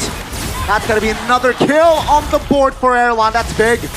2,500 gold now for EVOS as Skylar is just desperately looking for farm. A mega kill for the Natan on the 7th minute. It doesn't look good for ONIC. Again, Natan is the hero you want to bank on in the late game. It's going to need a few items before it can get online. But 4 kills feeding Erlan. And look at how easy he shreds the structures. Thankfully though for Skylar, he is keeping tabs and keeping score 10 levels above. Look at this, Keyboy. AOG taunts as well, but Suelo has a Crimson Beacon. That will be the knockup for Suelo. That will be all. ONIC are desperate to make a play again.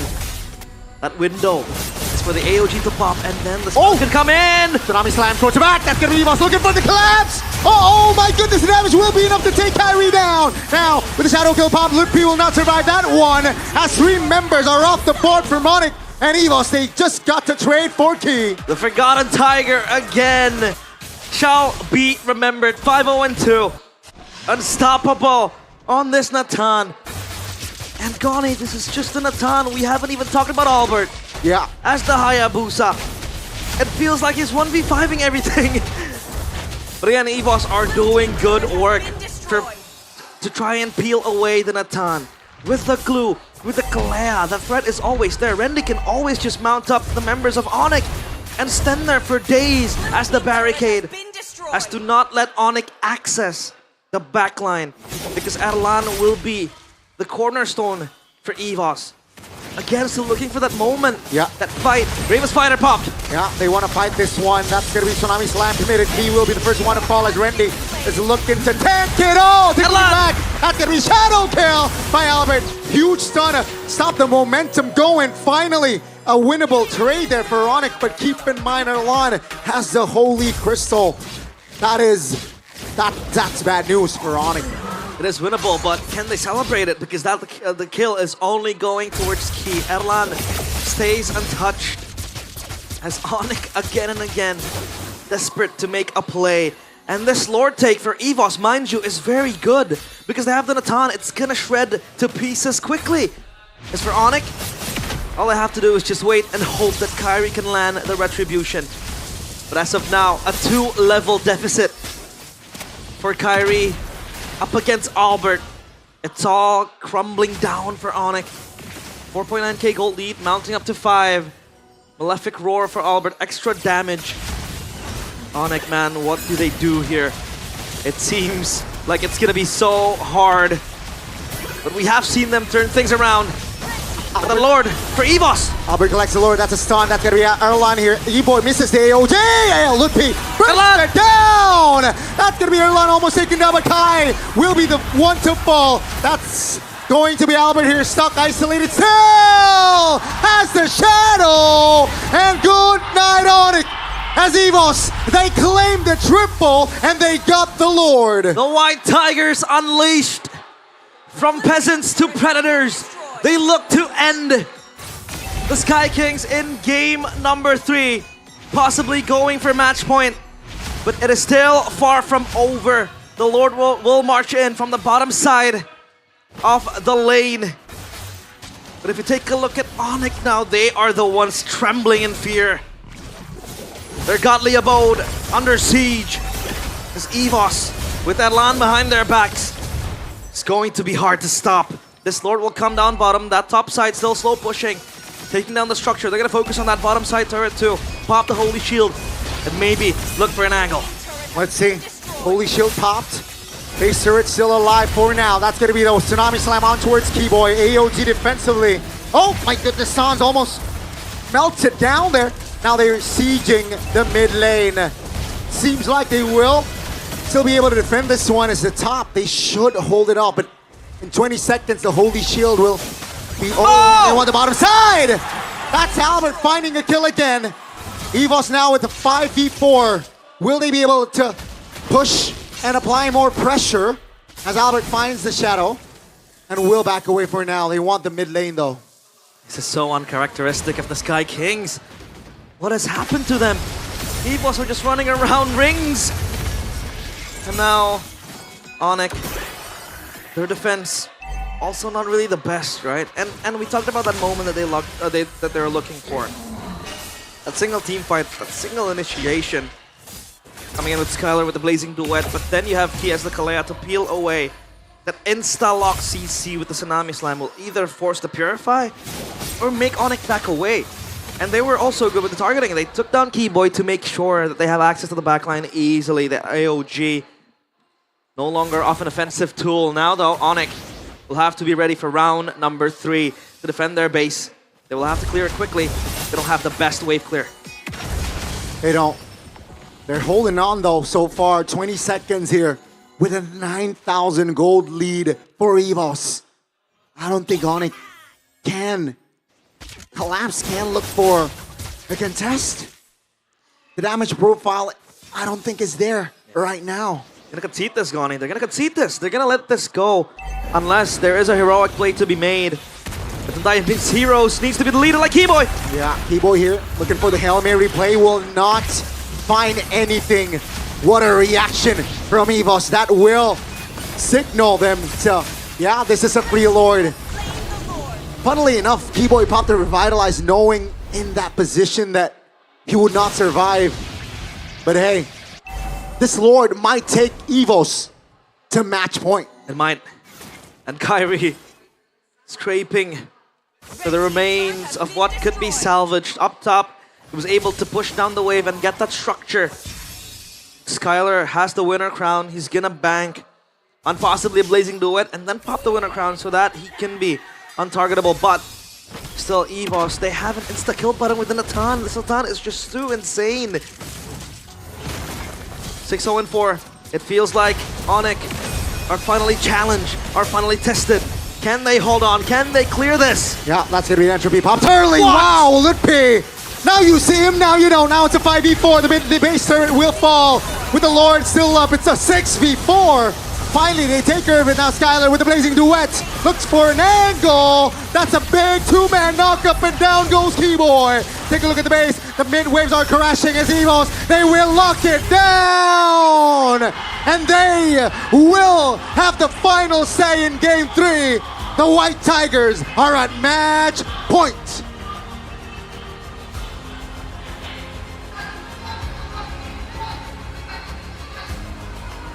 The White Tigers are ungodly in the arena.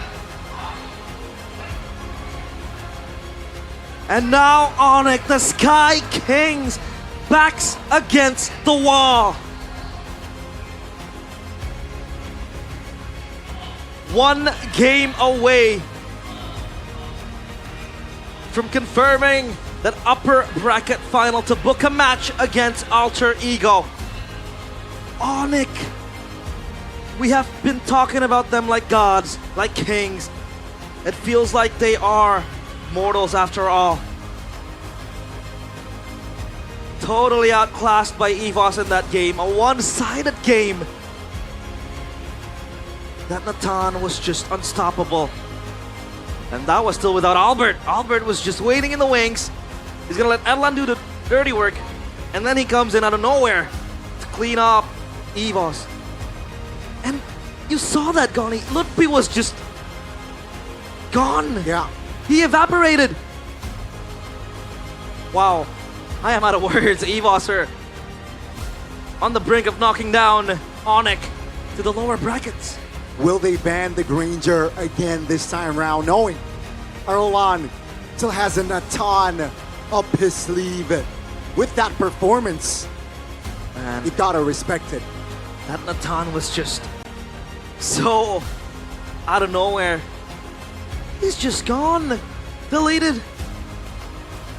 And man, EVOS. Is this where they flip the script? Is this where they rewrite history? ONIC are far from elimination, but EVOS are taking it step by step. Wow, what a game from EVOS. And ONIC, that 3-core draft. Very greedy from them. But let's see. Panelists, are the Sky Kings allowed to be greedy?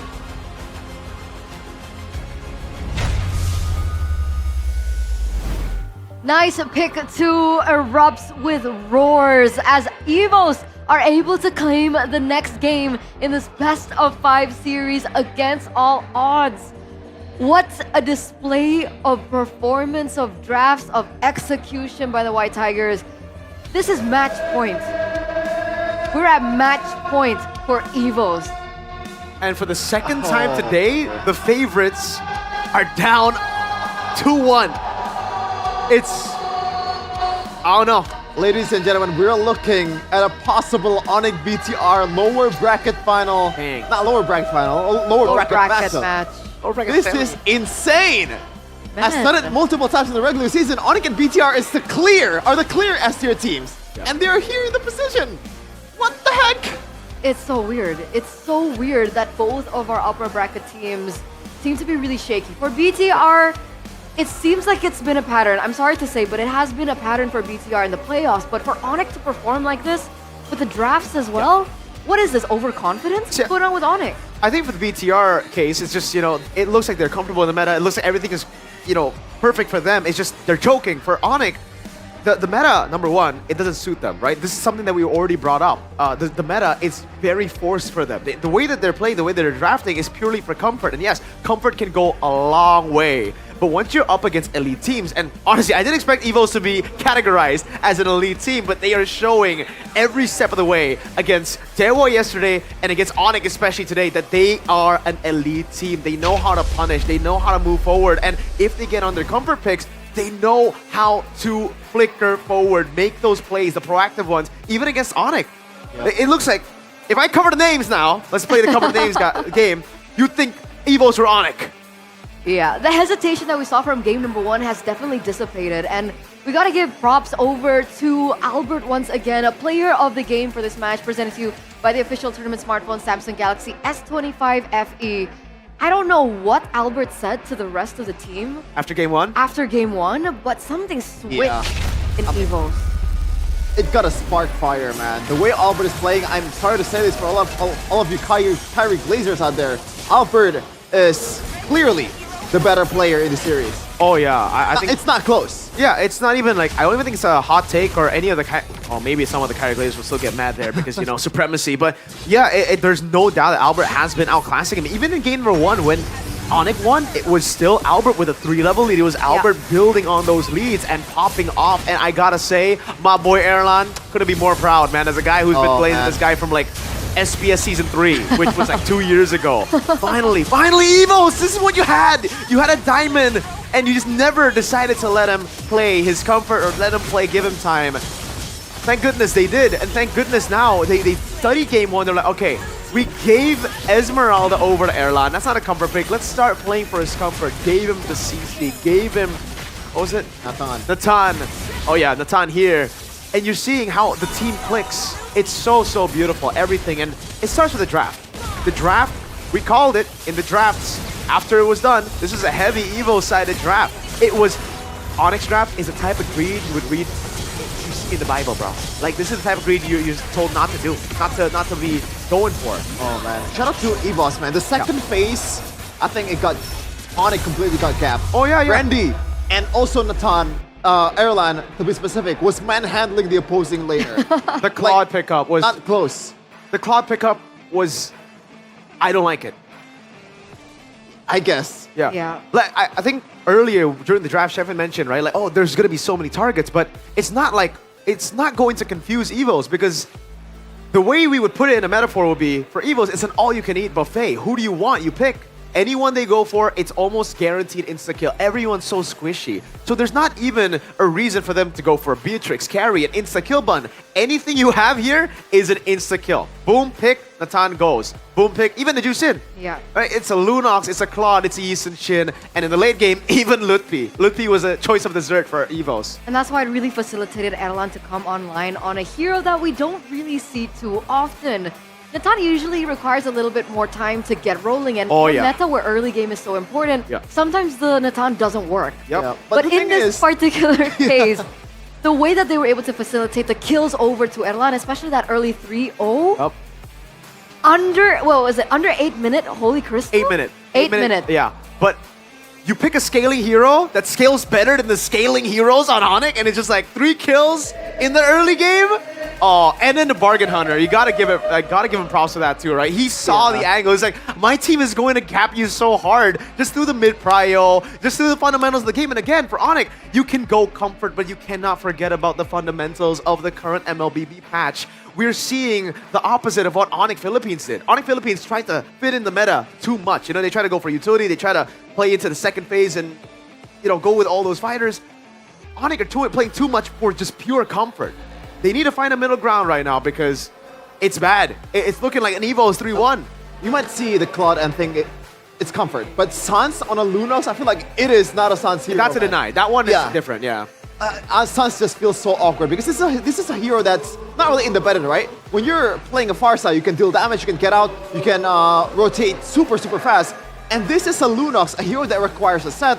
Moreover, he's on a Purify. He's forced on a Purify because Kalea is on the other side. And that limits the potential of the dive of a Lunox. Really hard. That is just not Sans' playstyle at all.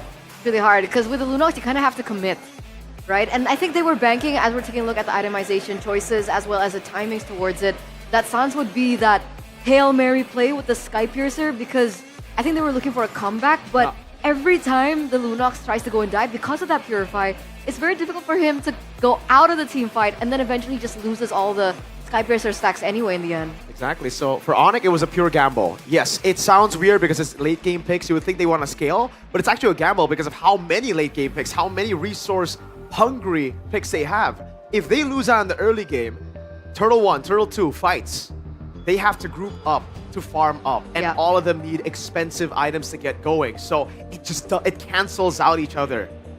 But you know, we did see Dian Kate earlier on. Dean Katie. Dean Katie. I wonder what he thinks about that nickname. He's very opinionated and loud. Oh. Like Cordelwin, similar. Wow, Cordelwin, she said you're loud. You are loud, Cordell. Oh, dang. Oh, man. Oh, dang. Oh, Ed? Oh, he's not here. Maybe tomorrow. Maybe tomorrow. Oh, okay. Hopefully. In the lower bracket. Well, we're up against... Well, I'm not going to call it yet, but like... Well, with the way it's going, I think it's... you can call it, man. No. Unless. It's still ONIC. It's still ONIC. They can adjust. Yeb is in the back. He can help. I think he should have been helping at this point, right? That's true. In game number 3. Especially after learning what ONIC Philippines did. But let's talk to Dean Kate with Alyssa first.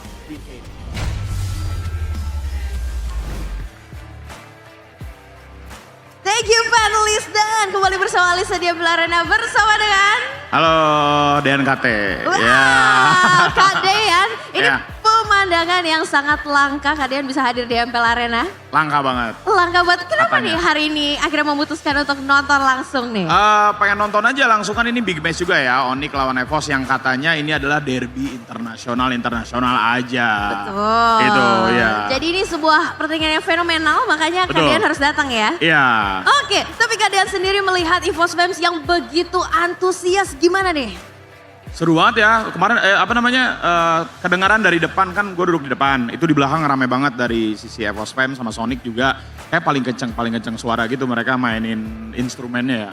Iya, Seru banget. Seru banget ya. Dan ini menurut kalian sendiri efek EVOS balik ke playoff atau efek EVOS bakal balik ke M Series nih? Waduh, ini tapi kayaknya ini ada dilihat ini 2-1 dan mainnya bagus ya. Kayaknya ini adalah momen-momen di mana EVOS is back. EVOS is back ya. Bahkan kalian sendiri setuju. Gimana tapi ngelihat gameplay dari EVOS hari ini nih? Bagus banget mainnya rapi ya, nggak kayak main di main di sebelumnya di group stage. Ini playoff bagus banget. Albob mainnya bagus banget, rapi, worth sama harganya lah dia ya. Terus juga EXP-nya siapa? Renz ya, ya. Ya itu bagus banget juga mainnya dia, main Alice. Pasti di band terus sih kayaknya. Randy ya? Oh Randy, sorry Randy. Ya Randy, ya. Randy mainnya bagus banget ya. Mainnya bagus banget ya, Ya. Alice-nya ya. Tapi kalau sendiri melihat kemarin kan EVOS sempat di play-in. Dari udah play-in dan hari ini masuk ke babak selanjutnya gimana nih? Ada perkembangan mungkin ada dari konsistensinya. Kemarin kayaknya gamenya sengit banget ya. Kayaknya ada bau-bau kalah kemarin, tapi di game 5 nih comeback dan ya akhirnya mereka main lawan ONIC sekarang kan. Dan seru banget. 2-1 ya hari ini kali ini ya. Oke, tapi kalian sendiri, kita di sini nggak cuma mau ngobrol-ngobrol aja, tapi Alisa pengen tahu kira-kira dari kakak sendiri nih melihat potensi EVOS di M Series ini sendiri gimana? Karena kan kalian sendiri sudah mengikuti dari M1 nih. M1 yang bawa juara ke Indonesia pertama kali adalah EVOS. Betul, EVOS. Gimana kira-kira di M7 kali ini nih? Aduh, M7 ini harus ngelihat dulu sih game selanjutnya ya. Bisa aja ONIC comeback. Tuh lihat dari ruangan mereka serius banget kelihatannya tuh mau izin serius kayaknya. Apakah mereka respect streamer atau gimana ini kayaknya. Tapi ya dilihat aja. Cuman kalau dilihat dari performanya EVOS bagus ya EVOS mainnya. Performance-nya bagus ya. Kita bisa melihat bahwa mungkin prediksi dari kalian sendiri. Apakah di game selanjutnya EVOS atau ONIC yang akan menang? EVOS dah, let's go. EVOS let's go 3-1. Kita akan lihat apakah EVOS akan bisa memenangkannya atau Genchana teng bakal keluar. Apakah bakal keluar? Apakah bakal keluar? Kita akan lihat langsung saja panelis, silakan take it over.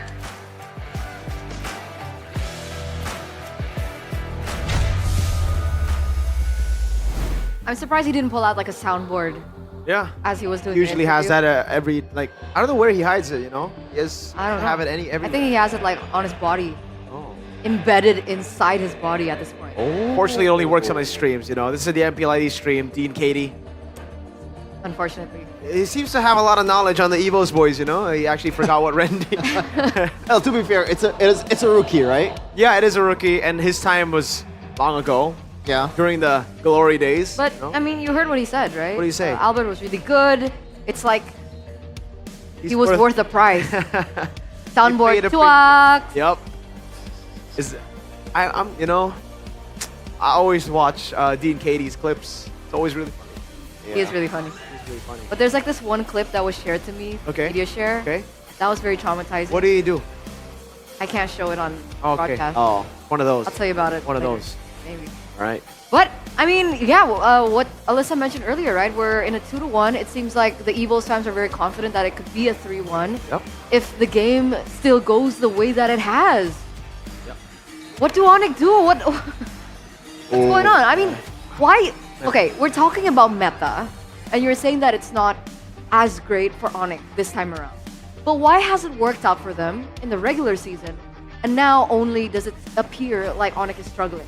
I think it actually didn't work out in the regular season. 2 times they lost, it was after the patch. It was after, again, these guys started to play fighters in the gold lane, started to push on the tempo, and really pushed ONIC into uncomfortable territory. The other games, I would say, name buff. Like most of the teams in the regular season were just scared of ONIC. They're like, oh my lord, we're up against the Kings. There's no way we can do anything. And then they're scared of Zoe, scared to make moves. EVOS, none of that. The drafts have been great, have been meta, and they, after game 1, have gotten the confidence to actually go and push it onto ONIC. Which makes me think, should they go back to what was the plan in the regular season, not respecting the comfort pick from EVOS, from Airland, not banning the Granger, not banning the Lunox? Do you want to go for that and just go to the basics for ONIC? I mean, they have to consider that if they want to make it to the M7. right? And remember that the MS7 tickets are now available. Ladies and gentlemen, don't forget to get your hands on it, right? It'll be, oh wait, it's starting on November 2nd. Okay, so it's not available just yet, but it will be available on November 2nd at 12 GMT plus 7 at the official website, which is id-mpl.com/M7. And don't forget that every purchase of the M7 ticket will grant you a premium chest containing permanent M1 to M5 items, guaranteed to include Prime M Series skins, the battle emotes, and of course the recall effects. But you can't get it because you need to redeem it at the M7 venue. So don't forget to buy your tickets to Jakarta, Indonesia for that period of time. Yeah, we're talking to you, Aurora fans, TLPH fans. MPL Malaysia hasn't concluded yet? Not yet? I don't SRG think they fans, started, whatever. right? SRG fans. Not started yet. Next week, MPL Malaysia starts next So SRG fans, just buy your tickets now. I mean, that's what we thought for ONIC. SRG are different, you know. SRG are different. There's the competition is a bit. Yeah. Okay. I mean, I haven't watched MPL Malaysia. Me neither. I'm just assuming. Okay. Well, there you go, guys. I think wildcards start on the 3rd of November. So, no, 3rd of January. 3rd of November, right after playoffs now. Yeah. 3rd of January. So, you know. Right after New Year's. Put in your calendar. Yeah. We got a few teams already qualified for the wild cards, you know, even for the M Series main stage. Or Turkey qualifying for M Series. Not dropping a single game, by the way. Shout out to Tezet. Shout out to Tezet, coaching that team, by the way. Tezet Aura? Tezet Aura. Huh? Yes, sir. You were also surprised, right? I told Mirko this, then I was like, what? Yeah. Why is he there in Turkey? That's so random. I mean, normally you want to go to Turkey for other reasons. Realize might want to go to Turkey. Oh my lord. He's been off for quite a while, right? Yeah. Like But he's been actively coaching. Like he was a Nepal coach, the Nepal team coach. I see. Man, that's a name I haven't heard in a very long time. Yeah, Tezet. Season 8, I think it was. Season 8. Yeah. I believe so. Yeah. In the wild card, you got the Vietnamese representative already. Who? I forgot the name. Okay, MPL Mena? I believe it's RLG or something. RLG. Yeah. MPL Mena. It was X-Mena. X-Mena to the wild cards and Falcons 2 and 7. Yeah. Cool. Getting exciting. I'm so good. I'm hyped, man. Because, I mean, seeing the performances of the teams at MSC, I'm really excited to see what everyone else has in store, other than, of course, the Filipino teams on an international stage. Yep.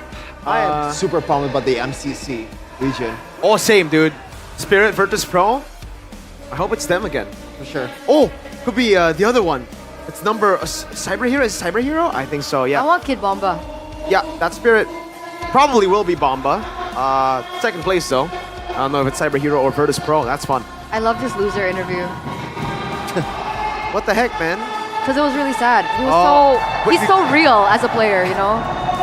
Yeah, So you like seeing him sad? You like No, seeing him sad. I like the interview because I did the interview with him. Bomba? And he was Eternal very likes seeing nice you to sad. interview. He's always rooting against you just so that he can, That is not interview true. you when you're down. Hey, Kid Bomba, you know what happened between us. Whoa! Before and after. Bomba? What? Dang. Not What's happening? Hi, W Bomba. No, not like that. Anyway. Bomba Turner? ONIC Your ship. blue side. Alright. Yep. ONIC blue side. Back on blue side. Do they pick the Lunox? See, this is what I think is strange because I thought the pick that will be denied wouldn't be the Lunox early on. Remember when we started the match? I was like, deny the Granger. You have Skylar. It's not like your Granger's garbage. It's not like your player can't play Granger. Your player is Skylar. You can play the Marksman. So why are we so scared of the Granger on red side? Because like blue side now, if you pick it up, Granger's probably going to show up, right? Yeah. Okay, so now they what still do you ban mean? Granger. Huh? You mean like they pick it up for themselves if they don't ban it? Yeah. Just like deny it. Because like Skylar's pretty good on Granger. Or is he? Oh.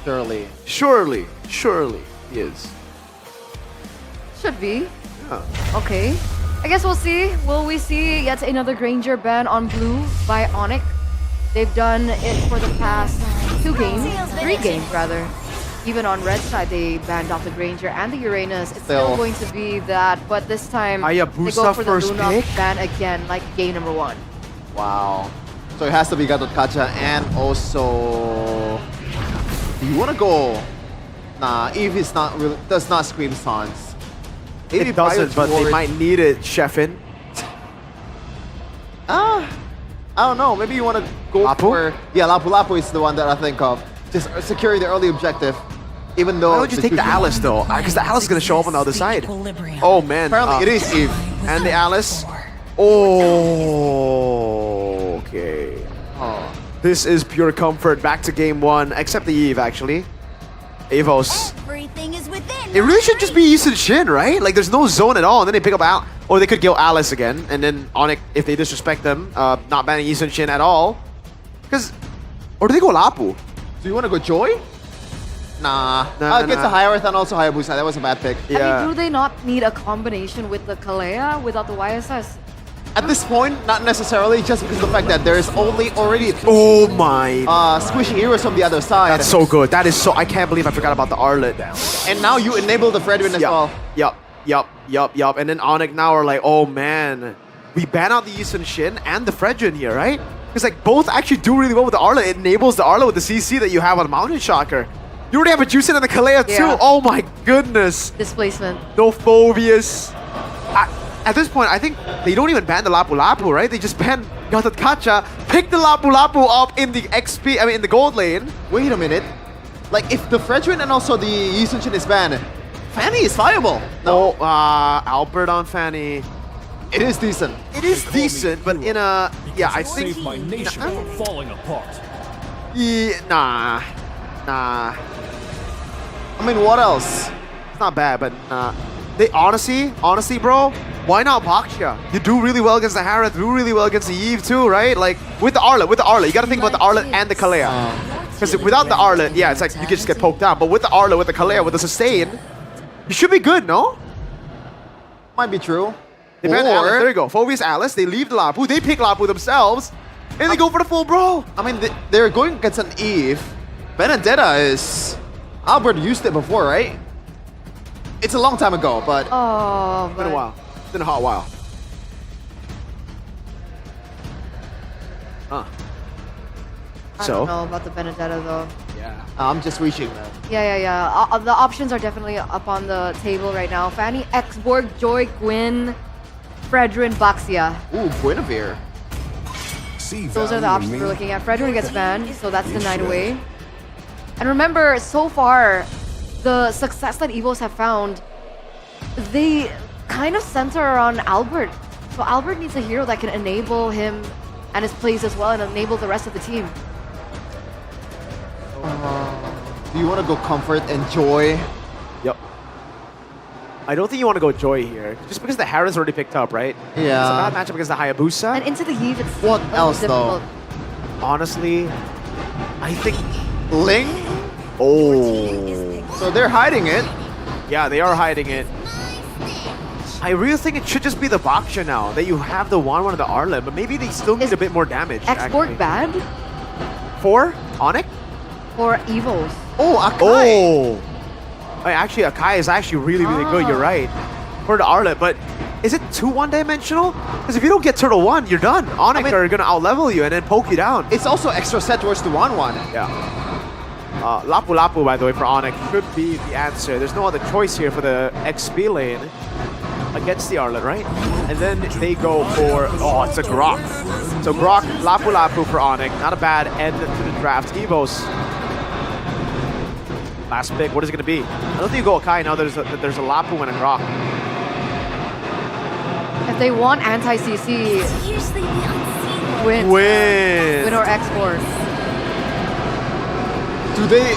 I think they're lacking damage, dude. Yeah. EVOS. Exactly. That's why I thought they needed to pick up a jungle, like an assassin jungle. But there's none left except for Joy, so it will be a tough matchup anyways. Are we going to game number 5? I think so. Okay. You heard what the panelists have to say. Ladies and gentlemen, we're going to throw it over to our casters. Remember, match point for the White Tigers. EVOS are the underdogs in this match. But today, the ruler of the skies are wounded by the very claws of the White Tigers. Will EVOS shake the skies? Will they roar through the heavens? Will they knock ONIC down for a match against Bigatron? This just might be it. EVOS, one game away from the upper bracket finals, and ONIC, they need to prove why they are the Sky Kings. Lanadon, here we go. Potentially the final game of the series. And my goodness, 1-1 this playoffs. Not a good statistics, but perhaps EVOS, they want to increase that win rate with Erlan. I like it, right? With the Kalea in their composition as well. Eman, Erlan, both using 1-1. We did see them fall short, rather Eman with a 1-1 earlier today. And we'll see if that is going to be the case for Erlan. 2 emblems by Games Max. Well, Bargain Hunter for the Harith, obviously you want to speed up, get your items quickly. Other than that, nothing really out of the ordinary. And so now, D-Boy again in his position. Revitalize Pop, that's a knockup already. Again, EVOS are winning the small trades here in the early game. It's a very strong mid duo as well, right? Kusin, Kalea, so much control, so much sustain as well from the Surge of Life. And ONIC, again drafting for comfort. We did hear from the panel that this meta doesn't quite suit them. Way low, flickered. Harry doesn't land the squat shadow there, so no real window. But Sans and Kibo here trying to lure out Sway low and towards the more offensive side. And yeah, as of now, ONIC with that is slowly winning. Albert though is in the mid bush. Sans feeling it. Oh, they want to go in 3v3. That's a knockup. Oh my goodness, Key finds the takedown there. Albert will not find it. That's going to be a 1-for-1 at the end of the day, just before the turtle. Yeah, a kill towards Kyrie, but now it's going to be Albert just shredding it down. Rende is close by. He has rotated. Oh. Look at the damage. Oh, the flicker doesn't land. What? Kai finds the retribution as well for the first turtle fight. That's a shadow kill. Uh-oh, no shadow though. Kai taken down. That's going to be Lutfi isolated. 3 members are on it. That's ONIC though with the reinforcements coming through. Thankfully the kill was given to Key. So at least Albert, or no core member, is able to get that. But Kyrie, with that kill, at least he gets the turtle. Gonna slow him down again for quite a few seconds to go and farm quickly. Again, ONIC sticking with the comfort route in today's series. Skylar back with the Harith. Up against the 1-1 though. The 1-1 will have quite a hard time up against the Harith. Will be constantly pushed back unless the 1-1 can land possible crossbow of time. Then again, the shielding from the Harith is going to be very immense. And Keyboy, this time with the Grok, he is more, I'd say, available this time to make moments, to create those engages. Grok need Revitalize as well, yeah, right? With the Revitalize. So, again, you would expect it to go for the flicker, but it feels like they want to play the long drawn-out fights, right? Especially with the Harith. It's going to be a long one, a lot of cycles happening here and there. And it's all about surviving. And that's why EVOS picked up the Guinevere, extra anti-CC to go and traverse around the lineups and purify from Skylar. Very calm, but that's big information. Kyrie's in the vicinity. As ONIC, they look to capitalize their Key. Taken down in the bottom side though. Oh, that's a cheeky kill from ONIC. Key wasn't able to get to his own teammate there. And ONIC, great rotation cut. Yep. But Skylar doesn't really have Purify this time. I don't think he is going to rotate to the Turtle Pit to join the team fight. And for this objective contest too. And look at Lutfi, he's down to half HP. He can heal. 1v1 with Rendy. Kyrie is close by. I think they get the kill here, right, Rendy? Oh no, there's no info in Rendy. What? Oh, he survives, but finally, Lutfi takes him down. That's a big knock-up by Albert, finding Kyrie. And that's gonna be EVOS having the last lap, because guess what? Turtle is up. Right, for the objective as well. And that is such a huge kill on towards Kyrie, given to Albert. Kyrie's gonna come close, but this turtle is gonna get threaded down. Keyboy and Lutfi will buy time to the backup to arrive in the turtle pit. It's gonna be very close. Keyboy has the Sonic charge. They've done it. The reset is there. As Kai now takes his time to get the purple. He is level 7. Albert is also level 7. But now they focus on the turtle. I don't think they want the turtle now. They can't. But GameFact gives Keyboy the title for the player with the most assists in MPL ID history. But so far, Skylar is munching on this turret down bottom. It's a very hard lane for the 1-1 to deal with. So yeah, it is going to be given up by Erlan. Now it's just gonna be a shift of the focus in towards a team fight. Albert might look for that engage, but it's not gonna be a commitment from Albert. ONIC, they do have avenues in the team fight. The RWM will be a solid tool, but Lutfi going at it with Rendy. Oh, take a look at the mid fight though. That's gonna be Shadow. Oh! It's a 1-for-1 now. Kyrie recovers. Now Keyboy pops revitalize, looking for some findings. That's gonna be Lutfi stunning Suelo. Ooh, that's a big one. Kai says hello as Suelo will be taken down. That's a big two-man stun, but no clear follow-up damage just yet though as the EVOS, they are disengaging. Because take a look at the mid lane. It's very juicy for ONIC. That's massive from ONIC. Finally gripping together this game with all their fingertips. Up top, it's gonna be a wave pushing too. And Lutfi might just try to take this turret down, but I don't think he might be able to. But he just might, because there is the damage, and yeah, he might take this turret down, and he will. So 2 turrets in total, a kill towards Albert, 4 kills for Kyrie now. This is where ONIC might just take off. Rendy is here. Wow, take a look at the crowd control chain with the Guinevere and Arlet. That's enough to dismantle the Lapu Lapu. That was beautiful. A sweep right into the Violent Requiem. Lutfi couldn't do anything about it. So he is gonna bite the dust. And now another objective spawns. The turtle as well for both teams to take. EVOS are grouping up now because they know they have to team fight their way into ONIC. But this time again, Lutfi has been given time and space to dive into the backline, look for the targets intended. And Erlan so far not yet heard of in this game. He might just pop off as the Windtalker and the Corrosion find at least 2 items for the team fight. But ONIC, they are just as strong. They want to play this slow. Lutfi doesn't land the stun. The turtle here is just hovered around. Oh, Tectonic Charge on towards the back airline here. Receiving it. Sans spots a real world revelation. That's Rendy finding 3. Kyrie picks up the turtle, but Rendy now. Oh, crossbow attack in the back. Looking for the damage. Rendy will fall. Skylar is re-hitting on towards Key, but take a look at the front. Lutfi finds Erlan and finds Suelo in the process. That's 4 members of the collapse, and it's a wipeout for ONIC. Instantly smiting down the White Tigers up from above. Lutfi. Balls of steel to go into the backline, diving in. And that is why he is on the Lapu Lapu, locking down Suelo. And Albert gets taken down to ONIC. Finally, looking like their old selves. Because today in the series, it doesn't feel like it's ONIC. Divine Glaive for Sans, extra damage again, Magic Pen, in-game equipment by Dunia Games. So far, it's all in the same route. But now Kyrie opts in for the War Axe into, or rather Hunter Strike into the War Axe as well. So I'm gonna go for the Sky Piercer.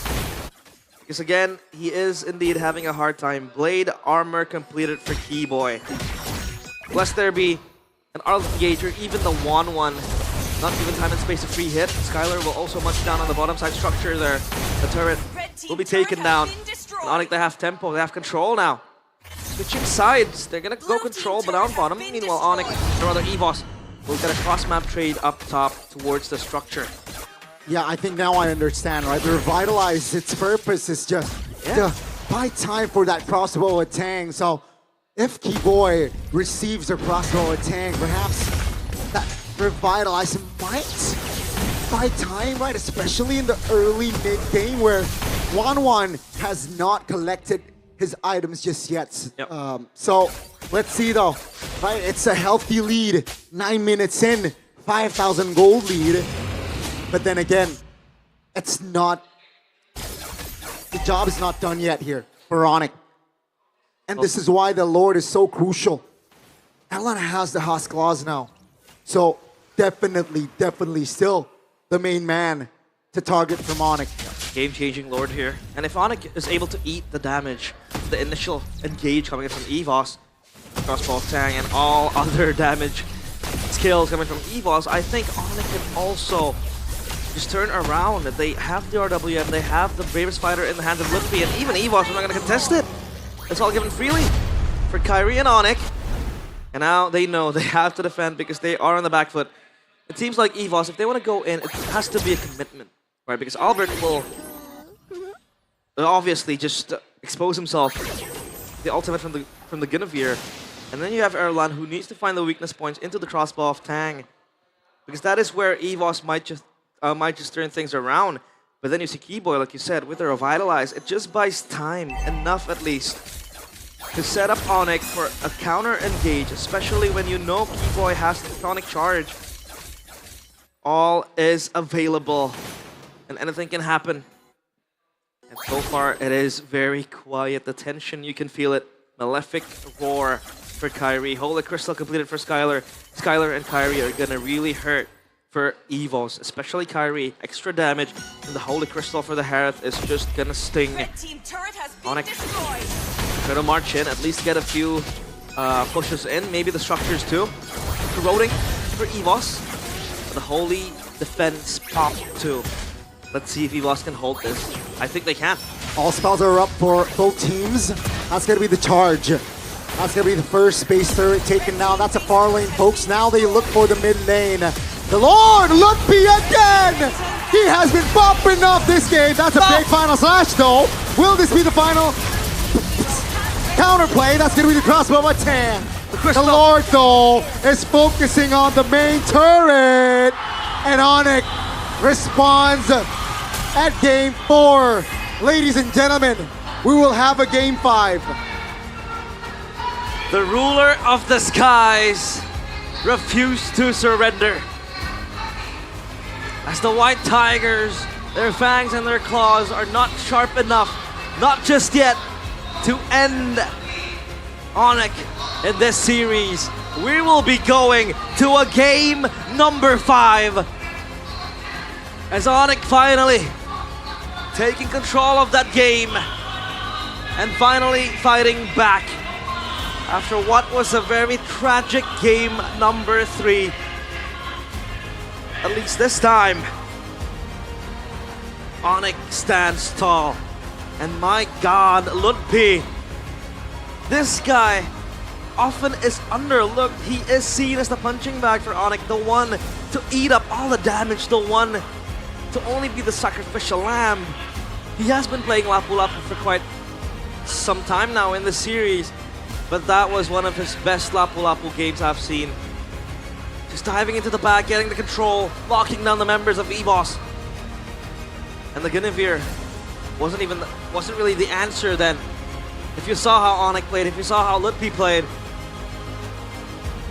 Wow, ONIC. Wow, indeed. That's why Lutfi's Lapu Lapu was taken in the first phase. That impact shown again. Take a look at this combination here. Bam! Suelo was gone. There is no peel for Erlan. With the Lantern Flare, maybe, you know, you would expect Suelo could just go back on the Crimson Beacon, but that was an option. He had the Crimson Beacon to reposition and then maybe re-engage with the Lantern Flare, just knocking the players of EVOS back, or rather of ONIC back. But that instant stun with the flicker from Lutfi, taking risks, playing dangerous games, and getting the prizes.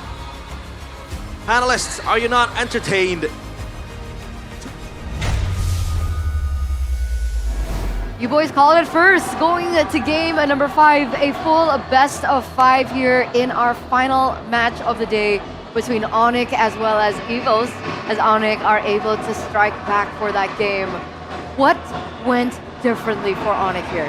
They got the meta comfort, right? They got the picks that worked and are comfortable on their hands. Mainly, I think finally Keyboy gets his hands on a Grok here. It's been banned out all series long, I think, and the Hayabusa Harith combination as well. Very good. For me, I'm not rocking with the draft, man. The fact that the Guinevere? Yeah, the Guinevere. I said it in the game earlier. It reminded me of when Kenziski went for the 1-1 and Badang Beloyski against ONIC. The damage is just not there in the first two objectives, and you have to play for the late game for the 1-1 while you are losing the mid to early game. That's not a good sign. Yeah. You know, and that's why I think I noticed that Grok uses the Revitalize. Keyboy chooses for extra healing and also extra sustain just because of the fact that they want to deter the 1-1 potential so they don't get punished. And it worked out perfectly. He actually went, I believe, for first item Blade Armor too, which makes it even harder for 1-1 to be able to shine. And instantly, I think that's where I have to criticize most 1-1s right now. They just go for the template build, which is the crit build. Yes, it is the meta build, but if you're playing purely for your crossbow tang, I think the attack speed build is better. And again, it's Blade Armor, instantly. Like, Keyboy knew it was going to be a problem later on. Buys Blade Armor, done. And at that point, being a 1-1 and playing on a 1-1 when you're behind, it's very difficult as well. Elan tried to make it work. He nearly got a moment there as ONIC were pushing into the base in that final moment. But unfortunately, it just wasn't enough for them to fully, I would say, go for the defense for EVOS. They weren't able to prolong the series further. But looking at the replay now, we're looking at the crucial moments. Who do you think stood out to you the most from ONIC? Look at this guy, bro. He died in the end, but like that 2 kills with the spell farms that he has, he is definitely deserving of the MVP. All right, so the answer is Lutfi, and he deserves the player of the game, presented to you by the official tournament smartphone Samsung Galaxy S25 FE. It feels like he's trying to prove a point, because I mean earlier on you mentioned that Lutfi was a little bit... He's off. Yeah. I would say... Other than on the Yuzong. Yeah, on the Yuzong, definitely number 1 Yuzong in Indonesia. But on the Lapu-Lapu, well, Game 3 I won't count. Game 2 more so, right? Because Game 3 was just a pure kind of outdraft situation. It was very weird, too greedy of a composition. Game 2, I think it's just the inconsistency of Lutfi in that game of zoning. In this game, he had a really good time. And I think it was also mainly because of the space that was given to him. Like, there was so many more targets this time that actually were threatening EVOS that Lutfi came off the radar.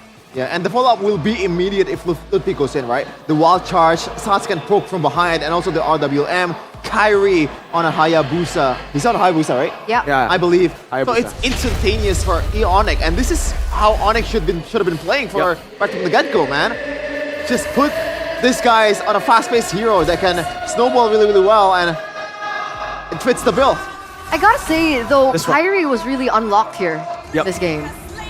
Again, it's a greedy move for Rendy, I would say there. Like, you guys would say, you know, it's an all-right move. I say it's a mistake. You know, when you've already gotten the Hayabusa to use the Quad Shadow, you don't need to chase. You just wait around a turtle because it's almost... at that point, I think it was guaranteed turtle. You use the Quad Shadow already, just wait in the Quad Shadow next to the turtle, help your jungler secure it. And that's why, I think in the end, even though we did say it's going to be game number 5, we saw the angle. We saw that it could be 50-50 depending on how the early game goes. And unfortunately for EVOS, despite some clutch moments, Turtle 1 is very important for them, for their composition to start. Because you already mentioned it, was it you, Eternal, or you, Shepin? But 1-1 doesn't do too well when they're behind. Arlet, even more so. Arlet needs to be ahead, or at least even, right?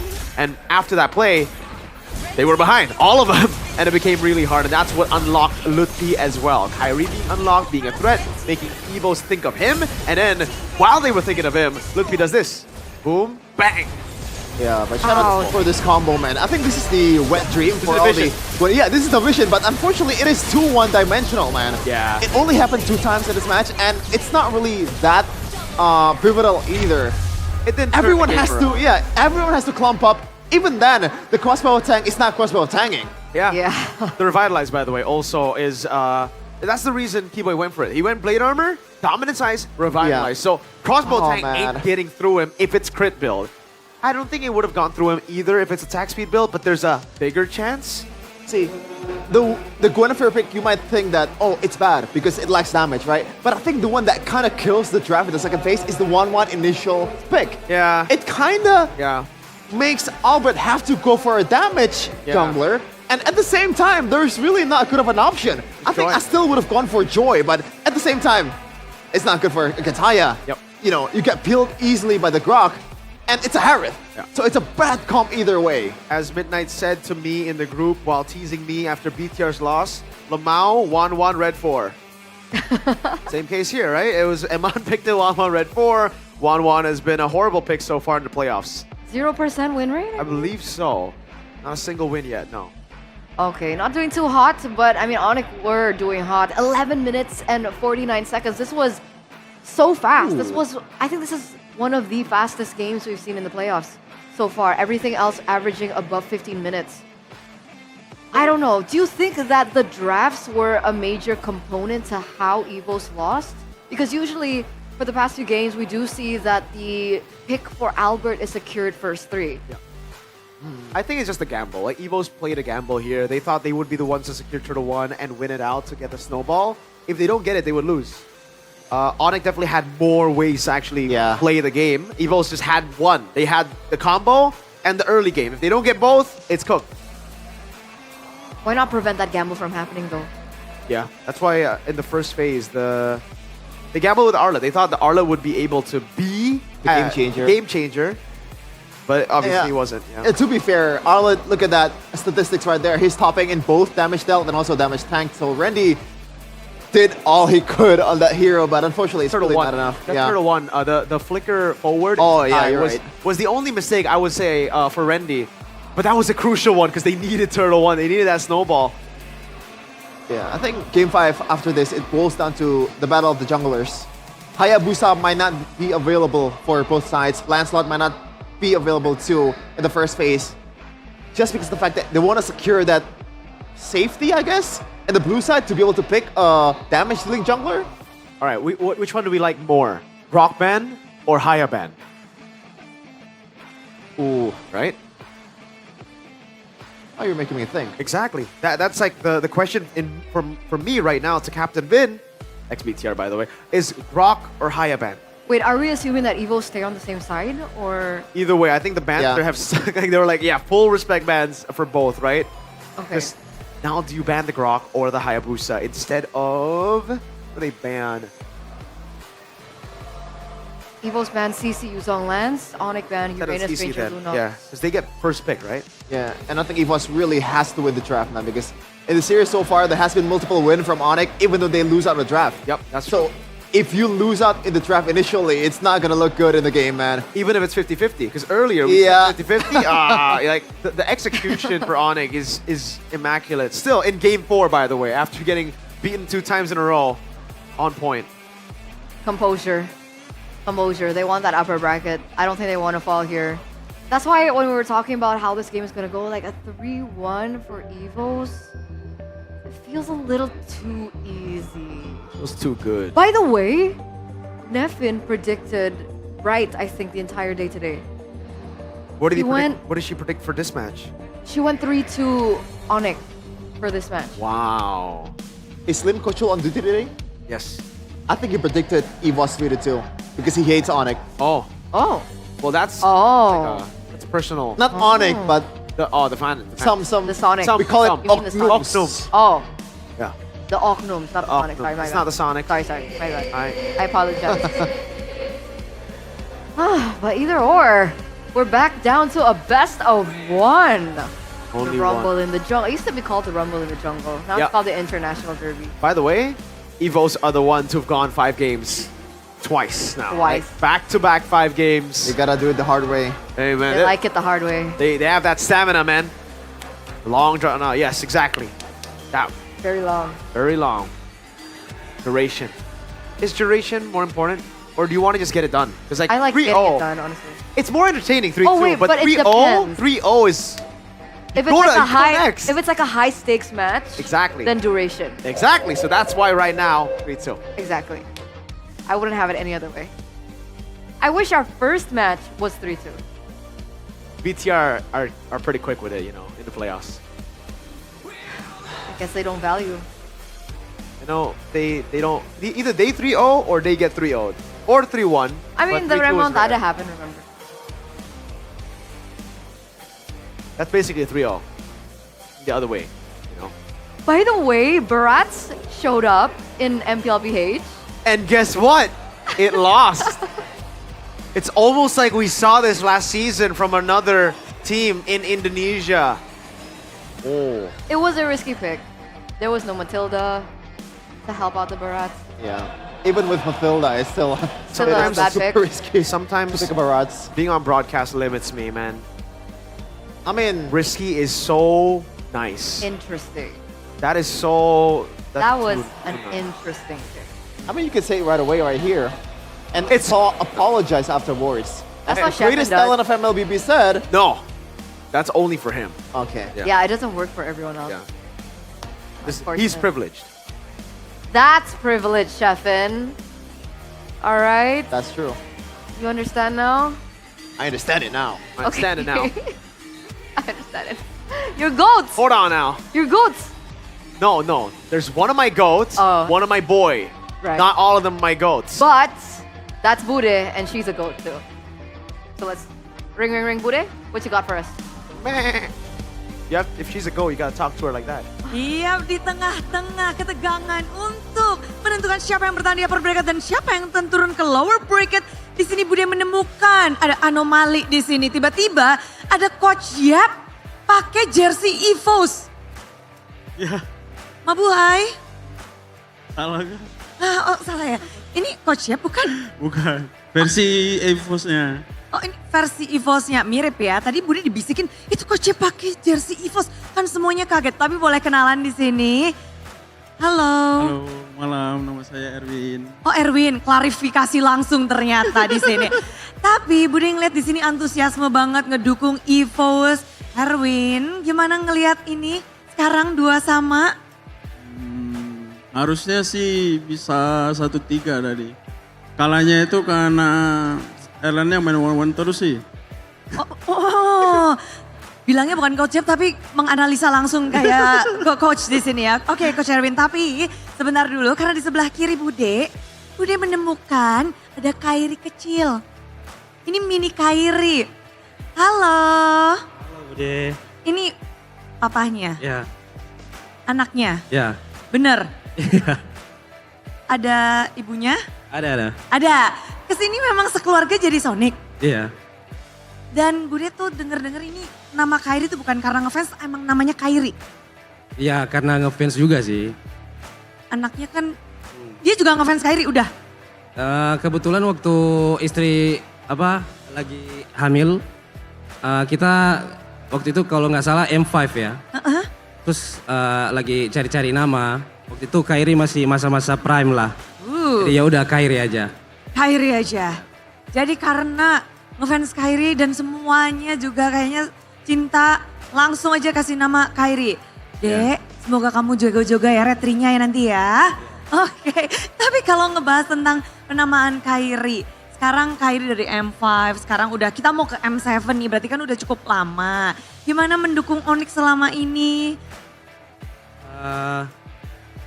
Pasti ONIC bisa sih Sorry Bude, apa tadi? Gimana ngedukung ONIC selama ini dari season ke season, dari M5 sampai sekarang mau M7 juga. Apa harapannya nih mungkin buat Kairi? Kalau buat Kairi sih yang penting selalu semangat aja sih. Harusnya Kairi tujuannya udah internasional kan. Jadi harusnya di MPL bisa lah kita ke M7 juga.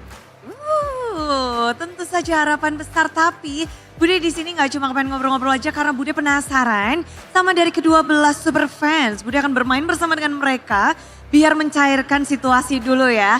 Di sini kita akan bermain dengan adanya sebuah apa ya? Bisa dibilang ini strategi dari EVOS fans dan juga Sonic untuk mendapatkan dream team. Anggap aja nggak harus EVOS semua, jangan ONIC semua ya. Pokoknya kalian punya budget itu 15 juta.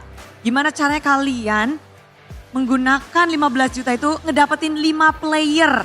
Kalau nggak 5 player nggak bisa start tuh gamenya, oke? Oke? Siap? Oke, siap. Siap, monggo.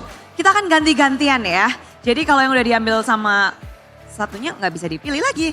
Let's go, kita ambil dulu nih dari yang EVOS dulu deh. Monggo, boleh. Silakan pilih. Untuk budget 5 juta di Skylar. Skylar, oke. Oh, Skylar. Skylar diambil aja. Dibawa pulang. Jangan, ditempelin sini ya, tempelin sebelah. Oke, 5 juta pertama. Ini bukan 5 juta ya. Skylar berapa hargamu? Oke, selanjutnya. Kairi boleh? Boleh dong. Kairi yang mana nih? Kairi yang kecil apa kairi besar? Ayo. Mana kairinya? Gak ada kairinya sih Bude. Ya udah tempelin dedeknya ke sini. Kiboy aja, Kiboy aja. Karena sama-sama Manado juga kan. Oh, dari Manado Pride. Kiboy Oke. aja. Boleh. Di bawahnya Skylar, nanti akan sebelahnya. Monggo. Untuk jungler Albert. Albert. Wah, langsung ya. Gercep banget. Selanjutnya. Udah 9 juta ya, tinggal 6 juta nih. Ya. Ini masih 10 juta. Paling ini sih Bude. Oh lala, EXP Kin. Satu player anyar. 7 juta sudah dipakai. Yuk. Sisa 6 juta. Romer, Alek. Oke, tersisa 3 juta. Mulai bermain strategi.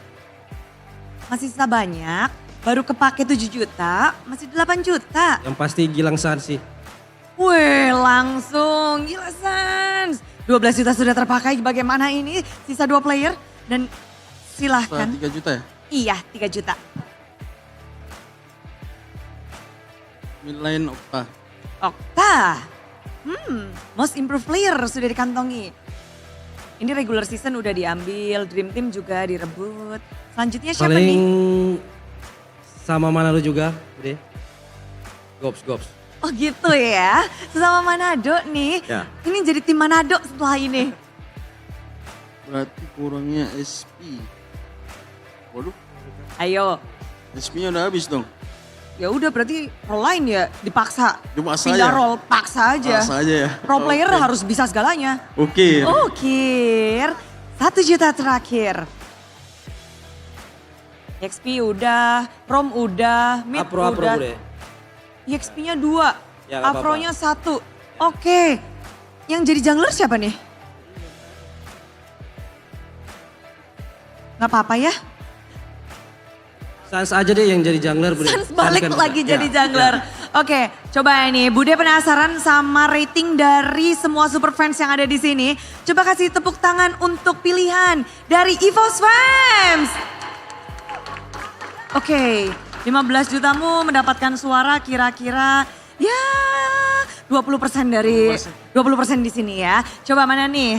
Tepuk tangannya untuk pilihan dari tim Sonic. Sudah ya? 80%-nya Sony ya? Iya. Gimana ya? Nggak apa-apa. Tapi yang penting kita akan melanjutkan game kelima. Game kita sudah usai di sini. Dan satu kata untuk EVOS di game kelima. Bantai terus. Bantai terus. Satu kata untuk ONIC. Go ONIC! Go ONIC! Dan langsung saja inilah dia game penentuan antara EVOS dan ONIC Derby Internasional. Let's go!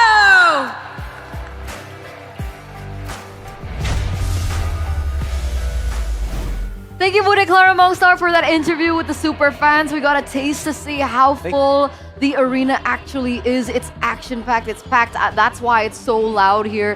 Every time someone makes a play, the atmosphere, once again, is electrifying. But we gotta go back to this. Both teams are at match point. One more game away of securing the upper bracket final slot, the final upper bracket slot, up against with Alter Ego. Yep. Who is it going to be? Thoughts, boys? I think we have to look at the drafts. So it's gonna come down to the drafts. I Do you think so. agree, Sheffin? Or do you have someone in mind already? Well, yeah, it's gonna come from what do you say again? Come down to the drafts. Come down to the drafts. But we said it, right? If it's 50-50, it's gonna favor ONIC. If it's 40-60, it must still favor ONIC. Yeah, you need to win. It might be ONIC. And I just want to say, for these two teams, you might think that maybe save some stress for the next stage. But do you want to go up against BTR in the lower bracket? I think you do, right? They're looking very weak. They're not going to win anything this season. They're absolute trash. Oh, okay. I mean, yeah, garbage team. Sus. So sus. So sus. Why? Do you think... lower bracket Bigatron? Nah. Stronger Bigatron? Oh, they're weak. They're so if they go down, they're for sure out, man. Did God Especially call against you or ONIC and something? EVOS, man. Like, Did he like give you a ring? Who? Coed or something? What's going on? Why the change of attitude? the Brother. cope lives through the curse, You've been cursing for the longest time right now. and they've never won. yeah, I think it doesn't matter at this point. No. man. I've been supporting them, and they've never won. See, now I need to. Okay. Didn't you try this last season? No, last season I predicted them, and it came up. So yes, tomorrow I'm gonna predict them. So from now on, if you see any BTR player, you're not allowed to say my goat. Oh, You say dude. the opposite. What is the I need opposite to of a goat? try that. I need to try that. My Taug. My Tog. Okay, I'll call them my Tog. My Togim. Togim. Togim. Togim. Anyway, draft recap from game number 1 to game number 2 and game number 3. Anything that we have to, slice and dice about this? Are we still thinking that Evo should secure their jungler in the first 3 picks? I mean, I wish I could talk about the drafts if I can see it. So You for can't see? basically for EVOS, they picked up the jungle game 1, game 2, game 3, always in the first phase. So yeah, that's that. Except for game 1, but no. Game 1 game was 2. also No. Wait, which one was the box? Game Baksha 2. Game 2 Baksha. Except for that, but that was So like this is not pick order. an outlier. Yeah. Gotta go through that. Can I get my glasses real quick? Where There you is go. Game 2 is it? getting highlighted. It's That'll be out pretty- No, you can't. I think also, by the way, I don't know why the mine? Alice is completely gone, right? They have multiple. Here, I think for EVOS, don't overthink it. I think the Arlet pick, now that I think about it, was Okay. kind of like, wow. It's like they haven't picked Arlet at all yet, and it's always been something that ONIC have also kind of like let go, right? Throughout these drafts, it hasn't been like a prio ban through and through in the second phase after you've seen these compositions. So I think for them, it would be much better to pick up the Eastern Shin in that red 3 position. But now it gets difficult because now you've already shown the Arlet. So now I will, especially if you ban the Phobius, it should be an automatic And Arlet ban. ONIC did ban it in game 3. But that was only after you see the Arlet, sorry, the Phobius ban, no? Is the second phase? Oh yeah. So Yeah, it was Phobius and then Arlen. in this case, you got to try to play those mind games, man, because again, there are multiple options for Rendy. But in the jungle, I think right now you want Albert on a carry. That's for sure. Yeah, it has to be, right? Unless they have a solid damage dealer in the gold lane. David It's Beat! not 1-1. It's not 1-1. Oh my god, that's Jeffrey Nicol! Who is the Eterna to the people back at home who don't know? Is a very famous local celebrity. He's an actor. He's an actor. He's a, I think, is he mainstream actor? Yeah, I think he's Yeah, mainstream, yeah, right? yeah, Like yeah, he's yeah, popular, yeah. dude. He's watching MPL? That's wild. Dang! Then we got David Beat. David Beat's the guy Gerald who- Liu. Who? With Gerald Liu and David Beat. Oh yeah. They're friends. I think OP, because like they stream together sometimes. Oh. I'm not keeping up with the stream game. I wonder if okay. Big Mo is gonna show up. Oh, is he your goat? No, he's not my goat. Oh. He's funny though. I thought, I Oh, would wait! imagine you liking him. Dude, I actually do like his content because he's funny. But he actually almost joined BTR, no? Really? Yeah, like during EWC, they had like the whole gimmick, him and Rachel. BTR Oh. Rachel. I was like, Oh, okay. he was almost my goat, dude. He's just Very so close. close to being my goat. So Fani's your goat. Huh? now. Oh, he is my goat, man. And he's a Liverpool fan and a Ferrari fan. My goat. Is Johan your goat? He's my goat, but he supports Arsenal, so it's kind of like, I don't know any of these people. they're BTR people. They're Okay. BTR people. Okay. It's okay. You have Poodle, right? Yes. Who else is? Oh, Natarin, right? Natarin is also part of Geek. Anyway, group draw. Group draw. What? Map draw is what I meant to say. I didn't get to see the map draw. Because of Poodle? Wait. Where is the map draw? Expanding Rivers. There you go. For our final game in this best of 5 series, we're getting the Expanding River. So mid-trio. Very topical. Gonna be as important as ever. Okay, there you go. That's a Grok ban. Yuzong Harris ban for EVOS. ONIC, CC, Granger, as well as the Uranus. This is the drafting phase, by the way, ladies and gentlemen. Presented to you by the official tournament smartphone Samsung Galaxy S25 FE. I don't like the fact that Keyboy gets the Kalea, man. I guess you get the Lunox, but Gotta catcha. has to be, right? Has to be. There's no other option. you even go Yi Shin though? I don't think so, right? Do you? I mean, what else is there? Haya. Oh, Hayabusa is still wide open. Oh, they go Yi Shin and Gatlop. There you go, right? And yeah, it is. Yeah, I mean, it's good, but Keyboy is on a playmaker. Yeah, that's something I don't like. I agree with Sheffin. It's at least Lunox on Sway Low. This is, by the way, if you guys are just tuning in, this is the Lancy of MPL ID. If you see Lunox open, he's picking it up, and finally Sans gets his hands on a Kimmy. Yeah, I always like more stable DPS that's coming from mid lane, and both of these teams gets the same. So it's kind of an even playing field from both of them, right? Comes down to the side lane, a repetition of what happened in game number 4. I don't know, I feel like Kimmy clears faster than Lunox. What do you guys think? It kind of works in the same way that it's a constant damage dealer that you can rely on. Yep. Yeah. Is what I'm trying to say. It's just like the mana is less reliable on Lunox, but I get your point. Second phase though, the Alice gets banned out. Oh, this is amazing, actually. Oh, man, yeah. What we were talking about for Rendy was for red side. Now that you don't actually pick up the XP lane on blue side, yeah, this is just going to be a full lockdown on the XP laners. What is Rendy going to pick up? Like, now, the Alice banned out, Lapu's banned out, the Yutong's taken out, the Uranus is out as well. Do you want to ban the glue here for ONIC? Esmeralda will be the option. Yeah, I don't think you want to go ban the glue because right now the composition should do well against a glue, right? They ban out the Esmeralda. ONIC, are they going to go Phobius? No, right? I mean, doesn't make it's not good. I mean, if we're considering the option that's left, it's not that bad. Arlet is an option. True. What else? Oh man. I don't think EVOS want to. Do they want to ban the Arlet? I don't think so. I think they're fine. If ONIC pick up the Arlet, they go Phobius themselves, and then it just becomes a battle.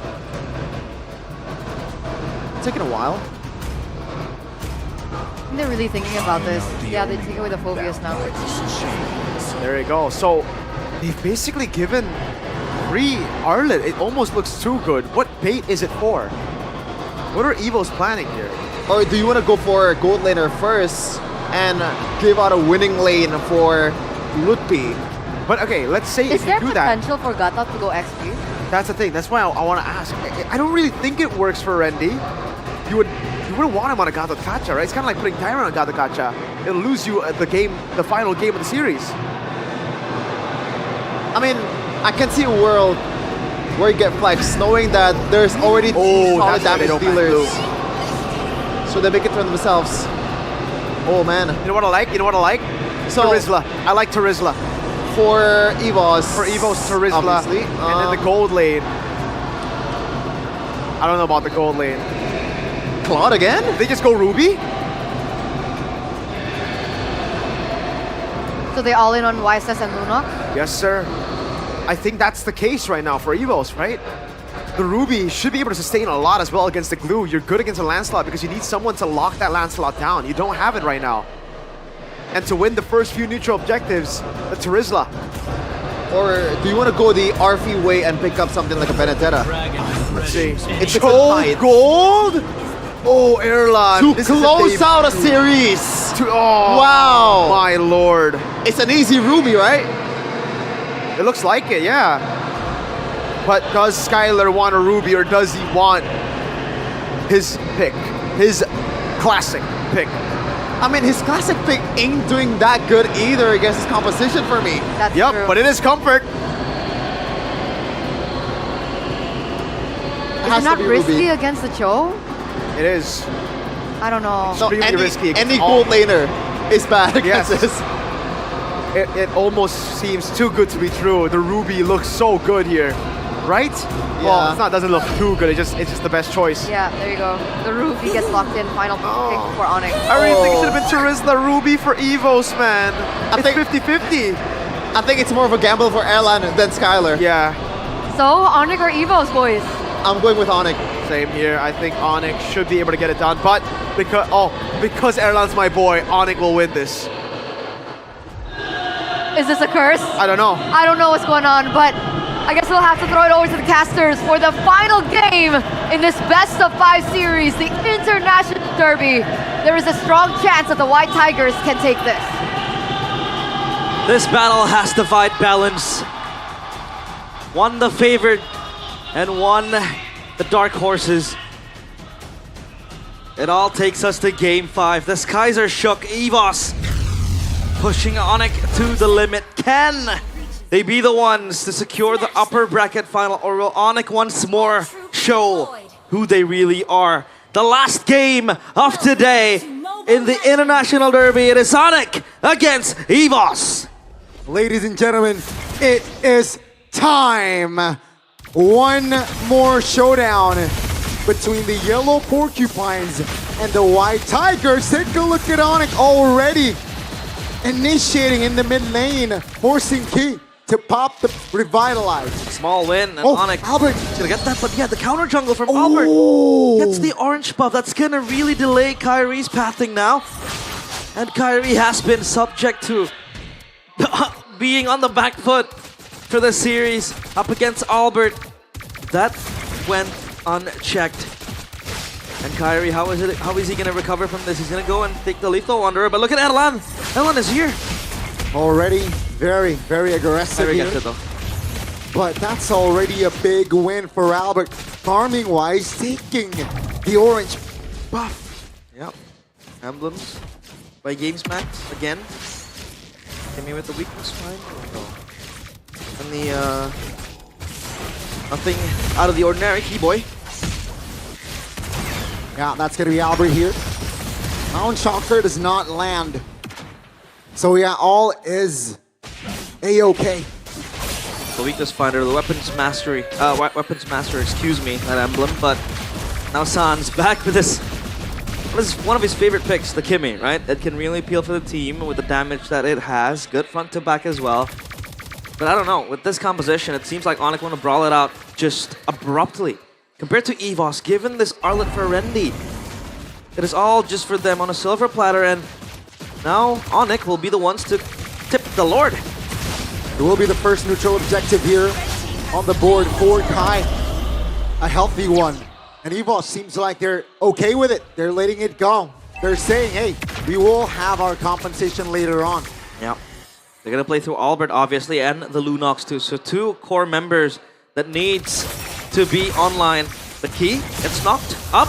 That's a pull. I'm offended. Revitalize. Popped. Erlan is there to Way of Dragon. Keyboy, not enough damage just yet, but Keyboy will fall regardless. Both roamers now taken down. Kyrie looking to close the distance there, but Key will survive. Man, Erlan survives with a sliver of HP. Erlan survives, man. It feels like we're seeing a battle down in the gold lane where 2 of these players, they are known to be traditional marksman players. They like the marksmen, they like the rangers, they like the Harriet. And then now we see them brawling out like it's XP lane, right? They play the choke gold, something we haven't really seen much of Erlan. We have our fair share of, criticism towards him when he has to go and play the fighter. Same goes for Skylar. He's now on the Ruby, obviously on peel duty, and he has to go in to control the backline of EVOS. Now though, EVOS with the Gatot Kacha, they can set a lot of things up, especially with Albert, with the Yi Sun Shin. And now ONIC, by leaving open the Arlet, it looks like they have some sort of counterplay towards it with the glue too. Tsunami Slam! On towards one, that's gonna be Albert, burst it down! What a setup there by ONIC, that's a big kill. That's a very, very big kill. On towards Albert too, and the turtle will spawn. 15 seconds. ONIC has Cryo and Tempo in the mid lane and into the bottom side of the lane as well. Adelan completely pressured. He's going to have to clear the wave. Meanwhile, Skylar and Keyboy are rotating on towards his turtle pit. Traction Pulse gets expended though. And now they will try to take this neutral objective. I think it's a free one, right? Albert died earlier on. So ONIC, they look to, I guess, double their lead in a sense, right? 2 turtles on the board already.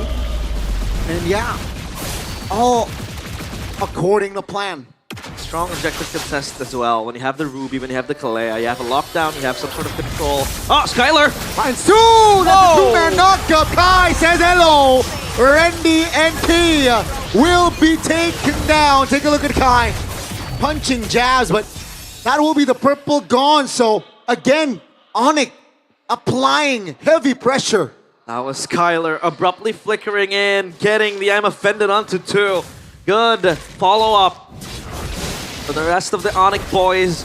Gold difference all in favor of ONIC. 2.6k gold lead. And then now it begs the question, how does this show function, right? Yeah. Aside from pickoffs. Because if the show wants to go into the backline, there is way too many obstacles to go through. You have Keyboy who just lock you down, and then Skylar with the mini CCs. They can just lock the show in place. And then as Arlan, if you want to go in and go out, it feels like he's going to be on a suicide mission. And then the glue is just as annoying as the other members of the squad. Tough boots for Sans. He knows he has to try to dodge in. Oh, offers damage! That's the damage by Kai. Will pop the brilliance there in response to that burst potential damage. And yeah, good thing that he survives that one. Wait, Keyboy goes in for the dominance ice. The Suns not go for the glowing wand because usually this patch at least when mid laners go for the glowing wand, the roamers might just skip the dominance ice. But now he goes for that dominance ice. So yeah, Suns also has the glowing wand already, so they want to go in ham. As Randy pops the sweep. That's Jonathan Liandi and our screams Emperor. Wow. Hello, Joe. Gushin God. Yeah, Gushin God indeed. 31 and 6. What was it? 31 and 3? Yeah, oh, big final slash by Randy in the mid lane, but no! A bigger I'm offended! That's gonna be Randy taking down Key a little bit late there with the AOG, and that's another double for Kai. ONIC, 4,000 gold lead 6 minutes in. Skylar looking alive in this match. Kyrie 1v1 with Albert. Something we want to see. That it's not wise to prolong your stay. And Erlan, now the only thing you see him do is just extend his presence on the side lanes as a Cho, sure. But then where does EVOS get the lockdown, the pickoff style they want to do? Because it's just up to Randy now with the final slash. And then you have to follow it up, right? But Suelo so far at least has 1 kill to his name as the Lunox, and then he has a way to get out of harm's way with that Brilliance Order. Hidden armor for Key, he knows the damage from the Kimmy will bite them. And ONIC feels like they have a way to just push back EVOS. They have a way to kind of, you know, mind the gap up against EVOS, especially with the Kimmy, a very strong pick. In this context at least. Kyrie, brute force, breastplate, extra tankiness, cooldown reduction as well. So yeah, ONIC, so far they are playing to their game plans. And we talked about ONIC just, you know, opting for comfort. This one I think is much more meta than comfort. Sky Piercer for Sans. It is going to come in handy. And it is time for Sans to farm those stacks up. It is definitely time for ONIC to apply more pressure in the jungles. That's a big knock up in the back. Oh, again! The combination of Key and Randy are not working right now. Oh. But this time ONIC adds way low to the hit list. 3 members off the board, and ONIC, they will go for more. Erlan is trying to salvage such a dire situation in the base of EVOS. At least is hitting on the bottom side turret. He's gonna get one. And ONIC, they seem unfazed. They will stay in that mid lane. Do they want to barge in? Are they trying to force a fight? Erlan might look for a flank angle, get a kick in, and even the holy defense from ONIC will be popped. So a slight win from EVOS. And now they have to find Erlan. There you go, yeah, they found it. They found it. Erlan was unable to find a flank there. He got the structure though, at least. The Lord is up, and I don't see a way where EVOS can contest. It's a slow burn now. It's a slow, painful death for EVOS. 7.2k gold lead. ONIC will try to get this Lord going. Oracle secured for Keyboy. Extra magic damage. And that's extra tankiness too. And look at EVOS. Mind you, all 3 plus this one, 4 objectives, are left uncontested by EVOS. And ONIC just breezed past them easily, taking all of that, plundering it. And even Erlan, see, this Joe becomes less of a variable now for ONIC to deal with. Because all it has to do now is just create a segue play up top, just push it, and get a split push going. But that's not how you really want to kind of operate, right? As a Joe short, it is quite good, but again, You have to go in for the kicks, man. Even Kyrie's gonna respond to Erlan 1v1. Hello. Kai will receive that Way of Dragon. No. Will it have enough damage though? I don't think so. That's a great timing on that flicker by Erlan. Just to buy time as the Lord is marching in the mid lane. Yeah, I think Kyrie's gonna hold Erlan, but he lets him recall. Meanwhile, the Lord will knock into the White Tigers' cage. Let's see if they can hold. The Lord is quite, frankly, healthy. And even the whole defense down bottom pop. I'll try to push in the bottom side turret as well. And Erlan is still staying up top. Tsunami slam by Keyboy! That's gonna be Kyrie executing a player. Now, ONIC, they lock in the turret as Kai picks the double. They want to fight and they will win it. Ladies and gentlemen, it is all over! As ONIC, they will wipe out EVOS and take the series 3-2. Welcome to the upper brackets. One step away from M7. But for EVOS, it's time for them to try again. Lower brackets, they will go. A match against Bigatron is up on the cards. And the White Tigers on the final hurdle. Their fangs are not sharp enough to pierce through the Sky Kings. They rule the skies once more.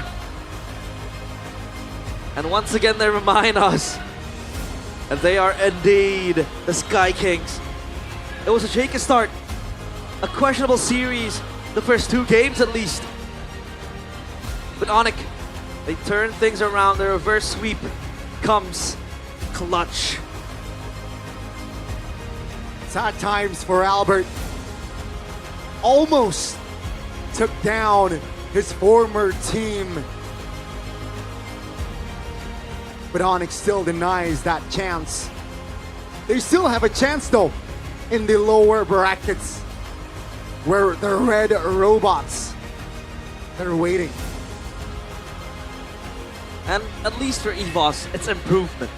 We have seen them struggle against teams far beyond their reach. But up against ONIC, they're able to push it to game number 5. And this just might be a good sign at least for EVOS. Even if they lose here, a lot of things to learn, a lot of things to fix. And they might just be well equipped for tomorrow's clash against Bigatron. It's gonna be a do or die match for them. And man, this was the last push. Erlan was still up at top. Yeah. I don't know what he was looking for. Not even a single minion was shown. And ONIC just took that opportunity to go in. Again, the Cho rendered useless. Sorry to say, but there isn't a single angle, a single window where the Cho could be a difference. And ONIC, as cold as they are, will face Alter Ego in the upper bracket finals. And let's see what the players have to say. Up on stage with Bude, Clara, Mongstar. Sonic, sambutlah tayangan perdana dan kemenangan perdana Sonic, greet dari your tim first ONIC. win from Team ONIC in the playoffs. Dengan semua bendera sorak-sorai kali ini, match pembukaan dari tim ONIC This terasa opening begitu match intens. of Dimana pada ONIC akhirnya feels super kalian bisa intense. memenangkan match pembukaan kalian, Sans. But finally, you guys can win it. How do you feel, Sans? Ini match pertama kita di playoff. Thank God. Bisa dibilang ini berjalan dengan lancar. Jadi It is kita a masih ada smooth match run. besok juga kan. Jadi kita udah fokus di match besok aja sih. So we're just gonna have to focus for the next match Ya, karena udah tomorrow. Oh, Because jadi today is begitu already kelar, over. Selesai. Mikirin buat besok. Dah. Nah, betul. Yap. Buset, bener-bener nggak ada napasnya, nggak dikasih break. Tapi kalau kita Seems like lihat there's no balik break for you sedikit guys. tentang match hari ini, San. But looking back at it for kita the match melihat today, intens banget. it's dan super tadi intense. nyaris aja ada And it was match point yang almost EVOS dapatkan. match Di point saat kalian udah for mendapatkan 1 EVOS. game, mendadak EVOS ngedapetin 2 game. Apa yang terjadi? all of a sudden, EVOS got 2 games after the first win. Mungkin ada kesalahan di early sih kayak Maybe we counter made gitu. Ada mistakes kesalahan, early. Jadi EVOS-nya lumayan pintar juga kan. Jadi ya kita bisa And EVOS was quite smart. Mungkin kuncinya di turtle pertama dong sih. Sebelum turtle pertama dia lebih bagus Maybe the key Tapi was the first total. apakah They were better memang at the di time. sini EVOS berbeda dengan yang ada di regular season Is atau the current EVOS bagaimana? different than the Yang aku lihat regular sebenarnya season nggak EVOS? terlalu jauh beda sih. Cuman ya Not really. It nggak ada sih yang gue lihat sih mau doesn't differ mirip that sih much. dia cara main regular sama playoff. Ya nggak ada beda dikit lah. It's only a small Aja. difference. Tapi kalau ngebahas tentang ONIC, But if we're talking about mode ONIC, playoff apa Sans? Ada mode playoff, ada beda kah? is there a playoff mode for you guys? Yang pastinya beda lah kalau kita fokus di regular Obviously, sama it's always different. playoff lebih In the playoffs, banyak apa ya? Ya beda there sih are vibe-nya more. gitu. Playoff lebih It's a different vibes. berbahaya lah. For playoffs, we are more dangerous. Berbahaya. Oke, ngebahas tentang berbahaya. Talking Dari about UPI dangerous. sendiri, UPI.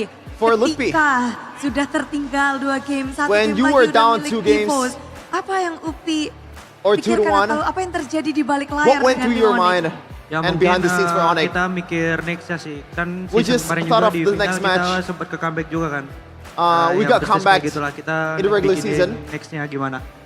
We just langsung aja think next of what gimana, to do gak ada next. kepanikan dan gak ada down-down. Was there any Nah, panic at all? Yang penting enjoy. As long as you enjoy, aja. it's all good. Tapi ngebahas sekarang di hari ini kemenangan yang begitu dramatis untuk A UPI dramatic win dengan panggung for playoff. Lutfi. Apakah memang ada In this penyesuaian playoffs. nih dari ONIC Is there any untuk kind of panggung adjustment ini? for Ya ONIC? mungkin ini sih apa penontonnya lebih banyak lah. Maybe there are more audiences here. Rame banget di sini ya. It's super crowded today. Jadi menyamakan vibes-nya. Ya benar. So you guys are matching Ya the vibes benar. from Tapi Sonics. penonton seramai ini gimana Yap. Upi?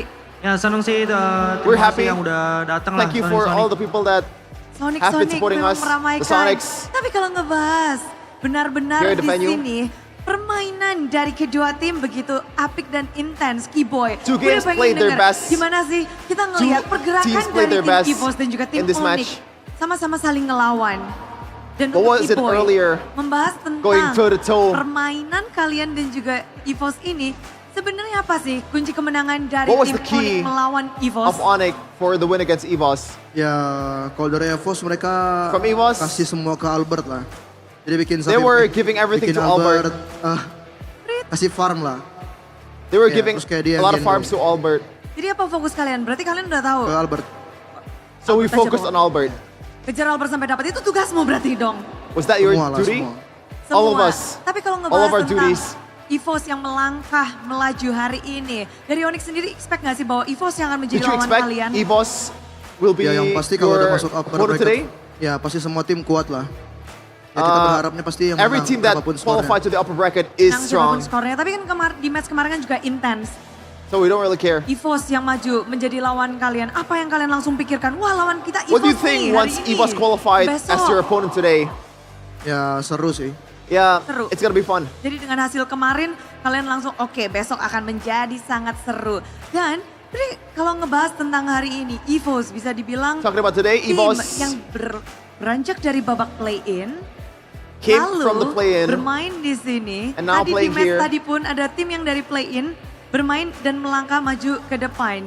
Dari Keyboy sendiri ini tim-tim In the previous play-in match, memang it was lagi Alter Ego that panas-panasnya qualified gimana sih, as Boy? the playing team. Ya, Are mungkin they mereka udah hot right sempat now, main the playing kan, teams? udah bertanding juga jadi ya lebih Maybe panas they lah played daripada earlier, so Jadi they got baru hot starter nih ya, much uniknya. sooner kita than juga us. pasti berusaha langsung panas juga di awal. But of course, we're always Cuma emang try ya, to give it mereka our jago best kok, and jago. be as hot as possible Dan ini in the early benar-benar kita bisa stage. merasakannya dan momen-momen berharga banyak sekali terlihat apalagi Skylar Skylar, hari ini today, di pembukaan babak playoff. in this opening match of the kita melihat playoffs, game yang begitu ketat. We Dari saw Skylar a very sendiri competitive melihat game. match hari ini gimana? how do you feel about today's match, Seru sih. Skylar? Soalnya kan Very ini fun. gue sempat lihat dan playoff perdana gue juga lagi balik. Because this is my first playoff after the break. Saya lebih rame juga, ada fans Sonic yang lumayan. And it's much more crowded. There's a lot of Sonics here. Seru. It's very Dan fun. kalau ngebahas tentang tadi, banyak banget momen-momen di mana There were a lot of dari moments sisi lore, dari in Albert, Lords, dari permainan kalian and your yang gameplay melawan tim EVOS. against EVOS. Di game 1, 2, 3, 4, 5, mana In all the game yang games, paling which game? Skylar kenang? Was your fondest of memories? Semua game sih, mungkin All of kalau them. satu yang game Maybe the first 5 one? sih. Ada Or apa di game maybe kelima itu it's pada game akhirnya number kalian 5. dapatkan? Kita lebih solid aja sih. Because we're much Mungkin more kita kan solid. apa yang Keyboy bilang tadi, kita telat panas dan kita mungkin yang Maybe udah Keyboy was kayak right. We kelihatan are disiplinnya hot di match. a bit late than EVOS. Game 4-5 kah itu sesungguhnya tim ONIC? Was game number 4 and game number 5 Baru the true ya. ONIC? Tapi kalau ngebahas Yes. hari ini lawanmu adalah Erlan, di mana kemarin dia hampir Today your bersih matchup tanpa is Erlan. death Yesterday sama sekali. it was Dari deathless Scalar Sonic Ranger. sendiri ada nggak mungkin From diskusi you. bersama dengan Coach Adi, Aman With Wei, Coach Adi, dan with Coach Ong W. Game tentang ngebahas untuk melawan Talking about Erlan how to face hari against Erlan today. Nggak ada sih sebenarnya Nothing. yang itu yang kita udah respect band juga kan. Maybe Granger, we yang just mungkin respect Granger ban the selalu Granger. bermasalah, jadi kita respect aja. Because it's too much of a trouble. Respect aja. That's why we ban it. Dan ini terbukti. Kita melihat Erlan dengan hero-hero fighternya sudah mulai Looking juga at Erlan with the fighters and dengan all. perlawanan hari ini. Gimana sekarang merasakan panggung playoff melawan Erlan How was it dibandingkan facing dengan Erlan mungkin in regular the playoffs season? compared to the regular season? Sama aja sih, nggak ada beda. It's the same. No Ada difference beda. at all. Kalau dari tim ONIC sendiri besok kan bakal melawan tim Alter Tomorrow you Ego. guys will face Ini menjadi Alter Ego. perlawanan yang kalian sudah duga kah? Alter Is Ego this yang within melangkah your bukan Bigetron? expectations? Gimana Alter Ego Scalar melihat qualifying instead of lawan Bigetron? Kalian adalah Alter Ego bukan Bigetron. What's your thought on the matchup?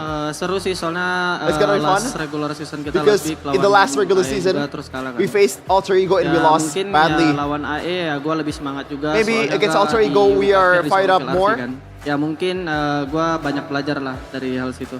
Maybe I learned a lot from the Akan last menjadi matchup against rematch Alter yang Ego in the last week. Tentunya semua mata tertuju karena Of course, setelah all itu eyes tiket are F7 bisa all eyes didapatkan. are on the Jadi matchup selangkah lebih tomorrow dekat lagi for dan ONIC versus Alter selangkah Ego.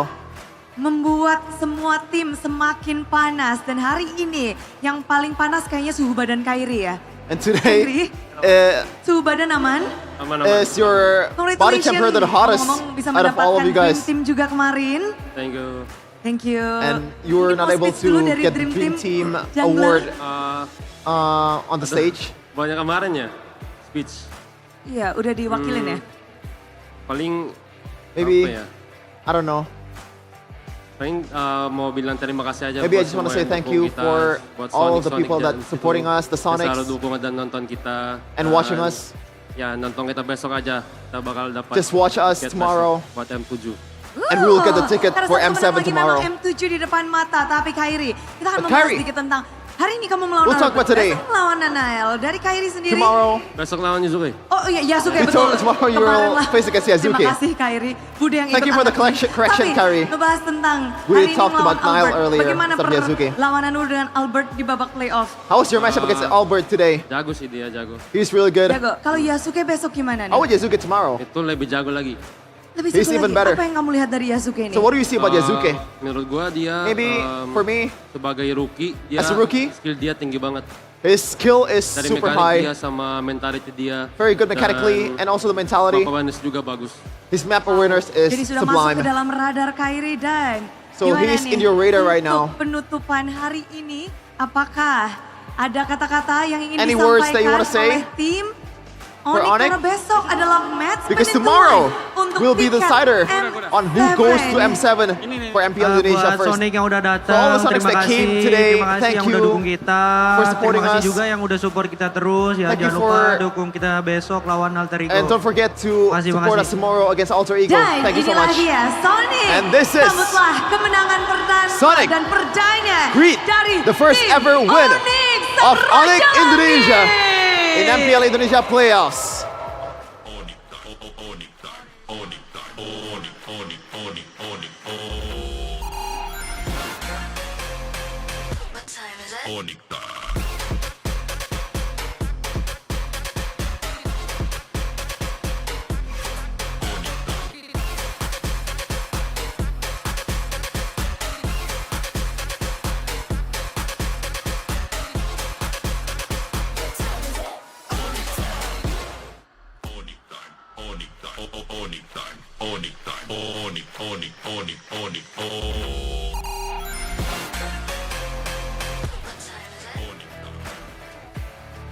Iya, dan begitu ramai di Nice Pick 2.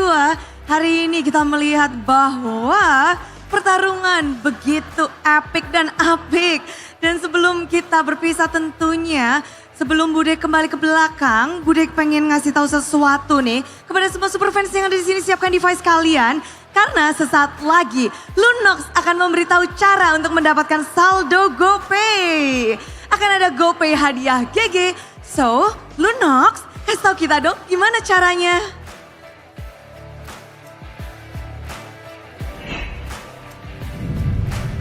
Hai Super Fans. Dengan senang hati, aku akan bagikan saldo GoPay untuk semua Super Fans yang menyaksikan Playoffs MPL Season 16. Caranya, unduh aplikasi GoPay di Play Store atau App Store. Buka kamera pada smartphone untuk scan QR Code yang akan aku berikan. Klik buka hadiah untuk terima GoPay hadiah. Dan selamat, saldo GoPay dari GoPay hadiah berhasil masuk ke akun GoPaymu. Semua sudah siap? Ini dia QR Code-nya.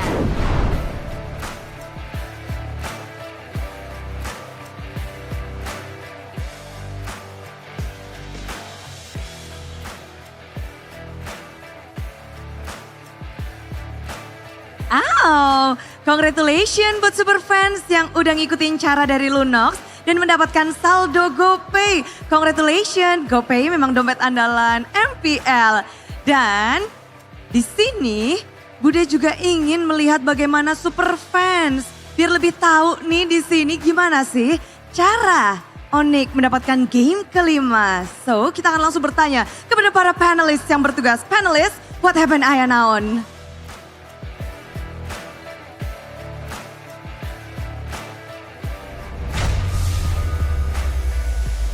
What happened, Ionao, indeed? What does that mean, Sheffin? What happened, Ayanao? I am not Sundanese, so I cannot translate. What does that mean, Eterna? What happened, Ayanao? Well, I am. It's literally what happened, what happened. What happened? What happened? Oh, What happened, what happened? There's never a 50-50 for ONIC. You gotta beat them, you gotta kill them. That's a little violent. You know? Yeah, I feel like the draft is just much easier winning condition for ONIC, especially with Keyboy securing the Kalea. That is just no. And that is with Albert. If you guys notice, I don't think you were there, Miracle. He actually stole the red buff from Kyrie in the first few minutes. You noticed? I saw it. Okay. I saw it through the phone. Okay. Oh, thank you, Samsung, right? And Kyrie was able to recover really easily, man. It is just that easy for ONIC. And again, Erlan on the show on a close-out game. I really don't like it. It's like we've said it through game one, right? Like you don't pick a fighter goal that's not comfortable for Erlan. And I don't know if it is actually comfortable in scrims, but you have to be comfortable on stage. You got to go for proven picks, and Cho was definitely not proven. That's why I thought if you don't go for the Cho, you go Ruby. I call the Terizla Ruby, right? Instead of the Arlet plus the Cho. Yeah. I think it would have been the better option, man. The Terizla would have held the glue down in lane, played for the turtle, and if you take into account Albert's orange buff steal plus that, I think it could have been real good. They would have had something that they could have utilized. But again, it was different, and ONIC do not lose those 50-50s. Yeah, no. But the player of the match is actually Skylar. All right, Harris, Ruby. We were talking about his conventional picks and his unconventional picks, and honestly, the Ruby in that final game is pretty good. I remember that crazy I'm offended that he was able to get under target. Pretty good. Yeah. That's more than pretty good a turnout. That's really good. So far from all the games, it's the cleanest. Not really the best game out of all of them. I think the carry on the Harith was better, and it was more pivotal for the team. But in this case, he was much more cleaner, man. The sets was super crisp, and it's just pale in comparison towards Erlan, which can only go for a single target, and you don't really use it to your advantage too. Yeah. You see the heat map here, you do see Skylar participate in a lot more fights compared to Erlan as well, by the way, right? Like Erlan, I think it was the first fight where he went in, but that was also with Skylar jumping in first. He got the I'm offended first, they got that set, they got the kill, and then there were trades happening. And then, yeah, the two-man. It was also just the things that you don't see. Not the flash I'm offended. Sometimes just standing in the back, don't run Wolf King. So many times they try to go in and it just, that small jitter stun stops you from doing a whole lot of things. And with the Kimmy there, Sans was so free, dude. Just like, all right, fam, I know what this Ruby is about. I know what I need to do. Boom. Yeah. Easy. You were talking about the really good peel from the competition from ONIC, right? To facilitate the Kimmy as well. Yeah, there's really not much danger coming in from the Kimi on this one, right? It's a full dive, which is not really available if the Lunox is rocking the Purify, man. I think at this point, you gotta risk it, man. Even though against a Kalea. Here too, the Ruby. Man, a great I'm offended flicker. The one on the turret was not as flashy as this. This one with the flicker. This one was just he just walked up, scoop, scoopity, scoop, boom. And then, yeah, easy sets for the team. man. AOG does not matter. There is no follow-up from EVOS. Yeah. Honestly, anticlimactic game number 5. Yeah, but it is. hey, Yeah, I agree. This is, I think, for most of us, what we expected from ONIC. Yep. Coming into the series. So quick as well, 10 minutes and 51 seconds. So I think right now for ONIC, it's like, okay, let's not disrespect our opponents anymore. You know, we actually have teams that can actually take us down, punish us when we make mistakes. It's not as easy as it was for Season 11 and Season 12 anymore. So you gotta respect it. My boy Erlan's over there. Just chilling. Just chilling. Yeah, I think for a closeout game, you want to take as less as a risk as possible. And ONIC's winning condition, like, it's hard to mess up with ONIC's comp. I mean, look at the kill count. Yeah. For EVOS, it's only 2, and it's towards Keyboy, the guy that you wanna kill. Yeah. All the damage dealers are super safe, even Lutpi as a frontliner. You see, it is just, yeah. We can talk about the draft more times after this, but on the execution part, it's not really the cleanest either for EVOS. Yep. But back again, the ceiling is not there from the draft too. Becomes quite greedy for them and becomes very, very greedy. Yeah. So looking at the way ONIC are right now, how close EVOS were able to push ONIC. ONIC versus Alter Ego, EVOS versus BTR. I think we have some solid matchups tomorrow. Like these are fire, man. As a BTR fan, I'm happy it's not ONIC down below. You said it would be easy. If they drafted like game 1 to 3, yeah. If they lock in and they're like, yeah, never mind, we're not gonna do that again, then the way they execute their game is very, very difficult. I don't know if this is hot take, but if we just once again erase the names of the players and we're just going by what happened in this day, I'm taking Alter Ego over ONIC. What? Yes. Oh. I think that's... I mean, the last time they met up, Alter Ego did win. Yeah. Against ONIC. That's what right? they say in the stage, so they're more fired up. Yep. Yeah. ONIC. Last time BTR met ONIC, they also won, but that didn't happen against Alter Ego. And BTR won against Alter Ego, by the way, in the regular season. So yeah. I think regular season matchups, it's like, it's aight, you know, it's cool, but you still definitely want to adapt, change a little bit of your game. And I think ONIC, what I like about ONIC is they're no longer the ONIC that just disrespects their opponents through the banning phase anymore. I mean, at least for Adi, right? Whenever he's the head coach, we usually see, we let go of the signature picks and then we lose out. Lunox banned out, Granger banned out. But I like the fact that, again, they stuck through what we've been saying the whole series. You don't need to respect the Lunox that much. Yeah. If they want to first pick it, let it be. You get more prio picks. If they don't first pick it, deny it away. The Granger's the only one that I'm like, well, I think the Granger can be denied too, honestly. Either or, we are going to take a listen into the comms for ONIC earlier on in that match. Wah 15 ulti kok guys. Papa ini nggak bagaimana guys? Coba orang ya, coba orang ya. Itu aja nih, gua coba ulti dua nih. Walman kena tuh. Gol guys. Majuin sih. Angkat gua deh. Arot ya, arot guys. Lihat gua aja nih, Let gua. kuat banget gua guys. Karpet gua. Win. Flicker guys. Go pick. Kalian off flicker. Gua palang. Gua TB. Gua turret dulu ya, Ambil pok aja. Next mid baru gue pakai ulti nih. Coba mid, ayo mid. Gol dia. Maju. Leg doang. Ulti lagi, kayak kunci. Mati dia. Gua ada repi kok, perangnya tinggal perang. Aman, gua repi. Gua balikin ya. Gerak gua. Gua coba ulti yang ada. Satu mati, bisa Arot ya. guys. Saya enggak tuh. Masuk gua. Bisa. Tawar aja, alin tawar paksa. Mau sekarang nggak? Majuin aja, ya. Let go ya. Let go. Dua. Gua angkat lagi. Gua lagi. Gue pelan-pelan sini ya. Aman gua. Kait. Let go. Dua. Nice. Gas aja. Aman. Jauh. Perangin ya. Nice Ler. Bisa lah. Lihat gue habis ini ya. Bisa isan Lihat gue sekali guys. Nih, depan gue nih. Oh, mau dia. Bang. Itu ketarik dah. Yang ada aja. Coba ini Gatot. Gua tarik. Nice. Coba pressure. Let go guys. Nice. Gua ready boy. Let Kiboy ya. Arot guys. Gua udah satu. Udah ungu tuh. Skill 2. Bisa lihat gua guys. Gas. Gas aja. Lu guys.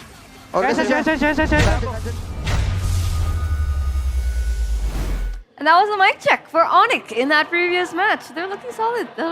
They sound solid too. They're back to like the old ONIC where there's no hype. I mean, that end moment, I expected more of like, yeah, but they were just like, Yeah, let's get it, guys. All right, get it. That's it. It's like, yeah. I mean, you can see the winning moment, they were not really celebrating. Maybe it's not really something that's worth celebrating because maybe they feel disappointed. Yeah. With their performance. And again, we did set the stakes here on the panel early on. Even if you lose one game, the expectations for this ONIC lineup is ridiculous, dude. I mean, 3 of us predicted 3-0 and 3 of you 3-1, I believe, right? Yeah, I did. Yeah, no one predicted 3-2 except Miracle. Naveen.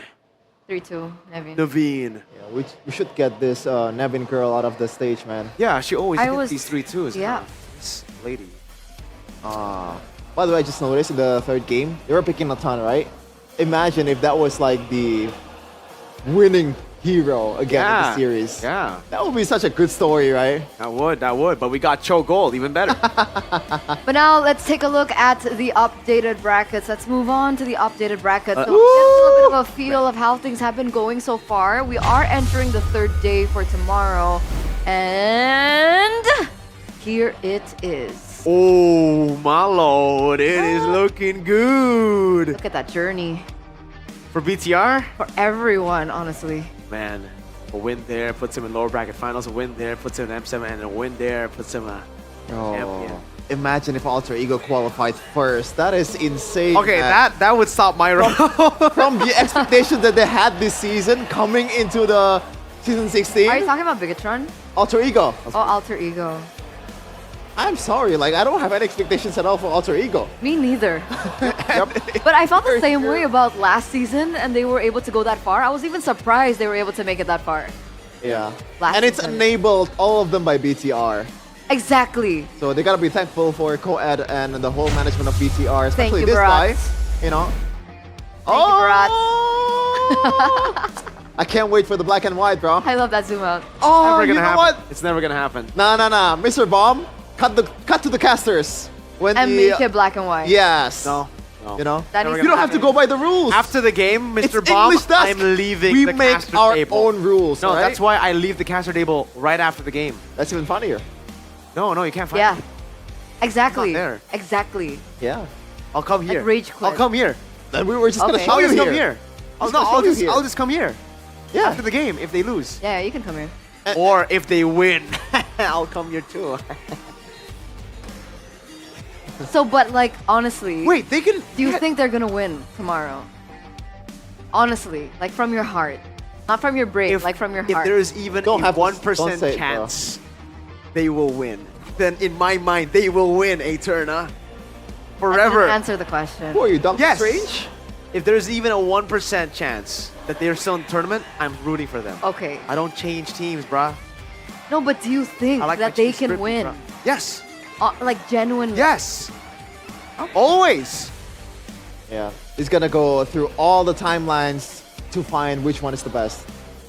There's a timeline out there where we have the ONIC lineup. Just saying. Oh, I don't get it. Maybe you know something that I don't. What?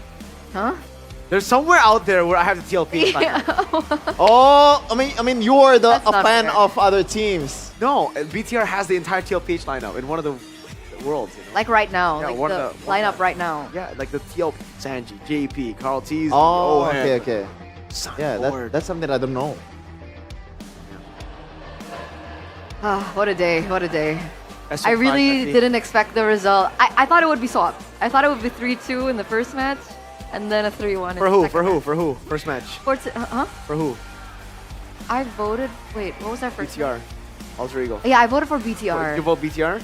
We all did. So why is it just me that gets the curse when it's all you predicting the same thing? Huh? Because we were right yesterday, so we don't have a curse. maybe the curse isn't real. Maybe it's just BTR. Exactly. It is just BTR. That's always been the case, bro. Always choking in playoffs. So tired of giving them my vote.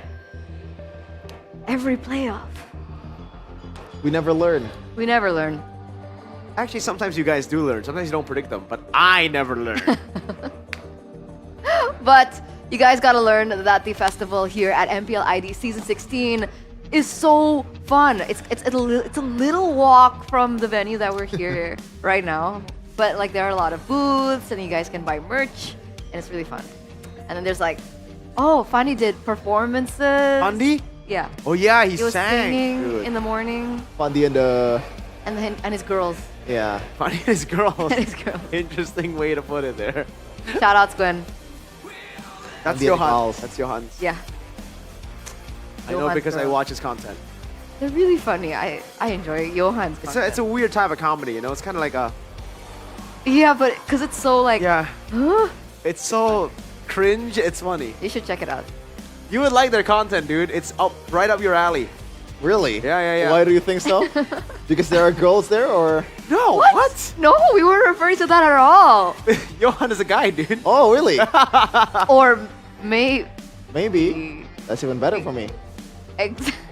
What? I wasn't. What? I was going that direction, but M7 Carnival, though, something that we've seen from MPL ID is the carnivals being really, really cool. M7 will also have a carnival, and it's coming to Jakarta on January 23 to 25 at Stadion Madia GBK. Enjoy an exciting watch party, exhibition matches, player meet and greet sessions, artist performances like this guy, and much more. there'll be cosplayers too. Really? Yeah, there's a cosplay competition for M7. Did you apply? Why? You have the Alice skin. Oh, cosplay, well, right? I'm not a cosplayer. It's just But if you cosplay, does that not make you a cosplayer? no. Like a cosplayer would mean that you regularly do cosplays. Hey, I have a joke. Yeah, I also... No. Oh, something you can say here? Oh, man. Cosplayers are a bunch of liars. Okay, why? Because they're a con artist. I actually don't get it. Comic con artist. What? Dude, I Dude, get it now. that was pretty bad. Dude, I didn't get it, and I didn't laugh. I got it now, and I still didn't laugh. Well, it's Pretty like bad. one of those occasions where Funny Yeah. didn't laugh. You know, Huh? Funny didn't laugh. Funny didn't laugh. Yeah. It was a funny You just chat. appreciate it. Type 1 if you think it's funny, type 2 if you think it's garbage. I thought that was pretty bad. But here, that's what I mean. I want to see the Call chat. to all cosplayers. Call to all cosplayers. Yeah, if and you're a cosplayer. specifically if you want to become Gatot Kaca Especially if you're a Chainsaw Man cosplayer. or I mean, Alcadita. Oh, yeah. That. What did you say? Nothing. Okay. He wants to see the Reze cosplayers. What's a Reze? What? Yeah, because Reze wears BTR on her neck. Huh? She wears a choker. Yeah. Oh, cause BTR chokers. No. Chokers are hot. What, BTR? You know what's hot? The M7 Talent Showcase, alright? So if you guys have a specific skill, like you can cosplay, or you can dance, or you can sing, or you're comedic, or you can act, or any other creative talents like that. Or if you have none of that, but you're good looking, it works too. Okay, you can try that if you want. You can join the MLBB Community Talent Showcase because whoever wins will get an opportunity to actually perform at M7. Whoa. Or maybe you're cringe because cringe is a talent. And all you need to do is record that cringe, right? 1 to 4 minute performance video of you being cringe or whatever you want. How do you record a 1 to 4 minute video? You just say things or something. I don't know. Man, it's really up to the judge then. Because if the judge is like, this is cringe, nah. It's like, you have to, this is why you need to get good It's judges. easy to make a cringe content, dude. No, but is it easy for you to get recognized by a judge saying like, oh, this is funny? Yeah, it really depends on the judge. Exactly. So you have to know ahead of time who the judges are. You need to get good judges, okay? Because if not, then your video is not going to be good. Yeah.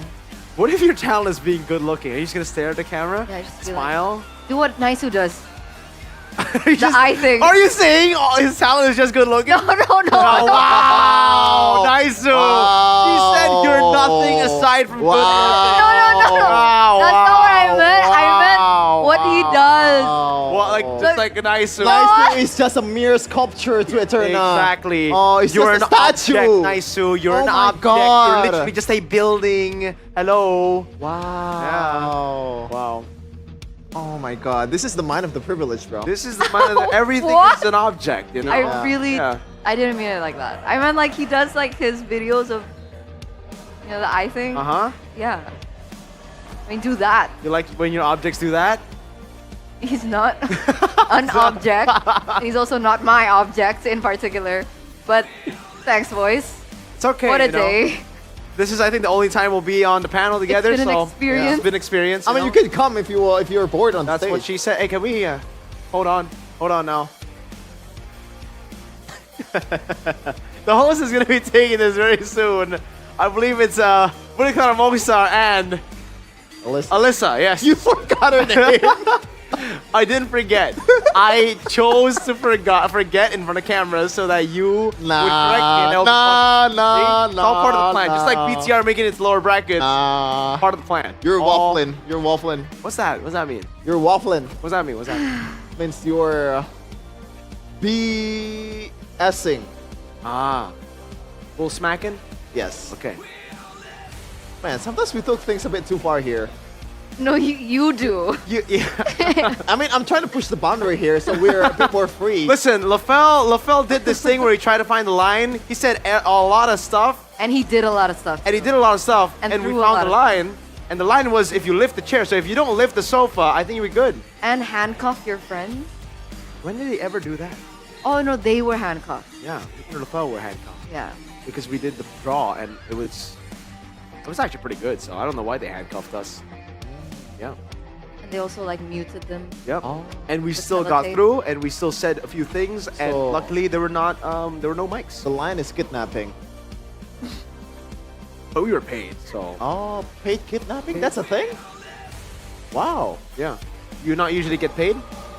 As Yeah, a I gimmick. Kidnapped voluntarily. As a gimmick. That's not a kidnapping. as a gimmick, guys, by the way. As a gimmick. You give him a consent. As it was a skit. It What? Was a skit. It was a skit. He means as a skit, by the way. Don't actually kidnap people. That's not a. Unless without consent. Unless with consent. That's not Unless with consent. not called kidnapping. kidnapping. Then that's role play. Wait, hold on now. No. Hold on you're now. pushing the boundaries. that was on the line, Eterna. I think That was the line. we're gonna throw it over Penalty for to Eterna. Alyssa Hold on. and Penalty for Nicola Eterna. Mokhtar. Get her off the stage. Just a bit. Oh, what do you mean? Role playing is normal. Yeah, that. Oh, hold on. I'm not Okay. just like Yeah. Especially you're the host here. acting. He's trying to blame you. I like my that, God. Shepard. This is- I like the gaslighting. Yeah. More that, bro. Let's go, man. More that, bro. Let's go, man. This is the only time I'll be on panel with you guys. Please So help. great time. By the way, you still have 3 days with me. Are you serious? Yeah. It can't get any worse than you guys together, though. Oh, wait till you see Oh. Arashi and Sheffin. No, Arashi's super tame. Maybe I can Only enable. without Sheffin. But with Sheffin, he enables. I am the Sure. enabler. He is the enabler. He's got the kacha. I'm a little. I'll be off tomorrow, so that's fine. Are you? Yes. Wait, it's realized. 2 days then. Oh no, that's gonna be even worse. Realize with you and Arashi. Oh man. But it's been me, A-Turn, alongside with Miracle. and Shuffle. signing out for the day. We'll see you tomorrow as we throw it over to Budeklar Mongstar. Dramatis, kita mendapatkan pada akhirnya hasil yang mungkin tadi disangka-sangka. Kita bisa melihat bahwa di match pertama di hari ini, Alter Ego akhirnya bisa berhasil mengamankan final untuk upper bracket di esok hari.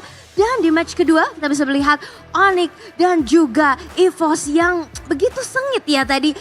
1-2, 2-1 sudah didapatkan, namun akhirnya dimenangkan oleh ONIC yang berhasil mengamankan tiket mereka untuk ke final upper bracket di esok hari. Ya, dan lawan mereka adalah Alter Ego yang mendadak di babak playoff ini. Seperti memiliki bensin yang berbeda, Alter Ego ingin mengukir sejarah. Namun kita sebelum melihat final upper bracket di match kedua esok hari, tentunya yang tak kalah menarik adalah lower bracket di mana akan ada sebuah pertarungan antara hidup dan mati. Pertemuan antara tim Bigetron dan juga EVOS.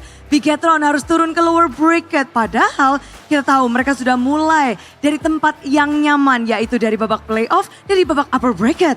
Satu langkah salah saja besok satu tim harus dipulangkan. Dan kita akan bisa melihat apakah satu tim siapakah yang bisa mengamankan tiket pertama untuk nanti bisa mewakili Indonesia di M-Series. Yap, lebih dekat lagi untuk menjadi perwakilan Indonesia. Karena hanya 2 tim saja yang bisa mendapatkannya dan ditambah siapa yang akan menuju juara. Dan jika membahas keseruan hari ini tentunya semua ini tak lepas dari dukungan para superfans dan juga para sponsor dan partner.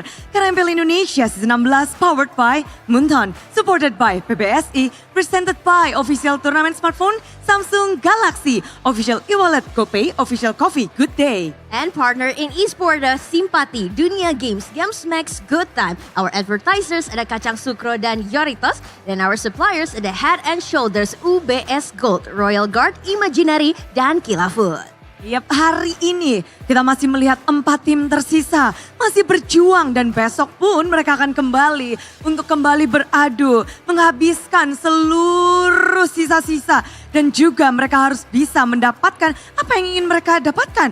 Juara, tiket M7 dan menjadi mungkin Raja Galaksi selanjutnya. Kita akan melihat di hari esok, jadi pastikan seluruh super fans dukung tim kesayangan kalian datang langsung ke Nice Peak 2. Masih banyak tempat yang kalian nantikan untuk kalian bisa mendukung tim kesayangan kalian. Karena di sini juga ada festival, semuanya bisa berkumpul. Di sana banyak banget acara-acara seru dan jangan pernah lewatkan. Betul sekali, bisa meet and greet langsung, datang langsung ke MPL Festival karena pastinya gratis. Jangan bisa langsung nonton di sini juga di MPL Arena pastinya. Jadi jangan kelewatan untuk batch esok hari. Benar. Hari ini kita sudah menyaksikan bagaimana semua tim sudah mengerahkan energinya. Besok energi mereka akan ditambah karena mereka pun begitu bersemangat untuk menyambut esok hari. Jadi hari ini di sini Bude Clara dan juga Alisa Natali pamit undur diri. Terima kasih banyak telah menyaksikan MPL Indonesia Season 16 babak playoff. Dan kita akan jumpa esok hari di MPL Indonesia Season 16. We own this!